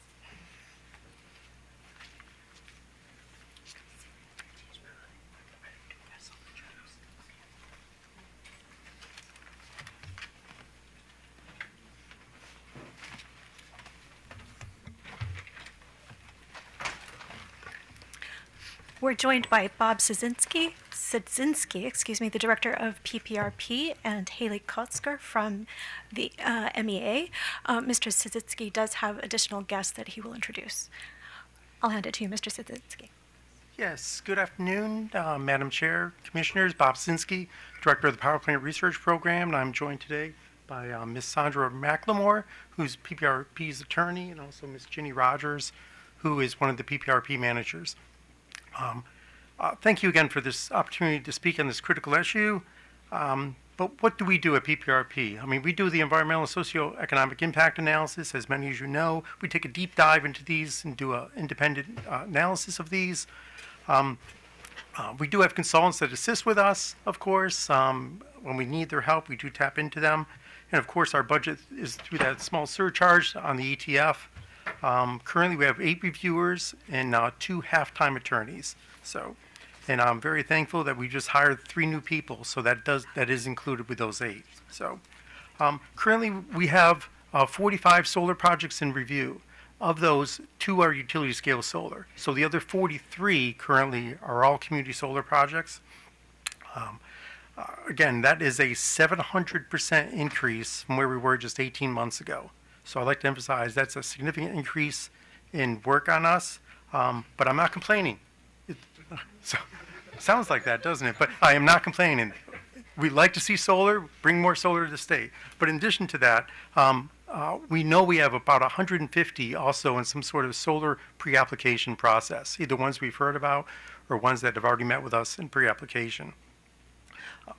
As far as transmission, we have 4 active transmission cases. We know we also have 8 of those in the pre-application process. Again, that's about a 300% increase of what we've seen just a year and a half ago. Not complaining about that either. So, But we also know we have energy storage coming under the CPCN and also dispatchable generation, which is likely gas projects. But currently, we are prioritizing projects. We prioritize transmission projects and utility scale solar. But again, our staff have really stepped up. I mean, they've been great trying to handle this caseload under a lot of stress. So what we've done internally, so we reduced our project assessment report. This is a pretty significant project that we do. It used to be about 75 pages long. Now it's down to about 12 to 14 pages, and it's a table format. It's easier for us to review, certainly easier to see when we submit it to the public utility law judges for them to review also. We've also created a pre-application checklist, and this has kind of been critical in the pre-application process. It's an online checklist. They can pull it off and basically go through. So they meet with us in a pre-application process. We know that they basically checked all those boxes. But again, each site is unique. Each of these solar sites is very unique. But we do see some issues with solar applications. During our completeness review, again, we're missing some information on there, and when they are missing information, we are not asking data requests anymore. We just don't have the time or the staff or the budget to do so. So then our recommendation is just to deny that until those gaps are filled. And also, once the application is deemed complete, we're also seeing significant changes in site plans. You already heard in output. The limit of disturbance could change. I mean, there's impacts that have not been noticed during the process. It could be wetlands or stream impacts that we've noted. All these issues extend the schedules. And again, it increases the work that we need to put into it in our very limited resources. Now the bad news. So we are in a predicament because of this caseload. We cannot do the mandatory 6-month statutory requirement to review these. We have worked with applicants. Again, I like to emphasize and I've already spoken with all these folks in the room concerning applications. I know if there's an issue with an application, they said, look, we need to get this done quickly, not a problem. But we've not experienced that yet. But that door has been wide open to all of them. Again, we also have to ask for more data requests just to keep the ball rolling. And again, we have extended the schedule. And again, we just cannot sustain this workload, especially that we know that we have additional significant projects coming, especially transmission. Part of the solution. I always like solutions. When there's a problem, that's what I look for as a solution. Under SB 931, so PPRP is required to submit standard siting and design requirements as licensing conditions. There is no work group that's required. I quickly realized with staff that we need help with this. So we started reaching out to folks. Pretty much all the reviewing state agencies joined that work group. Many developers joined the work group. NGOs, non-government organizations, sorry, I live in acronyms. MACO was in the room. We had county reps in the room. Governor's office joined. We started about 12 people. Now we're about 33. We're on that work group trying to come up with that DGC CPCM requirements. But where we are now, I like tables, so we're working again with a table. We have all the issues identified. They're in the table. We have already met several times and moving that forward quickly. We have also identified, and you've heard, 2 outstanding issues. Decommissioning. Decommissioning, we thought, really needed its own subgroup. So again, we have about 12 people working on that, making really good progress. And also agrivoltaics was the other one. You heard from Ms. Buchanan earlier. She's definitely on that committee. So we appreciate her help, and that's moving along very quickly also. Our goal, and this is the good news, I'm hoping to get that to you all by late November, December with our recommendations for all of that. A bit aggressive, and I know the more I work on this, the more issues I see, but that is my goal, is to get that done by early December. So I know it's before session, so I'm just giving you a heads up now. The other thing that we're also looking at doing is trying to do an expedited PPRP review. We just talked about this last week, so it's just still brainstorming our way through this. But again, taking our checklist and actually giving it to the applicant, saying, look, this is what you need to do in your application. So just put a table format again, which saves us time and money reviewing. And thank you very much for your time. Okay, Commissioner McLean. Good afternoon. Good to see you, sir. Nice to see you again. Just one quick question for you. On page 3 of your comments, you suggested that the commission could begin piloting a streamlined process for well-sited and uncontested distribution level solar projects. Do you want to take that? We were brainstorming over. Sure, no Yeah. problem. And I'm not complaining. What are you considering to be uncontested? Well, we have found out that typically if it's uncontested and they have a complete application, it's typically very well cited and it does not take as long. There's typically not something that comes up. So if we can have like a format application, and like Bob just said, Mr. Sadinsky just said, we are just starting to talk about this, but we talked to the developers, the applicants, and they like the idea. Perhaps have a formatted application, because a lot of times we go through them and PPRP staff notes that there's inconsistencies internally between the ERD and the conceptual site plan, or there may be incompleteness because they didn't realize they were supposed to put something. If we had a formatted one, it would be a lot easier to avoid those type of things. And if they had it complete and not inconsistent, and it would be a more concise and faster for us to review, and also faster for the commission to also review. Sure. Yeah, no, on board with all that, but you said uncontested. So I'm just like, is that, the county's not participating, or you're not getting any feedback from nearby residents, which you probably wouldn't get until either the application's filed or at least after the first hearing? Just Many times we've seen that when a county does not oppose a project, they have worked, the developers sometimes have worked with the counties. That's not always the case, but in many times that is the case. And so when they have worked with the county, and it's an incentive actually to work with the county and the local community, because if you get them on board, there's no problem. If it is contested, I don't know prior to the regulations how one would avoid, how one could really expedite something, because you need to have the process. So that's why we said uncontested. We can work with the applicants to try to figure out how best to try to get that to happen, but I don't know how else that would work without it. All right, I was just curious how you were defining uncontested. Thank you very much. Commissioner Barbe. Thank you, Mr. Chairman. Mr. Sidin, how do I pronounce your name? Bob. Bob. Okay. Okay. When your middle name is Prabhakar, you try to get these things correct. One of the developers suggested that there's a superior model in the state of New York, I think he said, where their regulations are more prescriptive, more precise. He suggested that the COMAR is more open to interpretation, and as a result, different utilities are applying different standards. Do you think there's any merit to the idea of making our regulations more precise and prescriptive? Yeah, during SB 931, I was asked that. And sometimes when you put it in COMAR, it's a bit too rigid and doesn't allow flexibility, or it's longer to change. That's why I like the DG CPCM process, because it's basically you guys have the authority and can make it change more quickly, those things. Because again, this is an evolving process. I've been doing solar CPCNs 12 years, and it's changed a lot, and we can see it changing more in the future. So we need that flexibility. Okay, so you wouldn't advise us to go in the direction of the state of New York then, is what you're saying? Correct. Okay, interesting. Thank you. Commissioner Suchman. Okay, so I love that you're looking for solutions, and it sounds like you're sort of really targeting places where you can kind of streamline the process. So for the next sort of 6 to 8 to 10 months, where do you see PPRP's role in terms of streamlining? What would you like to see put in place?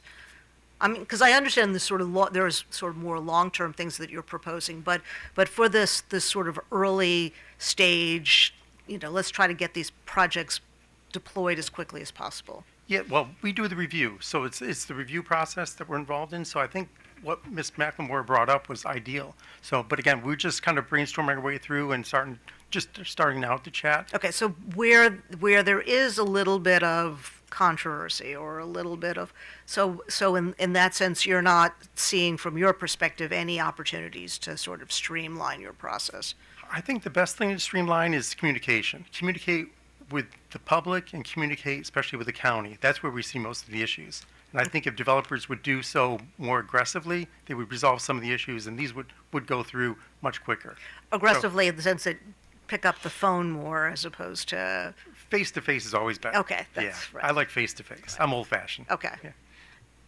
If I could also, even if it is contested, even if there's other parties involved, other interveners, if we do have a format that's easier to understand, I think it would expedite things much more because it would help PPRP with their review, it would help the commission with their review, and the parties, quite frankly.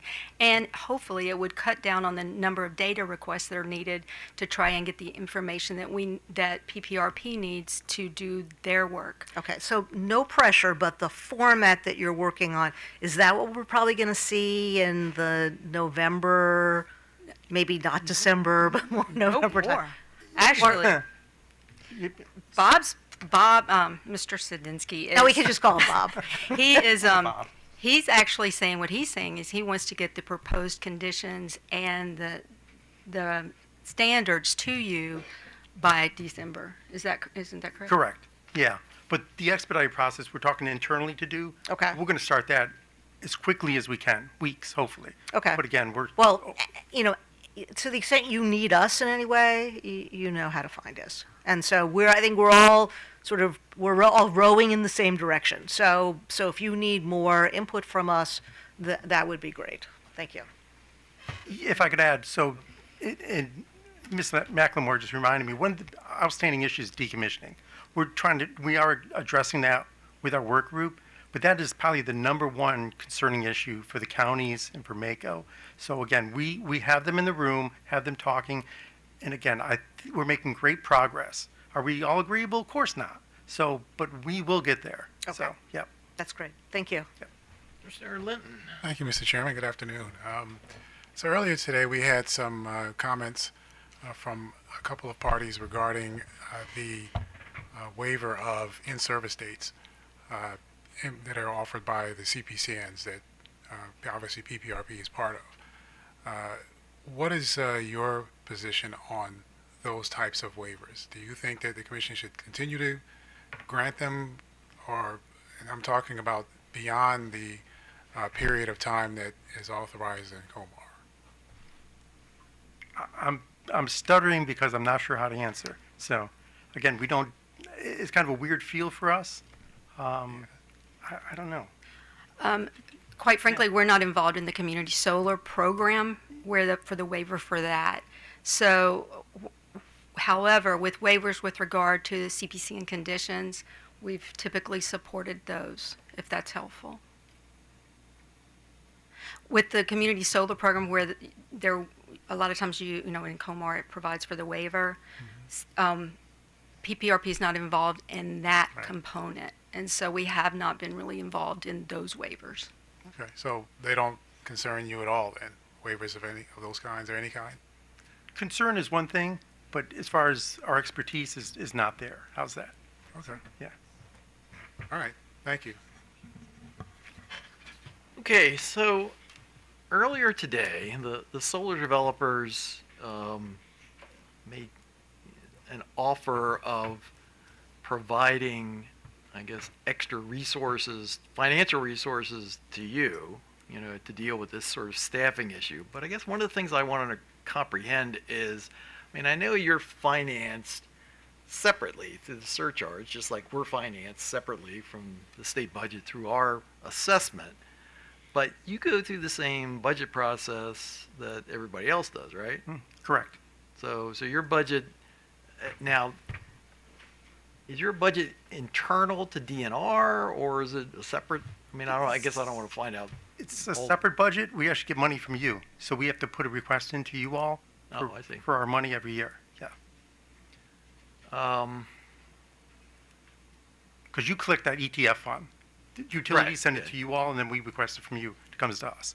But I guess, are you subject to the same budget constraints that everybody else, lives under, like particularly the stuff they've been doing lately related to the fiscal situation? Unfortunately, yes. Yes. Even though we have an ETF fund, yes. We still are, and there's more cuts coming to all of us. Right, yeah. So the problem's going to be not so much money, but more just the process of getting authorization to hire more people, even if you had more money. Correct. And like I stated earlier, I'm not sure you were in the room, that we did just get 3 new hires in the last year, which I'm very, very thankful for. Okay. All right. I don't think there's anything else I wanted to...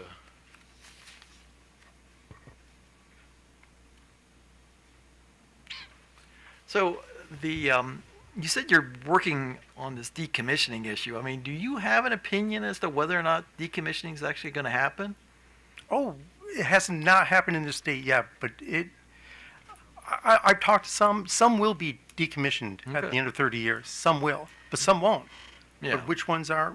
I mean, because there's value in those. Right. But yeah. but again, they're switching panels out. My understanding is they're still continuously switching panels out Okay. with more efficient ones. So when they hit the 25, 30-year mark, the infrastructure is there. So in my head, I mean, maybe the infrastructure needs to stay there along with Right. continuously producing power.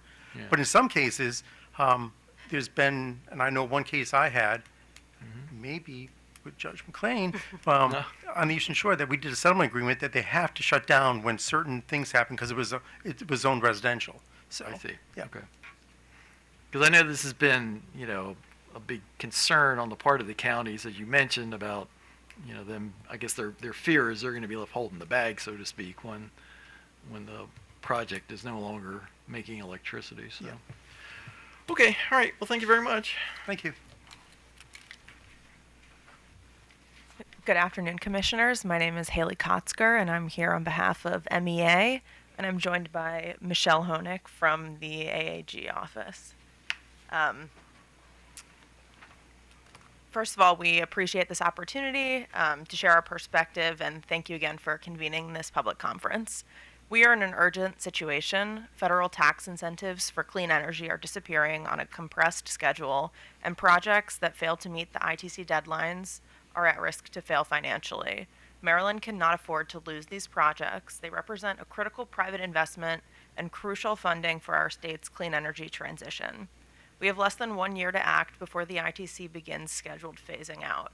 At the same time, we face growing resource adequacy concerns, rising energy costs, and the reality that Maryland is not on track to meet its renewable energy goals. Across the comments submitted in this proceeding, we see a striking degree of consensus around the steps Maryland can take to accelerate clean energy deployment under compressed federal timelines. First, deadline extensions. Consumer advocates, developers, counties, and staff all recognize that extensions granted for good cause help keep mature projects on task and ultimately result in more megawatts being built. MEA supports this approach as it ensures that viable projects delayed by factors outside of their control can still move forward. Second, interconnection reform. Nearly every stakeholder highlights that interconnection delays are now the single greatest barrier to timely project completion. Importantly, many noted that delays often exceed the timelines the Commission itself established in COMAR. Each missed deadline now has enormous consequences. A few months' delay can mean the loss of ITC eligibility, which in turn can be the difference between a project moving forward or being abandoned.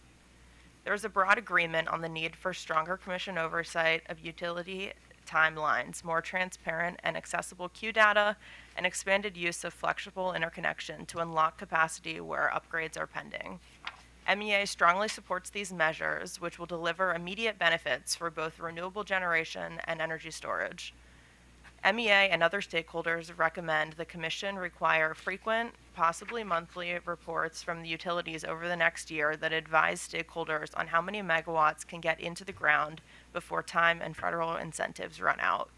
We also urge the Commission to institute a problem-solving approach to each solar project so we can collectively understand what the holdup is and how best to address it for each project.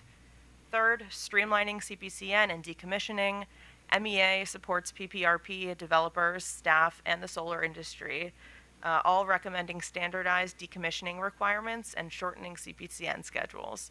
MEA agrees that in the long term, these adjustments would reduce unnecessary litigation and speed projects towards completion while still ensuring appropriate safeguards remain in place.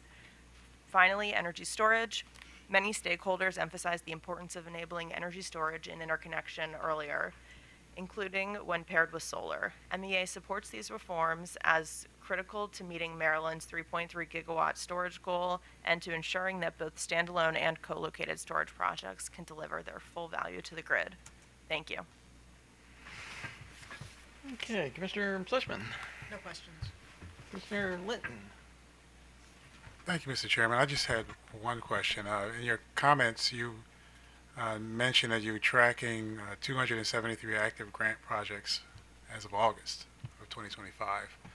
I'm assuming that data was accurate and current as of the date of your filing. Correct.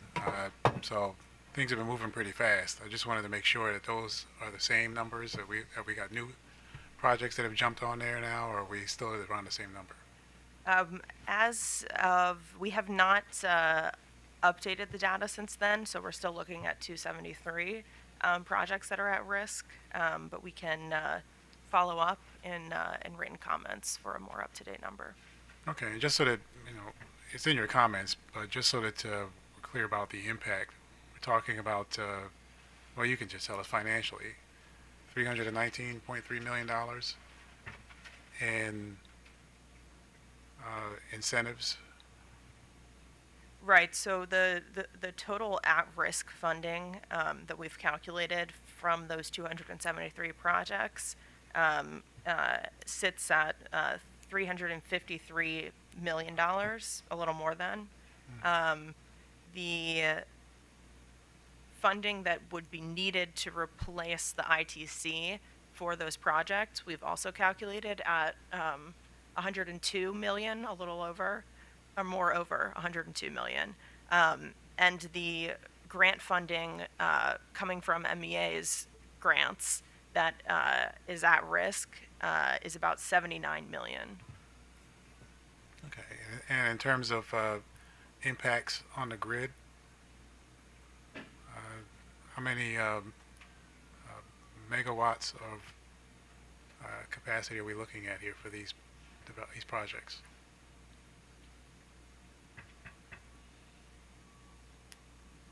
I can follow up in written comments for the total megawatts. All right, thank you. Thank you, Mr. Chairman. Commissioner McLean. No questions, sir. Commissioner Barbe. No questions. Okay, so I know there's been all this focus on the end of the federal assistance for projects by utilities and developers and things like that, but if I remember right, HR 1 also put an end date or a restriction on the tax credits and assistance that go to just average, ordinary customers, correct? Correct. So what what are the specifics of that, if you know? When do those go away? Because some of that's going to impact our Empower program, correct?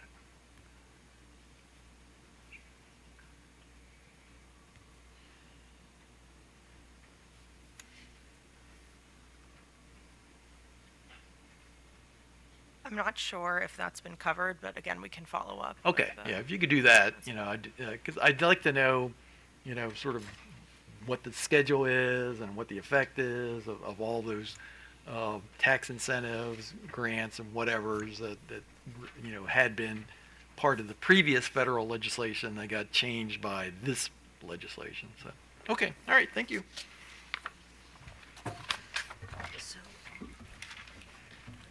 Our next participant is with the Sierra Club.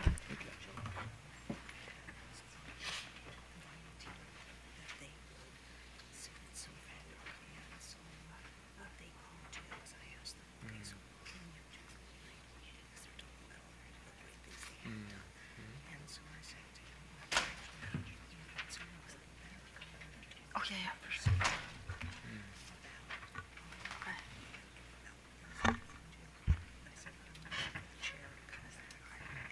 please. Good afternoon. I'm Sari Amiel, staff attorney at Sierra Club. I'm providing comments on behalf of the Maryland Sierra Club chapter. So currently, three key issues are coalescing to create an urgent need for rapid clean energy, including solar and storage development in Maryland. First, Maryland is falling behind on meeting its renewable energy mandates, including its solar carve-out. At the same time, a PJM capacity shortfall is driving energy costs through the roof. Meanwhile, with the passage of H.R. 1, as everyone's discussed today, federal tax credits for solar and wind, which can reduce the cost of building these resources by as much as 30 to 50%, are set to expire far earlier. Projects must commence construction by July 4th, 2026, or operations by December 31st, 2027 to qualify. If the Maryland PSC acts quickly, it can lower Marylanders' energy bills and build the clean energy future that Maryland's laws require at an extremely affordable price. If the Commission does not act quickly, this golden opportunity will expire. The Commission already has all the legislative authority it needs to act, and in fact, the General Assembly has directed it to act. First, under the Next Generation Energy Act, the Commission must issue an RFP for up to 800 megawatts of transmission-connected storage by January 1st, 2026 at the latest. However, the Commission should not wait until the last day or month to issue this RFP. It should act now, this month, to give developers time to take advantage of these tax credits that will otherwise expire, ensure that Marylanders' energy bills are reduced as rapidly as possible, and ensure these bill reductions reflect the full benefit of the federal tax credits before they expire. Other parties have also recommended that the Commission initiate this RFP sooner, including Commission staff, League of Conservation Voters, Earth Justice, and Center for Progressive Reform. Second, the Next Generation Energy Act expressly states that the RFP can call for combined solar and storage projects. Section 7-1225C of this Act qualifies transmission-connected storage projects paired with Tier 1 and Tier 2 renewables to participate in the RFP. The RFP should be structured to prioritize projects that have the benefit of the combined attributes of storage as well as solar, and prioritize solar projects that can commence construction by either of these deadlines, July 4th, 2026, or commence operations by December 31st, 2027. Third, the Commission should clarify that the 800 megawatt limit for this RFP applies only to the storage component of these proposed projects, not the solar component. The Next Generation Energy Act does not limit the total solar capacity that can bid into the RFP when paired with storage. To keep prices competitive, the Commission can impose a 2 gigawatt limit on the total quantity of solar that can bid into the RFP. This is based on some calculations. We know there are about 475 megawatts of standalone solar resources that will soon exit the PJM queue, not even counting the several hundreds of megawatts of solar plus storage resources in later stages of this queue. Meanwhile, projects can take advantage of PJM's new Surplus Interconnection Service, or SIS rule, to interconnect to the grid using existing general interconnection agreements. Grid Lab, a firm that provides technical analysis of energy resources and grid conditions, has concluded that Maryland has approximately 4 gigawatts of potential to add SIS solar at sites of existing generation resources. That means those projects don't have to go through the PJM queue. It's generally worth noting that the PSC has far broader authority to act than the General Assembly's directive even provided in the Next Generation Energy Act. When Maryland deregulated its utility industry in 1999, the General Assembly actually expressly authorized the Commission to take two types of actions. First off, Section 7-510 C421B, sorry, all those numbers, of the Public Utilities Code actually authorizes the Commission to require or allow an investor-owned electric company to procure electricity for SOS customers directly from an electricity supplier through one or more bilateral contracts outside the competitive process. Second, Section 7-510 C426 of the PUC Code actually provides the Commission with even more authority. It says in order to meet long-term anticipated demand in the state for SOS and other electricity supply, the Commission may require or allow an investor-owned electric company to construct, acquire, or lease and operate its own generating facilities and transmission facilities necessary to interconnect the generating facilities with the electric grid, subject to appropriate cost recovery. The General Assembly took the extra step in the Next Generation Energy Act to mandate that the Commission issue an RFP by January 1st, 2026 at the latest. However, there was never a need for the Commission to have waited for such a directive from the General Assembly to act. The Commission can and should utilize its broad authority to ensure that Marylanders' energy bills are kept down and the state fulfills its statutory clean energy requirements.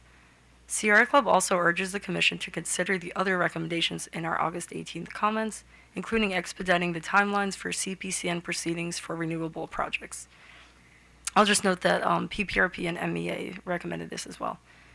More generally, Maryland should look to other states for model policies on how to expedite renewable development before the critical federal tax credits expire.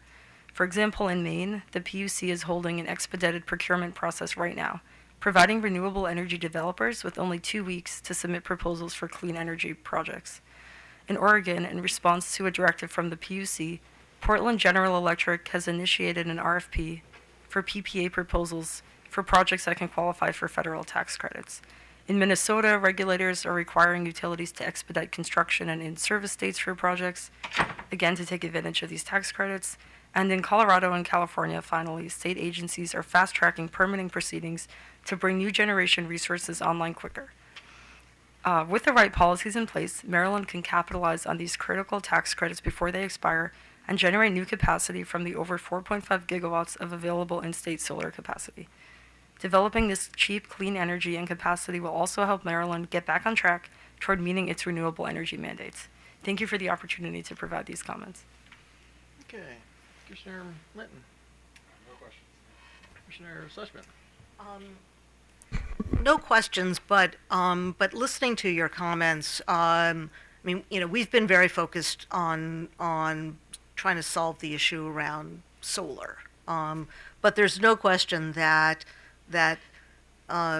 this bill will have significant impact on other renewable resources, and we talked about the foreign content as being, you know, sort of one example, which wasn't even part of the bill, was a different bill. At least I think it was a different bill. It's very hard to keep track of these bills. But it just seems to me that we're not going to be finished with looking at ways to address our needs. That this is likely going to be, you know, one in a long stream of processes. And you know, we're looking at storage in other proceedings as well. And so I really appreciate your comments. It may be a little bit sort of more than we can bite off now, but it may be that this is the first, you know, bite that we take, and we'll need to do more eating, for lack of a better metaphor. I think I've killed that one. Okay, thank you. Sure. Commissioner McLean. No questions. Thank you. Okay, so you mentioned the provisions that are in the 1999 Act that allow us the ability to authorize new sources of generation. And, you know, this may come under the heading of be careful what you wish for, but I mean, are you concerned about, you know, what's on the table for possible generation sources? I think the Commission has authority to authorize utilities to construct or purchase power from a specific type of source of generation. So if the Commission is concerned about meeting RPS requirements, then it could tailor this requirement toward procuring new solar or renewables. There's a case that examined this in which the Commission did take similar action, case number 9214, back in, I'm sure you're familiar with it. I think it was 2012 or something. I see. Because there has been, you know, anecdotal proposals, you know, talked about for generation sources that aren't necessarily renewable under this idea of, hey, this, you know, if we need these resources, this is what could be done. Mm-hmm. Yeah, understood. I mean, I would say that the Commission has broad enough authority to tailor which resources are or are not approved under these sections. And the Commission definitely is subject to Maryland's Climate Solutions Now Act, Renewable Portfolio Standard. There's significant legislation that's pointing toward the need to bring online more renewables. Okay, all right. Do you have any, this is Sierra Clipper, do you have any questions? Okay, thank you very much. Thank you. Next, I'd like to call up our participants from the Office of the People's Council. Okay.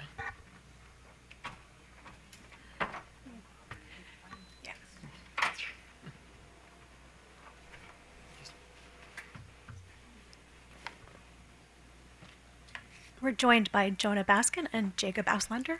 Okay, so you can just hold up a couple minutes still. Yeah, of course. So we get a full audience. So.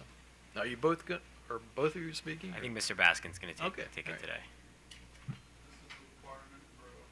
I think the memo was circulated, and yeah. Try to get a head start on No Shave November.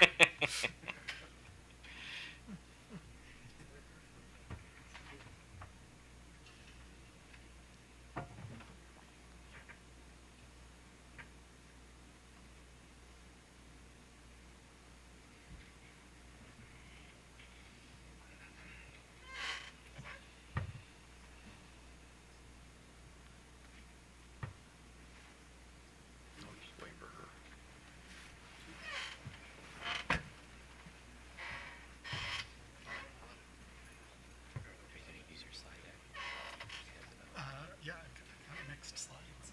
Oh, you already have it on there? Okay, I didn't notice that.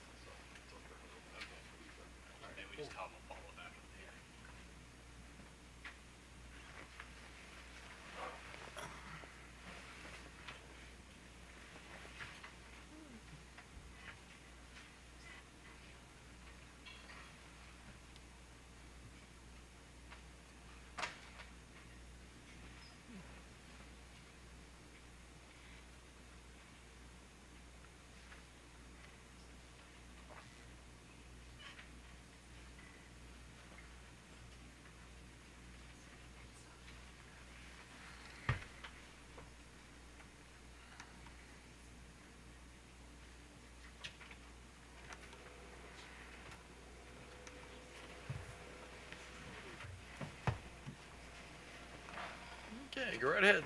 Good afternoon, Commissioners. As mentioned earlier, I'm Jonah Baskin here on behalf of OPC.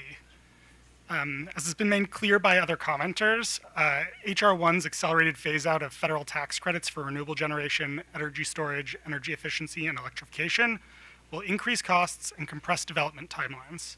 Swift state action is needed to maximize the cost saving from the credits for Maryland residents. OPC is excited by and supports many of the proposals raised by other commenters today, including suggestions that the Commission accelerate its timeline for procurement of transmission-connected storage co-located with solar under the Next Generation Energy Act, proposals to direct utilities to allow interconnection customers to self-construct interconnection infrastructure, which, to Commissioner Suchman's earlier questions, is already contemplated in COMAR 20.50.09.12E3C. And allowing residential customers to interconnect rooftop PV using volt-walt functionality to address voltage concerns. I'm going to focus my remarks, however, on 6 key points that OPC discusses in our comments. We'll proceed to the next slide. First, as the Commission has heard from many commenters today, keeping deadline extensions for projects delayed with good cause will get more clean energy built faster than trying to strictly enforce construction and operation deadlines. The Commission can and should be judicious about not granting extensions for delays which are within a project's control, but interconnection and permitting delays which are not the fault of the developer should be granted waivers. Next slide.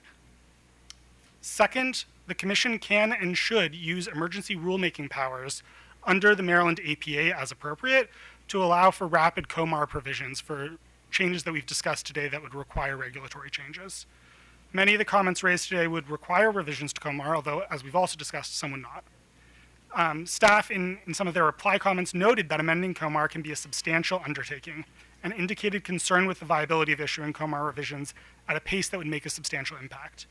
But as OPC notes in our comments, State Government Article Section 10-111B allows for emergency rulemaking without a notice and comment period. And we believe that, especially with proper work group support, that's appropriate given the strict timelines that we're facing today. Next slide. Third, the Commission should work with PPRP to adopt the distributed generation CPCN requirements ahead of the deadlines required by the Renewable Energy Certainty Act. And we were really heartened to hear the progress that PPRP is making on that front. Implementing the Renewable Energy Certainty Act will increase the speed with which renewables can come online by streamlining permitting, and it will also help address and limit the number of projects requesting extensions of construction and operation deadlines. Next slide. Fourth, the Commission should direct utilities to enhance their flexible interconnection efforts.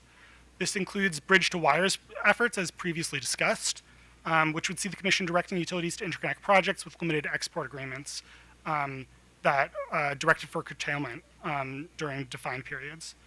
It also means adopting regulations to enable interconnection akin to PJM's recent surplus interconnection service tariff revisions. These revisions allow for expedited review of additional nameplate capacity at a point of interconnection, so long as the maximum export over the point of interconnection does not change. This is especially useful for allowing additional solar to pair with storage to pair with solar, and to export over the point of interconnection when the solar is not otherwise exporting at its maximum. Staff expressed some concerns in the reply comments that utilities must design protection schemes based off of generation system's full nameplate capacity.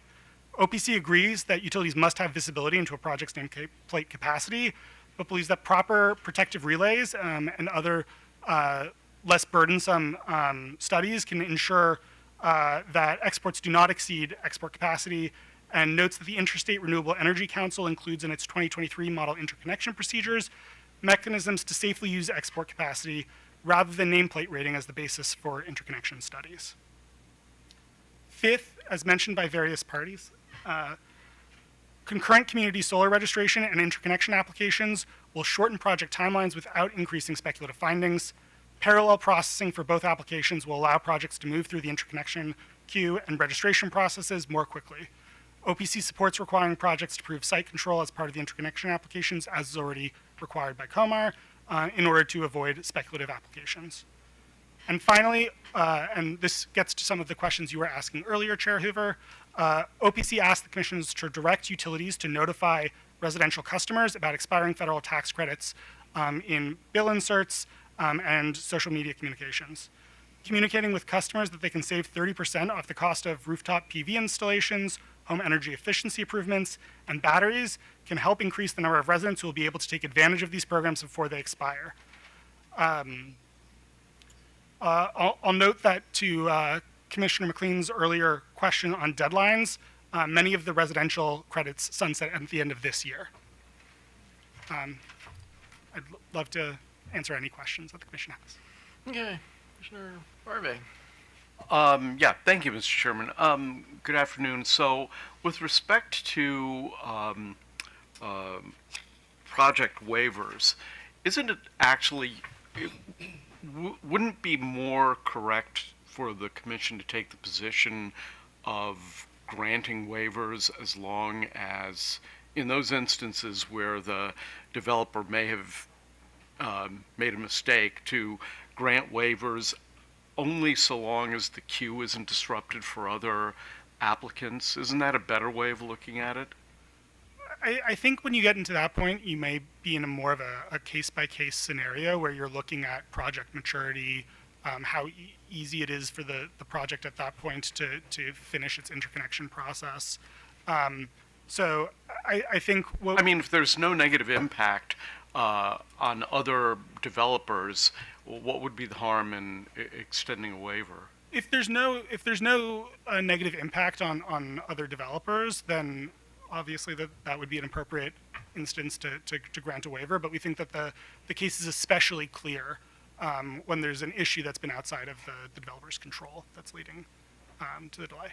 Okay, thank you. Commissioner Sitzman. So I know residential solar expires at the end of this year. And so I guess the question is, what would be, I mean, I'm all for notifying customers about issues, but it's September. So by the time we issue something, and by the time the utilities sort of get around to doing it and expending money, it will probably be, I mean, I think it may just be too late. Unless you can, other than rooftop solar and battery, you could, but that expires significantly later. So what are we looking at that applies to residential that is not at the end of this year, but can still? I'm looking for value, and I'm just concerned that we're not going to get value, and the utilities will spend money, and then they will come to us for cost recovery. So I'm just trying to find a way not to have that additional cost. Yeah, so while less directly related to energy efficiency, the electric vehicle charging EVSE upgrade credits are repealed after June 30th, 2026. So we have a slightly longer. Yeah, I'm wondering if we can take that up in the EV proceedings. I mean, it just seems. I mean, I'm sure we're going to have other sort of issues in play. I think it's because it'll be more targeted. I think we'll have greater value. I'm just worried about. I'm not sure how much customers pay attention to the inserts anyway. But I guess I already know. But I also worry about just sort of wasting money, and I am sort of mindful of that. So I asked the utility, the Exelon utilities earlier about suggestions on their part of ways that they can sort of streamline the process of queuing, and I'm assuming OPC would like to be engaged with them to the extent that they can come up with some quick solutions for speeding along the queuing process. Yeah, we definitely want to see as much new generation and interconnecting as possible while it still has this discount effectively for customers. Right. Okay. Thank you. Mr. McLean. Good afternoon. Just a couple of things quickly. You talked about wanting to change the definition of material modification. And the gentleman, Mr. Alston from PHI, talked about what could be a minor modification for one project going from 5 megawatts to 4.5 megawatts, could be a material modification for a similar project doing the same thing. I just wondering if you agreed with that perspective. I'd have to check more with our subject expert consultants. Just to speak to that, but our impression was that generally there are ways that expedited or fewer studies, if there are any like additional changes that would result from a system downgrading a system's capacity, are that there's easier and faster ways for that to be studied. But I'm not sure about the details. Fair enough. One more thing. You also reference Empower at the end of your comments, and you're requesting that Empower funds no longer be used to subsidize new gas appliances and to end incentives for installing new gas appliances in new construction. Is that, am I correct that that's been OPC's position in Empower proceedings previously? Is that? Yes, you're correct, and we think that it's especially urgent now that the federal credits that would help offset costs for electrification are going away. Okay. All right. Thank you, sir. Mr. Barbie. I have a follow-up to a question that Commissioner McLean made, and that is the whole.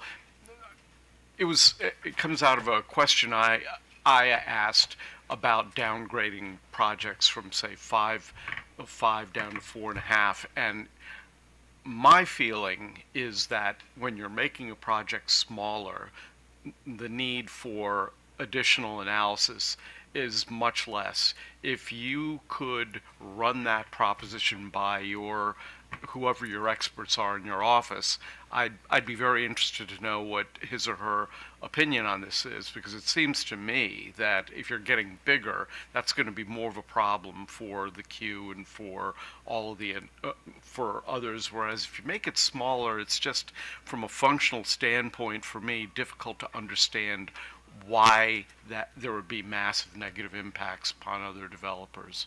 We're happy to follow up, Commissioner. All right, thank you very much. Commissioner Linton.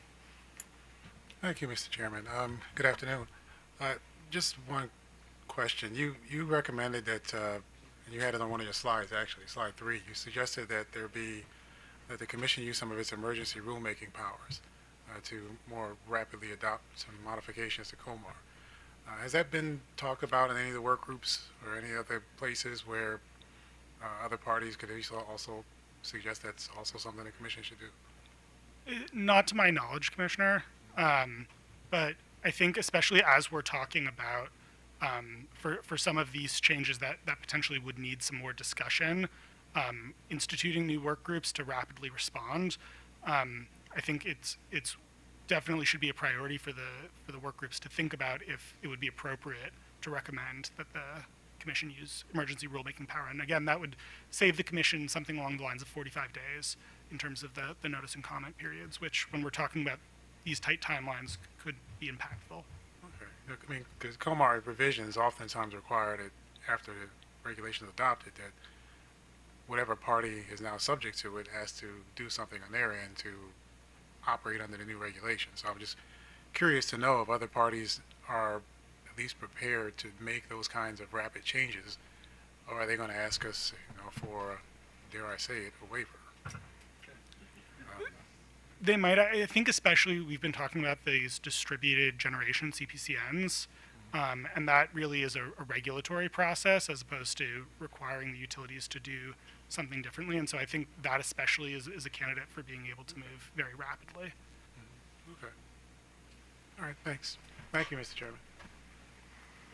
So you didn't offer an opinion on this, but do you have an opinion on this option that was discussed, I guess, briefly by the renewable folks about self-build? As we mentioned, self-build is contemplated by COMAR with mutual consent of the utilities in COMAR 20.50.09.12E3C. We think it could be a valuable opportunity. We were discussing earlier and might need to think a little bit more about how it works under an MCAM model. But to the extent that the developer is paying for the upgrade, we think that that's, potentially could help move things along pretty quickly in a way that would be helpful for interconnection. Commissioner Sussman. Okay, but if the developer is not paying for the upgrade, then I think you're right that it becomes a lot more complicated. Right. And it depends on, and it's not just that they also have, the utilities raised that they have a safety and reliability responsibility. I mean, and I'd have to look at the NERC standards, but the NERC requirements about safety and reliability don't extend to I don't believe that they would extend to the renewable entity. So if you're talking about transformers, there is a NERC standard on transformers that would extend to the utility. It just seems to me that we're going to create a mess of responsibility if we start allowing these entities to take on responsibilities that are sort of clearly understood now, but will be less understood. And I'm just not seeing that there's a lot of value. It's not something that we've thought extremely deeply about. So I don't know that we're wedded to it, but we do. Like I said, we thought it was intriguing. We think it's potentially worth discussion in a work. Yeah, I think we'd have to have a lot more discussion on this one. Thank you. Okay, all right. Thank you very much. Thank you. Thank you.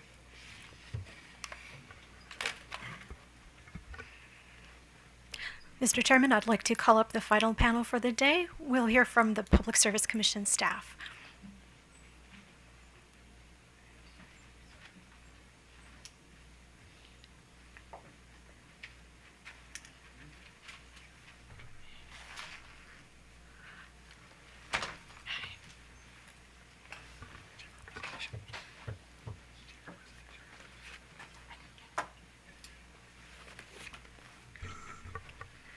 We're joined by Dan Hurley, the Director of EAP, Dave Valcarengi, the Assistant Director of the Accounting Division, DeAndre Wilson, the Electrical Distribution Engineer, Anson Justy, the Climate Policy and Impact Analyst in EAP, and Michael Dean, Staff Attorney with the Office of Staff Counsel.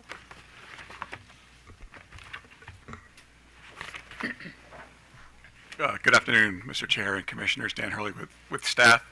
I'm just going to work off a presentation that we prepared, but I guess we didn't get it uploaded properly in time. But it's a brief overview of our comments. So, and to note, we have Paige Shell with us as well in case there's some questions on community solar applications. So our first slide was just basically a background slide of what this hearing's about. So we won't go over that one. We'll skip that. But the purpose of our slides is we just went over the 4 questions and gave an overview of staff's recommendations in those slides. So question 1 on the impact of community solar extension requests, no surprise like the other parties, staff does not see a big issue with extending those extension requests as we moved out of the pilot program into the permanent program without a capacity cap. On question 2 was modifying or temporary waivers for state requirements. We had a couple of recommendations there as well, including some COMAR, not changes, but definitely COMAR, giving a little more attention to some of these COMARs, including hosting capacity upgrade plans, and then also cluster studies.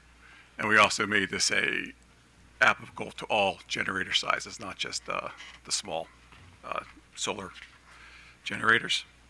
For question 3 on modifying or temporary waivers for utility requirements, we also had a couple of recommendations here that dealt with COMAR, with the accepting other prospective interconnection studies, and also allowing commission to direct utilities to prioritize projects. And then also we had a comment on the dual application for CSEG's projects. We're not opposed to that being a dual process. We did raise some issues that there could be some disconnects between what staff gets in the applications versus what the utilities get in the applications. And as we noted in the past, with some of our applications that's come in, we do have to do some corrections and work with the developers on correcting that information. Finally, with question 4, other concerns, we raised the issue with the renewable portfolio standard. In our recent reports, we've noted that the solar carve-out for Tier 1 requirements is going to increase to 14.5% by 2030.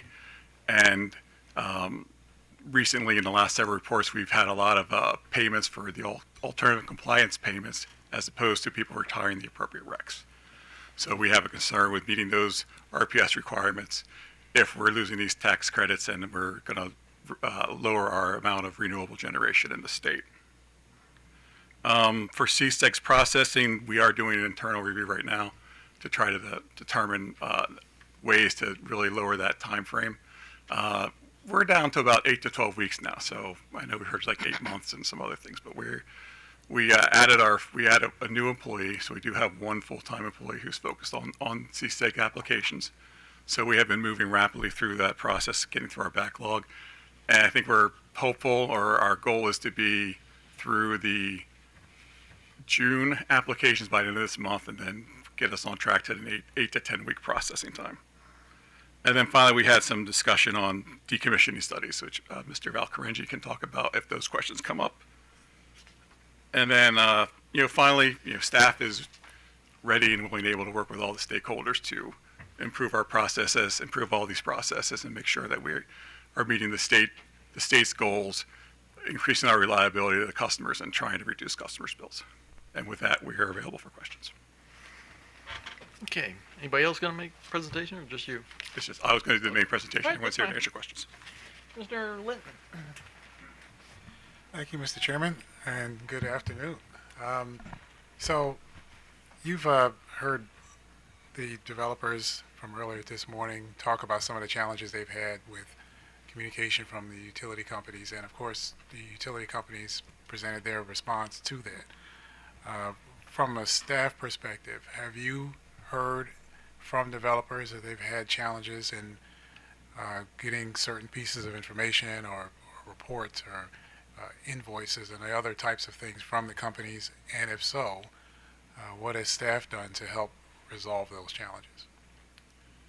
As far as the community solar world goes, we have not heard from developers about their issues with the utilities. Okay. At least I have not personally. We do have a net metering work group that discusses these issues on an ongoing basis. I'm not a member of that work group, but if those issues do come up, that work group would be the appropriate place to discuss it. Okay. That same for, I guess I can ask your counsel, is that the same for everybody else? Well, I would note that a recent extension request noted some of the issues with the interconnection, and through going through a data request to the utility and the response, they were able to enter into the review process prior to the permission to operate. And apparently there had been some sort of miscommunication that was holding up getting to that step. All right. There have also been similar suggestions that there have been some bottlenecking related challenges from the staff side. Is there any comment or response to those comments that were made? Yes, so we had some issues with the processing in the past. We've done several reviews internally to increase our processing time, and we've added, again, as we said, we've added that full-time employee to dedicate it to that role. I think part of the process that started back in the pilot program was, given the limited capacity available, staff would really work hard with developers to correct their applications, and and keep them in their appropriate place in line. So we would work with them to correct their applications so that they could be part of the queue in the pilot program. Now with the move to the permanent program, we are now still working with developers to correct their applications, but if they're incorrect, we don't wait around and wait for them to fix it. We move on and continue moving forward with our process. Okay, and that's fair. I mean, if so there was also a second suggestion made by several parties that we should emulate some of the suggestions and changes that have been made in, I believe it was New York, by adding a ombudsman to the staff. What is your thought about that? We are willing to work with the parties to figure out if that's an appropriate position for the commission to take as having an ombudsman, either within the commission or within the technical staff side. But we're willing to work with parties to see what an appropriate role would be for us. Okay.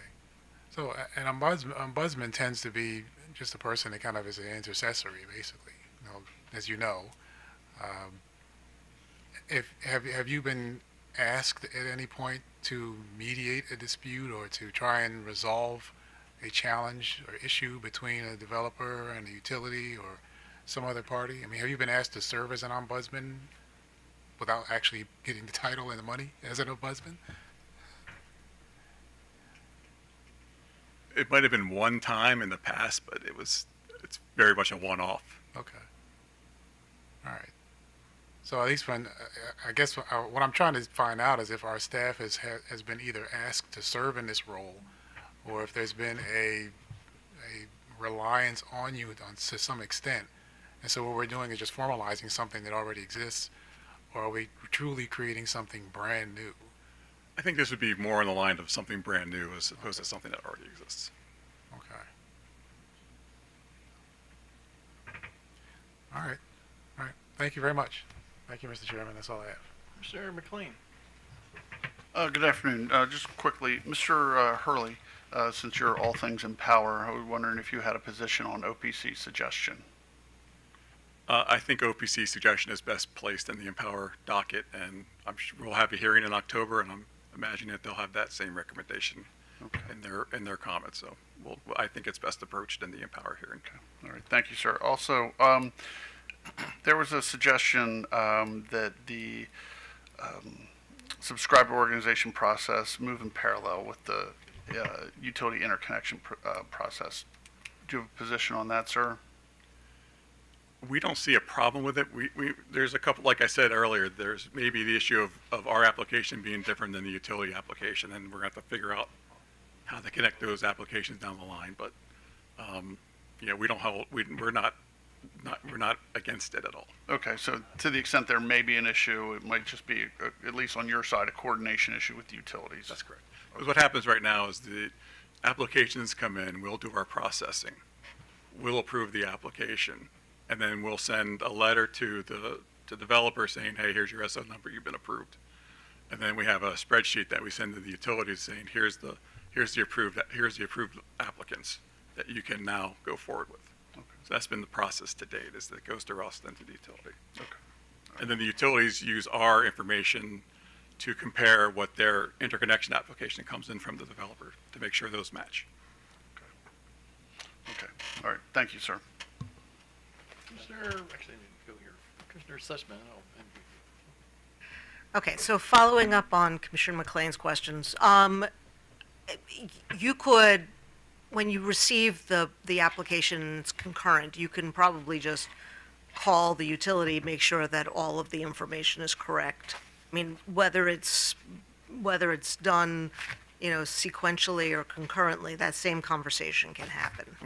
We would still do our process of review, and then we can contact the utilities to say, this is the information we have. Right, but it's not, that's not a reason to do your review first before the utility. No, that's just how it's been done. It's not necessarily a requirement. Okay, but you still see a value in reviewing the application and receiving an SO number. On our end, yes, we do follow the COMAR requirements. I think co-location was brought up. That's one of our responsibilities, to make sure that the applications aren't co-located with other applicants. Okay. That's just one piece of our review. Okay. Now, would your review change when you're dealing with concurrent applications as opposed to consecutive applications? So would you be, when you're doing your review, knowing that the utility is doing its review for interconnection purposes, would your review change at all? Would you be considering other things? Would you be more engaged with the utility at that point? As far as our engagement with the utilities, I'd have to think about that one first. But as far as what our review process would be, again, we would still go through our same steps. Okay, so it's not going to slow it down or make it go faster in either way. No, I think that anything that make it go faster is just internal reviews. Okay. We're talking about things that we'll be bringing to your attention, because we will need your Okay, so I think commission approval to make Ms. these Page, decisions. you wanted to respond. Yeah, Paige Shaw on behalf of staff. The issue with concurrent would be the co-location issues. We do have times that developers will apply with projects and they don't realize the project is already like that address is approved for somebody else, and we have to reach out and work that out. So that piece becomes a little complicated if they've already gone to interconnection. And we do, co-location, we do review that it meets the requirements laid out in COMAR. And Okay, so how often does it happen where they have the wrong address, or the address has already been given to somebody else? It's been happening more recently, I will say. We've received a large influx of new applications in 2025 compared to previous years. So I can't give a number off the top of my head. And why would they choose presumably they'd have to have site control. So what would be the reason why they would be submitting? Staff's application, we don't require site control. That's on the utility side. Right. But because they're doing both, presumably, I would actually think that at that point, those situations would be fewer, because they'd have to have site control in order to do the utilities application for interconnection. The utility is not checking for co-location requirements. Only staff is checking for requirements. So they could potentially allow co-location into the interconnection that is not actually allowed. Okay. I mean, it sounds to me that even if we allow this concurrent process, we're going to have to pay attention to what's going on. I mean, if we do the concurrent process, it's because we're trying to speed things along, but we certainly don't want to speed it along at the risk of sort of creating additional problems. So I guess we'll have to sort of figure out how to make sure that doesn't happen. Yeah, Do you have a suggestion on ways to avoid that if we did a concurrent process? I think we need more time to kind of think about that. We've been thinking about it since, the question's been posed. We'd have to work something out with the utility to kind of come up with a plan. Okay. All right. Thank you. Mr. Barbie. Thank you, Mr. Chairman. Okay, so the developers and OPC came up with a number of suggestions to expedite the process. The concurrent SO and utility interconnection was only one of many, but just based on my reading and based on the testimony, I get the distinct impression that concurrent consideration would probably be the most useful change to speeding things along. Do you think I'm right? I think that's correct. Okay, thank you. Okay, so the suggestion about having an ombudsman,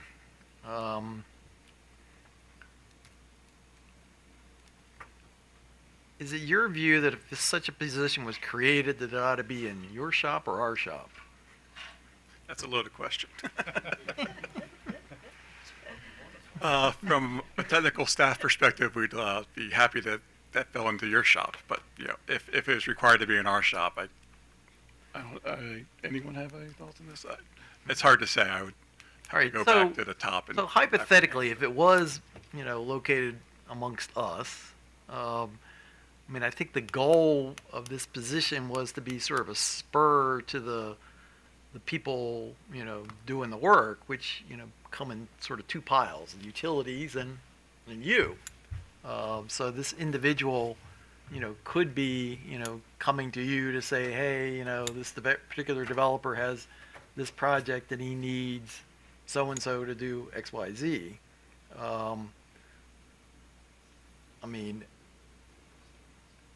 Is this going to be a constructive addition to the process, or is it just going to create more antagonistic situations in this process? I think it'd be more constructive. I'm not sure about if it's going to cause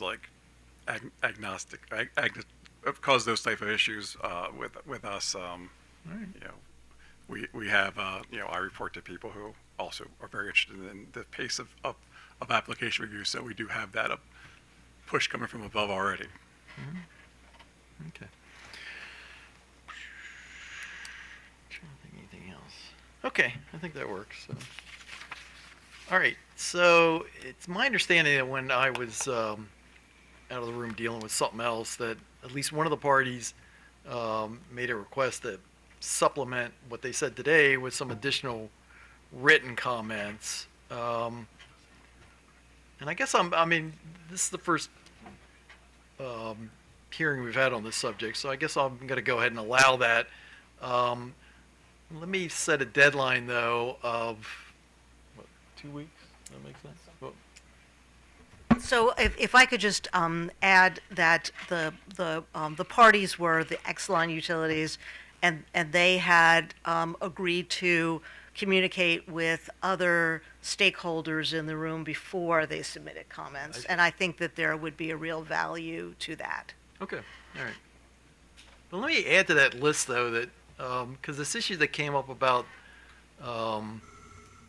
the incentives that are aimed at customers and whether it's worthwhile to make any communication to customers about the impending deadlines. If the utilities have, other than the bill inserts, if you got other ways to communicate with your customers that is pretty quick, that maybe could be utilized to say to customers, hey, be aware of the fact of if you want to take advantage of these things, the clock's ticking.